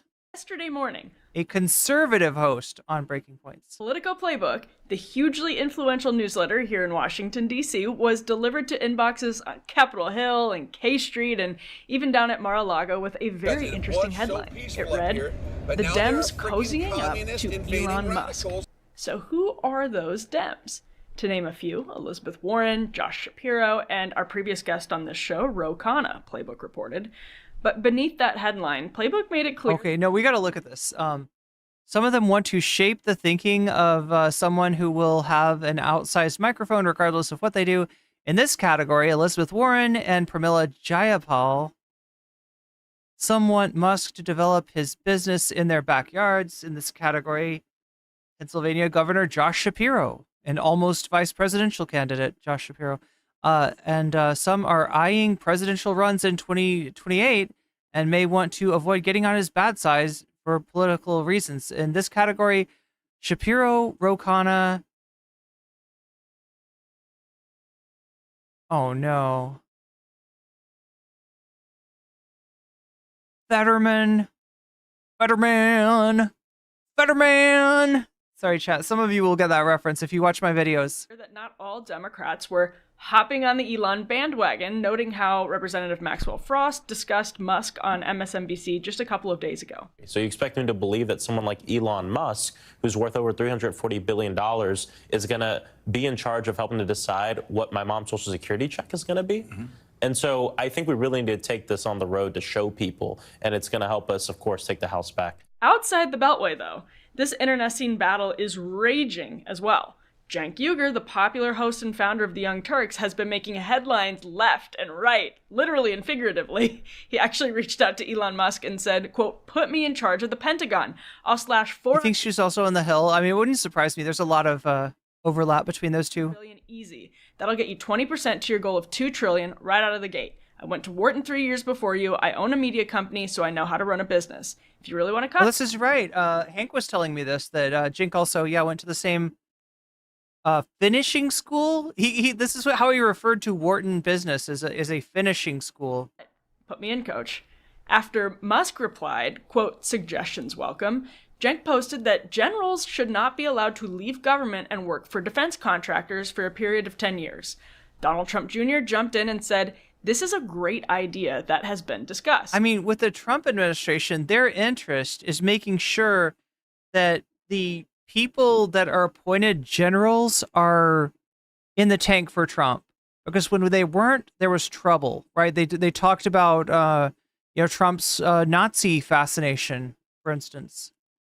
Now that, of course, upset the bulwark, unsurprisingly, but Cenk has continued undeterred over the last several weeks, making news constantly for talking to conservatives and MAGA diehards, and even reaching out to Trump's incoming border czar, Tom Homan. Take this Mediaite headline as one example of how Cenk has been influencing the discourse. It said, "Cenk Uygur optimistic after Trump's victory. Quote, MAGA is not my mortal enemy." So now, look, it can sound like somebody's making moves when they go from one side to the other. Take, for instance, Liz Cheney, right? She was the daughter of a vice president, influential member of was it Congress or the Senate? Actually, she was a senator, right? And et cetera, right? But when she came over to side with the Democrats on Team Kamala, there was a problem. And the problem was that by that time, she had a constituency of 0. She did not represent anyone. She did not bring anyone to the party. I am thinking that Cenk Uygur is a very similar organism. It's a very similar political organism to Liz Cheney. In that, while it may be, we got Cenk Uygur, like, all right, he's from the left and he's coming over to be like, to be on our side here. And it's like, by the time he gets there, there's nothing left. There's no substance. He doesn't represent anyone.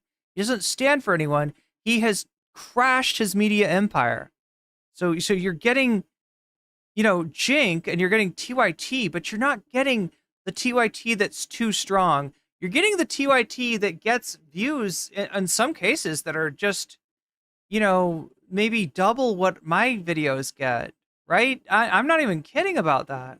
The establishment is. Like, TYT is not doing well. Now, on Wednesday night, he made a super viral and super interesting point on X, posting, quote, 2 amazing things. She is glazing my dude up. Just happened. First, I went on about half a dozen right-wing shows, and they all agreed we should cut the Pentagon, prevent generals from working for defense contractors, and Edward Snowden should be pardoned. Second, absolutely no one on the left believes them. So I knew we had to have Cenk here on Undercurrents to talk about what's possible during this very crucial moment for both the left and the right as power shifts here in DC and the culture shifts just about everywhere else. So Cenk Uygur, thank you for being here. No problem. Thanks for having me. This episode is sponsored by Lumen. Lumen is the world's first handheld metabolic coach. It's a device Wait, the breaking points chat? that measures your metabolism through your breath. And on the Oh, your RQ? breathe right into your Lumen first thing in the morning, and you'll know Okay. we'll give you through hormone. Look, I normally do an ethical react and show the sponsor. I think I have some opinions about that product that I won't get into right now. Purchase.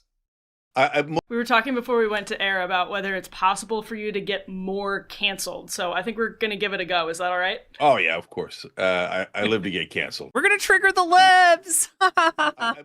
Most people are afraid of getting canceled.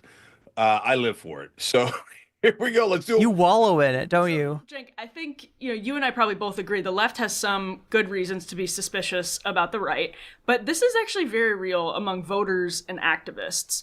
When were you finally convinced? Yeah, it's a great question. So first of all, let me just double down on what you said there. Absolutely, they have very good reason to be skeptical. So in the first Trump term, he talked a mean populist game, and then his major policy was giant corporate tax cuts, which is the least populist thing you could do. So he's going to have to earn credibility on that front. And now I know that the huge portions of MAGA will be like, how dare you? Trump doesn't have to prove anything to you, and he's already got all the credibility in the world, et cetera. Yeah, all right, brother, but let's actually do some populist Yeah, good to have you along with us, Monica. things first, and that would be great, right? So I get that trauma, but guys, we're supposed to be the non-authoritarian ones. We're supposed to be the open-minded ones. We're supposed to be the... I'm sorry, Cenk, but who is the we? Who is the we? Like you and the establishment Dems? Who is the we? tolerant ones. We're supposed to be the ones encouraging conversation, not shutting it down. Like, I feel like things have been forgotten that should not have been forgotten. Okay. So now that I have, look, there's having a conversation with the intention of changing someone else's mind, but you kind of go about it in the backwards way. You're changing your mind with the intention of having a conversation with someone. It's kind of backwards if you think about it. I appointed myself ambassador to Magaland.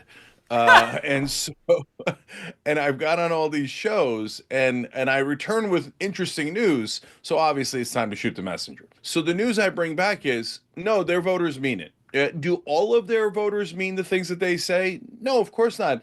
Do all of our voters agree on things? No. We've got, extreme left. We've got corporate left. We got the max left. We've got populist left. We've got... Tell us about the max left, Cenk. What? All sorts of different people. Tell us about Silly and Billy. Tell us about Lance from the Surfs and all of your other, your other enemies. In our spectrum. MAGA's not our enemy, but Lance from the Surfs definitely is. No, what did I just do? So obviously it's time to shoot the messenger. So the news I bring back is, no, their voters mean it. Do all of their voters mean the things that they say? No, of course not. Do all of our voters agree on things? No. We've got, extreme left. We've got corporate left. We've got populist left. We've got what? Oh my God, chat. It's almost midnight where I am, and I'm going to turn into a pumpkin. All sorts of different people within our spectrum. And MAGA is the same way. They have different people within their spectrum. And what I'm seeing is there is a significant portion of their spectrum that actually means it. They are populist. They are anti-war. They are anti-corruption. I wanted to stay up a little bit longer and see if we could hit the sub goal, see if we could get to 200. I'm not mad that we didn't, though. Okay? Just for the record.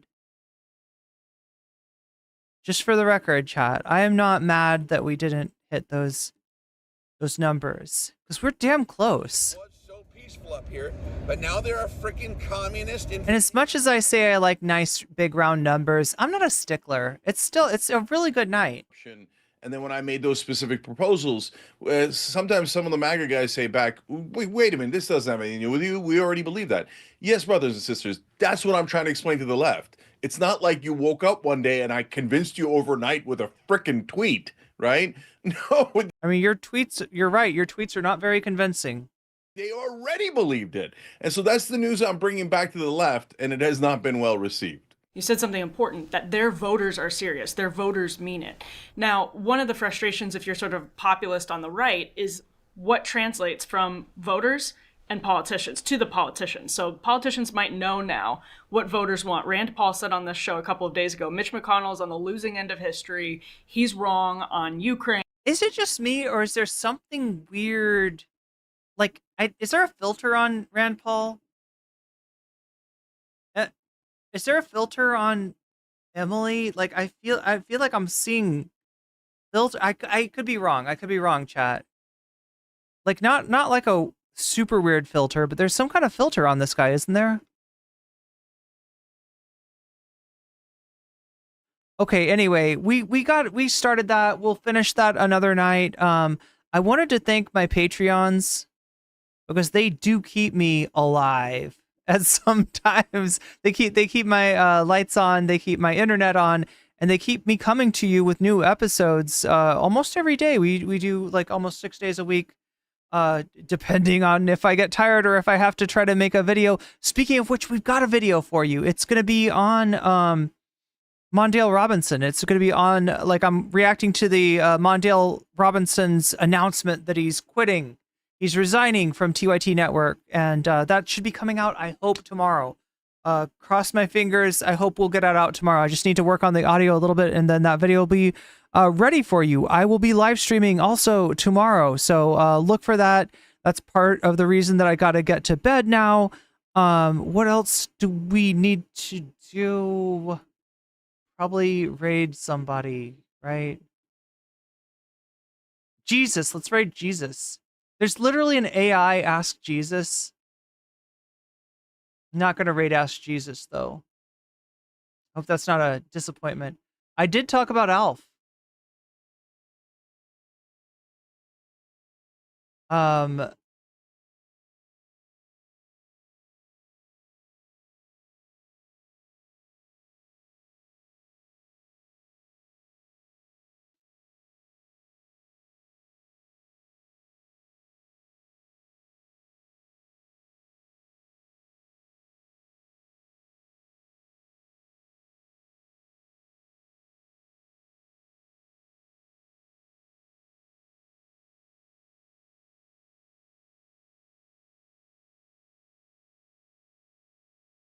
Oh yeah, let me thank my Patreons. So everybody, if you're on my Patreon, you get the videos early, you get them unedited, and you get them uncensored. So it's kind of like a longer version of the video that eventually comes out, which if you want to, you can compare it to the video that actually does come out and see if you can tell what I changed, right? Everybody gets that. The $5 level and above, you get a fancy shout out. So let me do those fancy shouts out now. Shouts out to Or Else Ellipsis.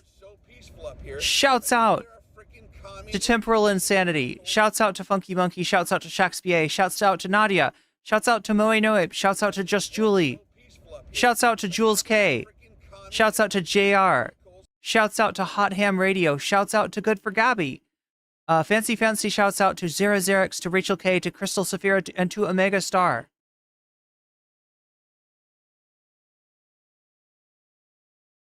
And thank you for following, everybody. Thank you for subscribing. Thank you for, an amazing night.